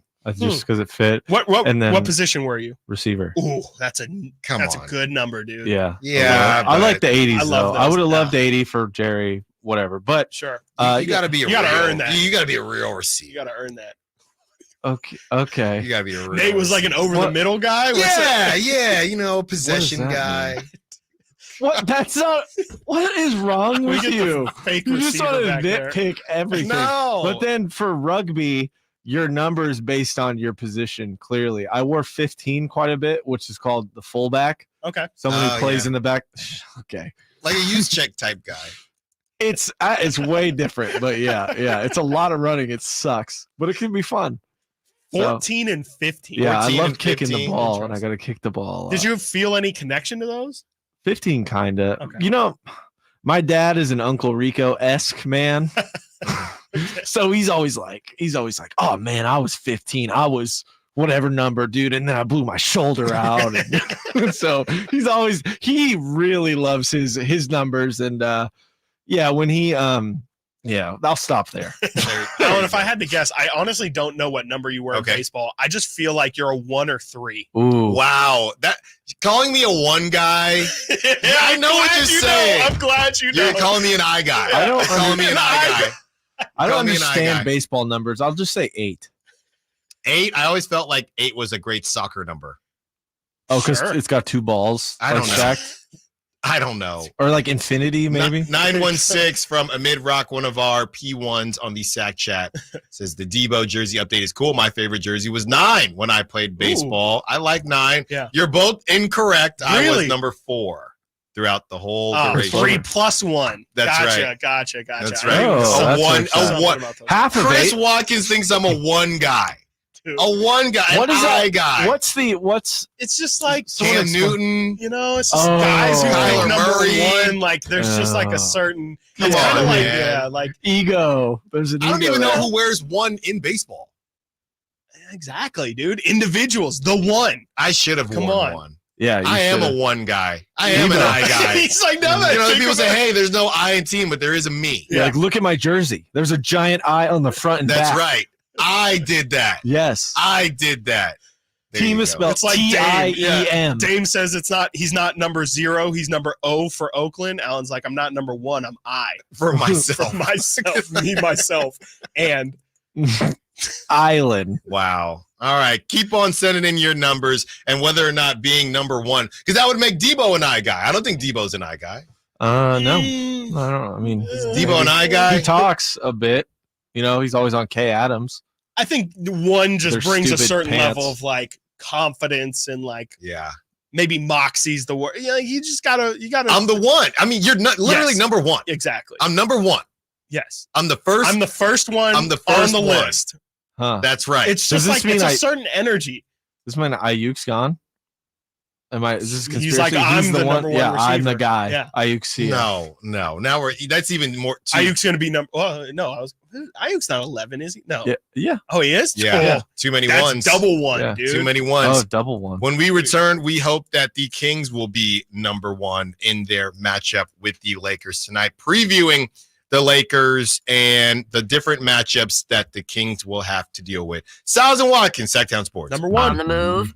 Got somewhere to be? Take Sacramento Kings basketball with you. The Sactown Sports app will let you stay connected to your passion. Never miss a moment of Sacramento Kings basketball with the Sactown Sports app. What's up? We're talking to Chad Hoblet of Hoblet Dodge, Chrysler, Jeep, Ram, and Woodland. What's going on for Ram Truck Month, Chad? Well, we're celebrating with the biggest savings of the year on new 2024 Ram 1500 Laramie Limited. I can barely believe it, but right now you can save up to $16,000 off MSRP on one of America's most loved trucks. Did you say $16,000 off MSRP? Yep. And we have California's biggest selection of new Ram trucks with over 500 available. Big savings and big selection. That's what's made us California's #1 Ram truck dealer. Hey, if you're looking for a truck, Hoblet should be your first and only stop to get the truck you need at the price you want. See their full selection at HobletDodge.com. Unbeatable prices, unbeatable selection. Nobody beats Hoblet, period. $16,012 savings on select new 2024 Ram Laramie Limiteds after $1086 factory rebates and $6,000 dealer discounts. Rebates include 1,000 case construction cash. Must have purchased eligible case equipment from authorized case dealer and $500 first responder cash for current members of eligible First Responder Association. Sample VIN 203287. See dealer for details. Fidium Fiber Internet is fast becoming a hometown favorite. With a dedicated connection and speeds up to 2 gigs, Fidium is winning over fans every day. Plans start at just $25 a month, so everyone can experience the best internet in the game. Visit FidiumFiber.com. The Arnold Law Firm has seen how an injury can turn anyone's life upside down. Whether it's a slip and fall, a car accident, or any other kind of injury. For almost 50 years, the Arnold Law Firm has been here to help you through the entire process to protect you and your family. If you are ever injured or in an accident, call the Arnold Law Firm. The Arnold Law Firm, providing real justice for you since 1975. Call 916-777-7777. That's 916-777-7777. I just can't control my feet. Coming to the venue at Thunder Valley, March 30th, World One presents The Jacksons with Sister Sledge. Tickets available now at the Thunder Valley box office, Ticketmaster.com, and World1Presents.com. Hey, what's up, Sacramento? It's Kyle Draper. Turn up the cleanliness at your restaurant, healthcare, or industrial business with Alsco Uniforms, the official sponsor of the Sacramento Kings Mop Crew. We've got you covered with crisp uniforms, hygienically clean linens, floor mats, and, of course, mops delivered weekly. But that's not all. Alsco Uniforms also offers weekly services for first aid and restroom supplies. Discover why it pays to keep clean with Alsco Uniforms. Just go to alsco.com to learn more. Again, that's ALSCO.com. Country in the Park is back May 17th and 18th at Cal Expo with Brantley Gilbert, Dustin Lynch, Jay Cohen, Walker Hayes, and more. Tickets start at just $46. Country in the Park, May 17th and 18th at Cal Expo. For more information, visit CITPFest.com. Brought to you by California Army National Guard, Naturewood Home Furnishings, and RVs of Sacramento.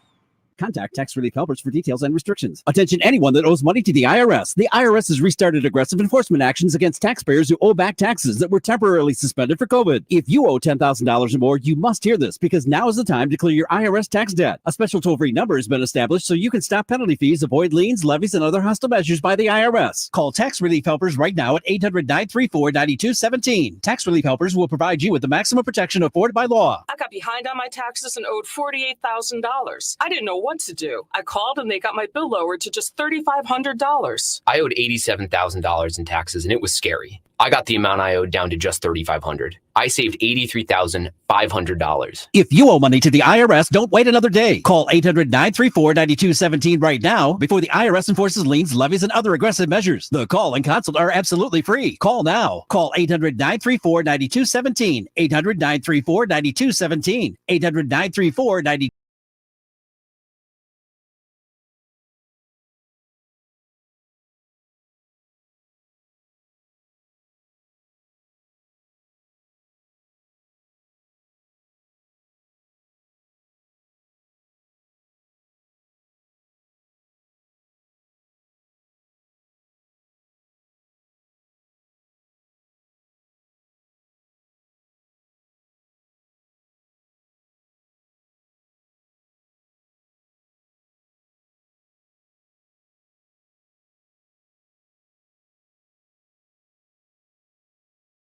the Lakers on a back-to-back if De'Aaron Fox looks like the De'Aaron Fox of last time this team played the Lakers. Oh, what a drop. What a drop.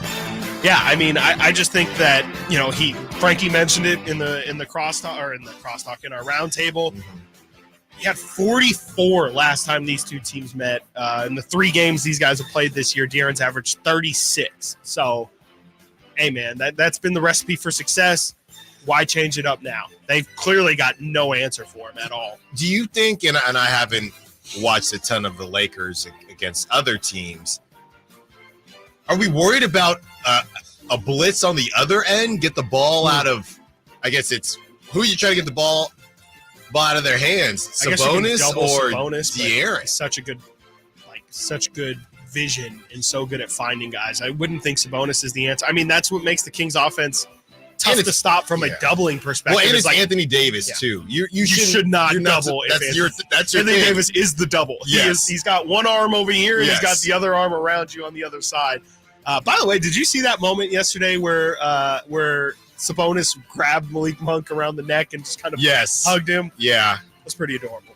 It was interesting out of Malik because Malik can be confusing. Can we just say that? Because I love Malik, but at times he just gets caught up. He's just a human like everybody else. Because at times he's talking about how he's the guy saying, "Hey, we can't talk to the refs." He was trolling. Right. He was trolling. But he got the a whole tech time. last night. He was trolling earlier in the season when he was saying, "I keep telling these coaches, man, like lay off the refs, lay off the refs," because he talks to the refs. He's the one who talks to the refs all the time. Yeah. He does not stop talking. It's so funny. Even just watching the refs react to Malik talking to them, you can tell it's not like he's not Luka. He's not just badgering them. No, he's not berating them. Yeah, It he's doesn't just look like, "Hey, man, y'all tripping. You really think I just missed that shot off?" Yeah, He's having fun with it, but he talks to the refs a lot. Yeah, I like your pick there.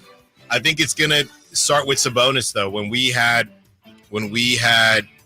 Jovan Buha on, he talked more about Sabonis than anybody else. I mean, he also talked about the guards and the speed, but it was about. I mean, it's Anthony Davis is the most important player on that Lakers team, right? I mean, for both teams. If AD doesn't play like how AD should, that's great for the Kings, and the Lakers probably aren't going to win. I hope Brendan is listening to this because you were pressing him a little bit because Brendan is a little bit worried. You're saying, but why?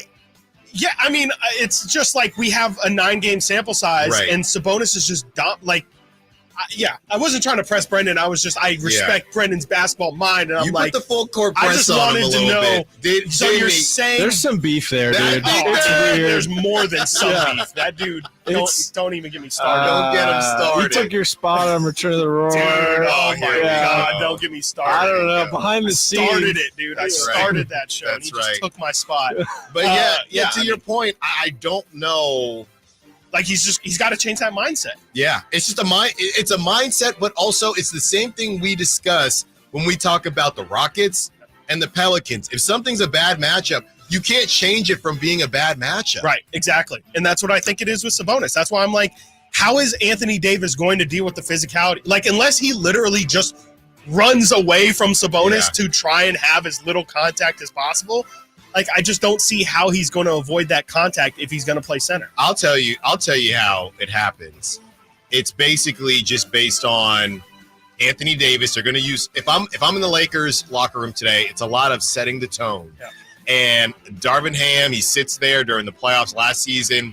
He sits there a lot, but they talk about how they don't necessarily try to bait fouls or whatever. They're just very physical. And I think that's what it's going to be. I think the play, and I don't know if this gets viewed the same way as them cooking each other or Anthony Davis cooking Sabonis, but I think it's setting the tone and possibly getting Sabonis into foul trouble. Yeah, that's what I would do. Like Jovan said, get him in the pick and roll. Really, what you want is AD and Sabonis with space. If you're the Lakers, you want to get Sabonis and AD essentially in a foot race to the rim.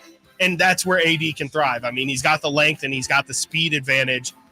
That's where things could get scary. But on the other end, AD's going to have to deal with Sabonis' physicality because even if AD is giving it to Sabonis on one end, again, he's not going to be able to dodge Sabonis giving him that shoulder action. Yeah. And what is he going to do? Like, I can't see him avoiding it. It's unavoidable, the Sabonis shoulder. And, AD's just got to be tougher. Like, I think that's the reality of the situation is if AD is going to want to slow down Sabonis, it's one thing for AD to get his side, but Sabonis is going to get his too. That's supposed to be the depoy, though. That's supposed to be a guy who can defend. Looking here at what the others have done in the guard matchups. Real quick, I have a bit of news. Okay. Breaking news from our own Joseph Giroux. Just texted me. Trey Lyles is out. Keegan is questionable. So, well, that's not great. That probably makes sense. I mean, I would have been pretty surprised if Trey played today. You know, just with his it being a knee injury and then a back-to-back. It didn't.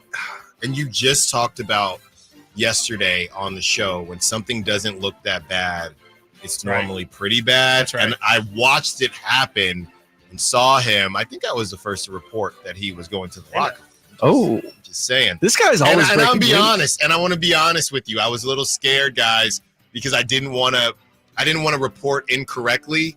But I saw Trey Lyles in the arena mouth the word, my knee. But when I reported it, all I said was Trey Lyles limps to the locker room. And then when I saw later it was a knee, I said, should have went with my gut. Should have went with my gut. Also, Kevin Huerter on the injury report, right leg contusion. And what happened there? He came back in the game. Yeah. He was limping pretty bad, but came back in the game. Yeah.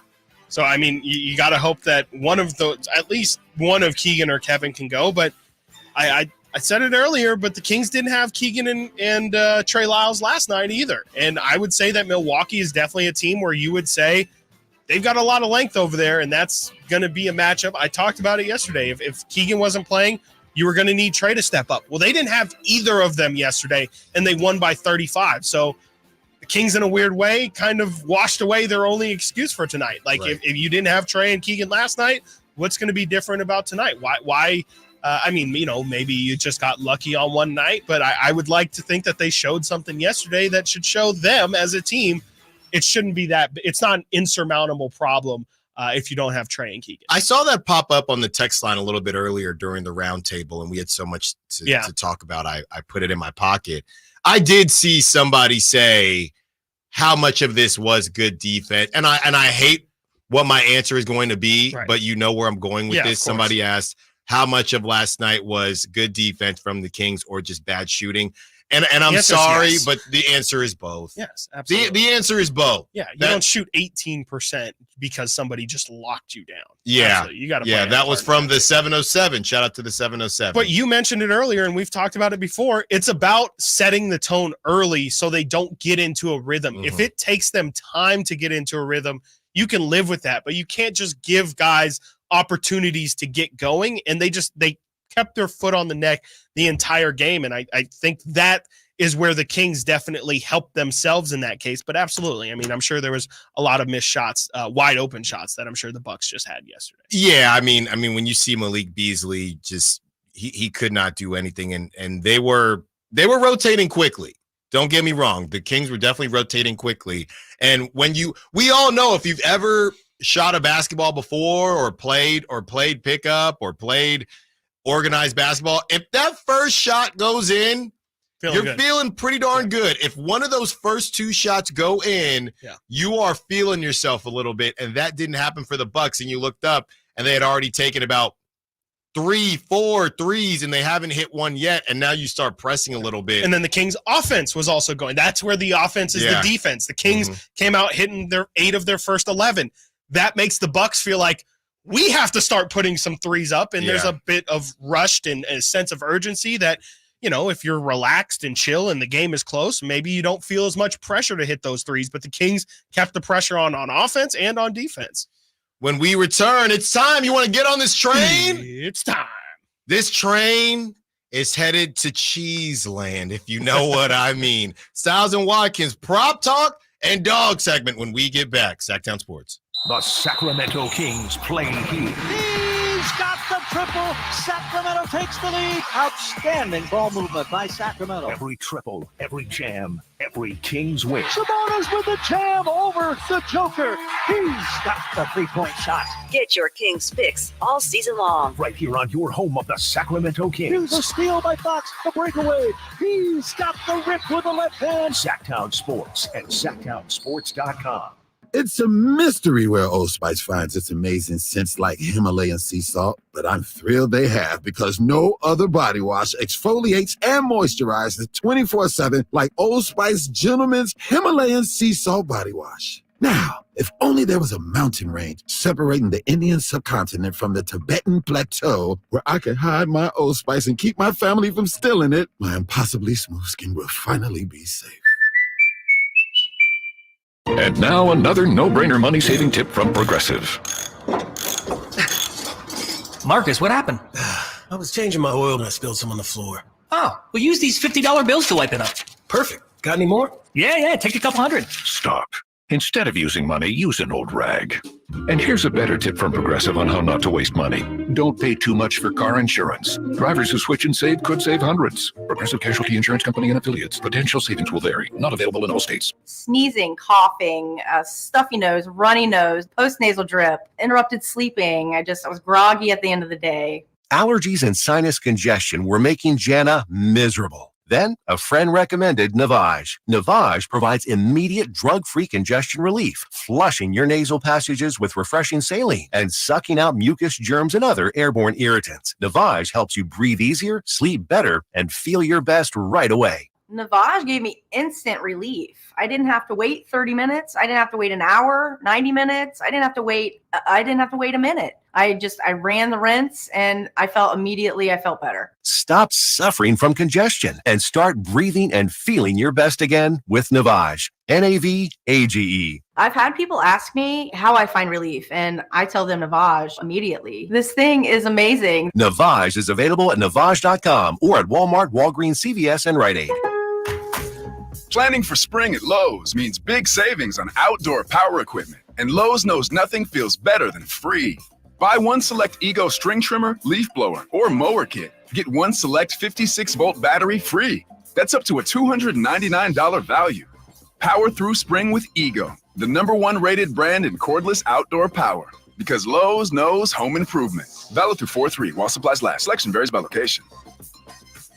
Get in the zone, AutoZone. Welcome to AutoZone. What are you working on today? Thinking about gas mileage. A bottle of Lucas Complete Fuel Treatment can clean your system and help your engine get more MPGs. Right now, you can get 2 bottles for only $9.99. A great deal to help you go a great deal farther.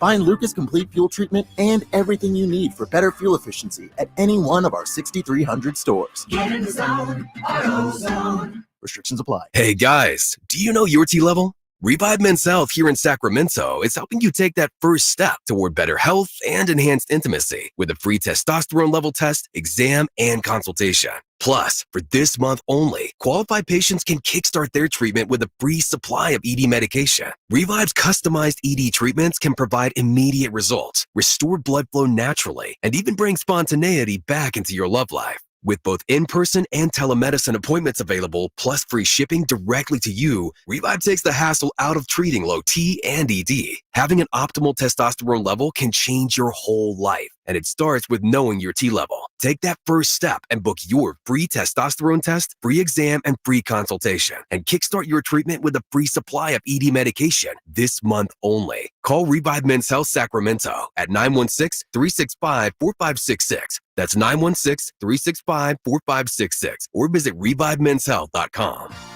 Whether you prefer thrills or serenity, the 2024 Accord from Elk Grove Honda delivers both. With Honda Sensing Standard, the 2024 Accord is once again a winner of the 2024 Car and Driver's 10 Best Cars, making Honda the winningest brand in car and driver award history. Drive a 2024 Accord Hybrid and see for yourself what the fuss is all about. We're Elk Grove Honda in the Elk Grove Auto Mall, Highway 99 at Elk Grove Boulevard. I gotta get an Elk Grove Honda. Kevin Lewis of National Garage Door. Whether you need to repair a broken spring, install a new opener, or buy a quality Rainer door, National Garage Door is here for you. Call us today to see how we can transform your house with a new garage door. 638-4554 National Garage Door.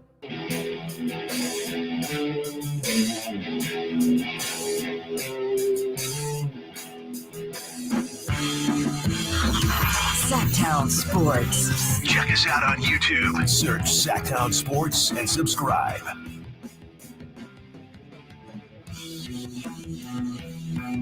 $15 more minutes with you before we hand you off to the drive guys to get you ready for Kings Lakers national television. That's right. Don't get Time bigger. to show up. Time to show up and show out. And we are ready to show up and show out with Prop Talk.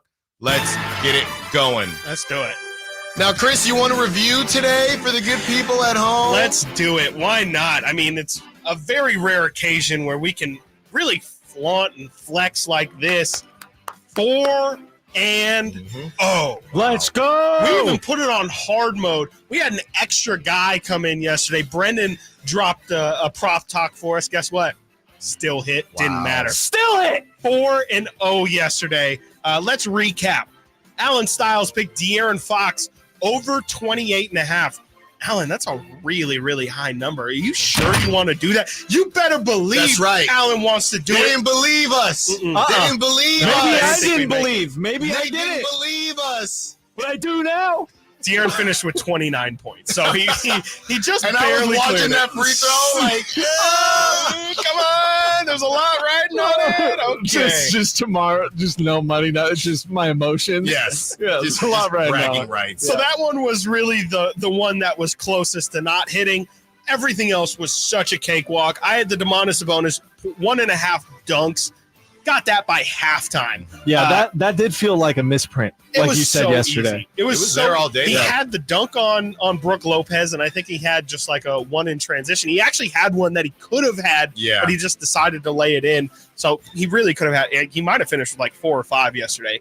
Nate had Harrison Barnes points 10.5. Now this one was interesting because HB had a terrific first quarter. Yeah. I think It was almost over at 9, I think. Yeah, he had because he was 9. right under. I was keeping a close eye. Him and Kevin Herter both had really good first quarters and then went pretty quiet the rest of the game. HB did finish off with 16, so he definitely hit that 10.5. He hit it by halftime. So shout out Nate, who nailed that HB over 10.5. And then, like we said, we were on hard mode yesterday. Brendan Nunez joined us for the prop talk. Brendan threw in a cheeky little Giannis over 7 made free throws. That's right. And we know he's a merchant. We know how he goes. He hit his 7th free throw in the middle of the third quarter. So that one was signed, sealed, and delivered. Wow. You're welcome to the public. There you go. And now we have to double back because it's a back-to-back, and hopefully we stay hot. Who's ready to go? Nate, are you I'm ready to go. Yeah, my app's being a little weird, but I saw what I wanted earlier. Okay. I'm rocking with the same suit and tie I was yesterday. Plain and simple. Going back A to back, different stat. Okay. I saw half turnovers for him. I'm taking the under, man. I don't think it's a big I don't think it's a big HB game per se, but that plays in more into him not turning the ball over. And he already doesn't turn the ball over. So just no turnovers for Harrison Barnes. That's all I ask. That's all I ask. So it's an all or nothing. All or nothing. Okay. Under 0.5 turnovers. Nate's saying there. That's interesting. You don't like it? I love the all or nothings. No, I love the all or nothings. It should be fine. Yeah, I mean, it's risky, but hey, BET, we're betting. Not Well, really. we're We're not. not actually. No, we're not. It's all emotional.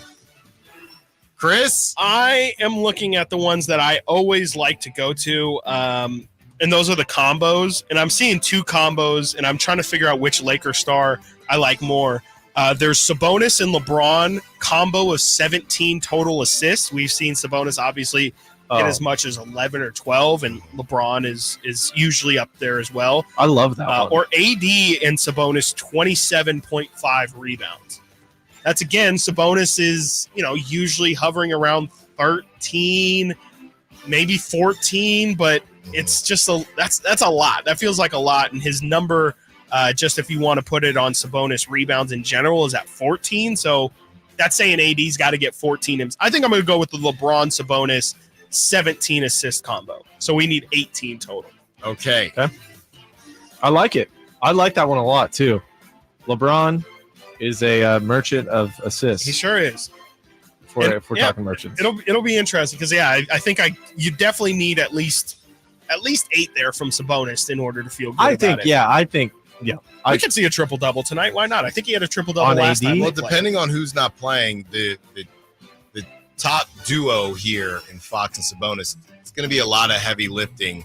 I want to run it back with De'Aaron Fox points, but I'm going to switch it up here. And we saw him snag some rebounds and assists. What's his points at tonight? I think it's where it normally like is. high 20s. Yeah. Fox. Sorry, my app was being super weird. No, you're good. De'Aaron is at 28.5, which is what he was at yesterday. Back to back. I'm actually going to go De'Aaron Fox, 10.5 rebounds and assists. Over. Oh, that's a great one. Okay. Over. Yeah. I like that one a lot. We're seeing a lot of assists tonight then for our guys. Yeah, hopefully not a lot of turnovers. That is the hope. And back by popular. Well, one more time, Chris. Let's read them off for the good people. What's our at home. favorite too? Yeah. So, Alan, one more time. What was yours? I need to write it down. It was Fox combined assists and rebounds and assists 10.5. So you have Fox combined rebounds and assists plus 10.5. I'm sorry. You have Fox rebounds and assists over 10.5. I have Domantas Sabonis and LeBron James assists combined over 17. And Nate has the under on Harrison Barnes 0.5 turnovers. I think I like Chris's the most. I like yours, Nate, but I do the all or nothing is just so sketchy because it can be so random. What is it fun. set at for Harrison? 0.5. So no turnovers. No. Okay. No. Yeah. Well, what do you like the most then? I do like the Fox rebounds and assists too. We'll go with Chris's. Okay. Lock it in. Okay. Lock it in. Now what are we doing? Lock it out. It's time to bring it back. We back. We're officially back. I got my swagger back. We need all the help that we can get for the Kings to get this sweep. Remember when back-to-backs used to be a problem? Well, hopefully not tonight. Yeah, let's get over that. Dogs, that Kevin Huerter news is not great. It's not great. Keegan Murray not being upgraded to probable is not great either. My dog got hurt. Nate's dog with not Nate Dogg, R.I.P. Nate's dog, Trey Lyles is now out. Oh my goodness! I mean, today's a day where you have to kind of pick the main guys because that's who's going to be rocking and rolling here. Yeah, I went with Malik Monk last night, and he definitely was. You got that one. I definitely was a dog, but I'm going to have to go with. Can I go? You go wherever you want. Can I go Davion? Love it. I'm going to go Davion. Yeah, why couldn't you? I'm going to go Davion. I think that's got to be the first time any of us probably have gone Davion this year. In a very long time, so. So I'm going Davion here. And whatever that means, obviously, dog is relatively speaking, but I'm going to go Davion as my dog tonight. Okay. All right. I'm thinking, oh, man, all this. I can't go Keon if you're going Davion. I've been really liking Keon. He was mic'd up last night. His post game was great. I put up a reel on YouTube if you want to check that out. Or on Instagram, excuse me. But I think I'm just going to go Fox. I'm going to go Fox. Great game last night. If we're taking the over on the points like that, he likes LA. I mean, he shows up. So just easy Fox. There you go. Yeah, De'Aaron Fox feels like the right answer to do. I mean, again, he's averaged 36 points per game against the Lakers in 3 games this year. Makes a lot of sense. Nate, I'm glad you didn't go Keon because I'm definitely going Keon. I'm going to take Keon Ellis after a really good performance yesterday in that starting lineup. It'll be interesting to see if he starts today. I mean, if one of Keegan or Kevin doesn't play, I would assume Keon's kind of going to hold down that starter spot. I'm expecting some good things out of Keon, whether it's going to be D'Lo or Austin Reeves he's going to be guarding. Hopefully D'Lo. We saw what he was able to do yesterday against Dame. I'm expecting more of the same from Keon, and hopefully he just continues to build on these performances. I believe D'Angelo Russell had maybe 10 or 12 points last time, and that's not even with Keon. You get him uninterested and disengaged from the start, and it's hard for him to come back. The Lakers like to start fast and ride that momentum. If you stand on business and you don't let them roll over, then you'll be all right. Real quick, Chris, prediction, who gets it done tonight? I think the Kings do, man. I was confident last week at this time. I'm confident at this point this week. I think the Kings are going to sweep the Lakers, and boy, that sounds so great. Nate? Kings, baby, light the beam. All right, we are going to light that beam. 916 Ellis Island is my dog from Amid Rock. Shout out to Amid Rock, and hopefully Keon Ellis. John Williams says Monk is my dog. Curtis Hicks says Davion was my dog as well. Manny Too Legit. I got De'Aaron back-to-back. Dog, thank you for listening to Stiles and Watkins. Thank you to all of our guests. Thank you to the Sactown Sports Kings Insiders. Nate doing his thing as usual. We will talk to you tomorrow. Until then, you have the drive, guys, getting you ready for Kings Lakers. Secure the bag. Light the Lakers. Sweep beam. Light the beam. Light it. Subscribe to Sactown Sports on YouTube and watch the Carmichael Dave Show with Jay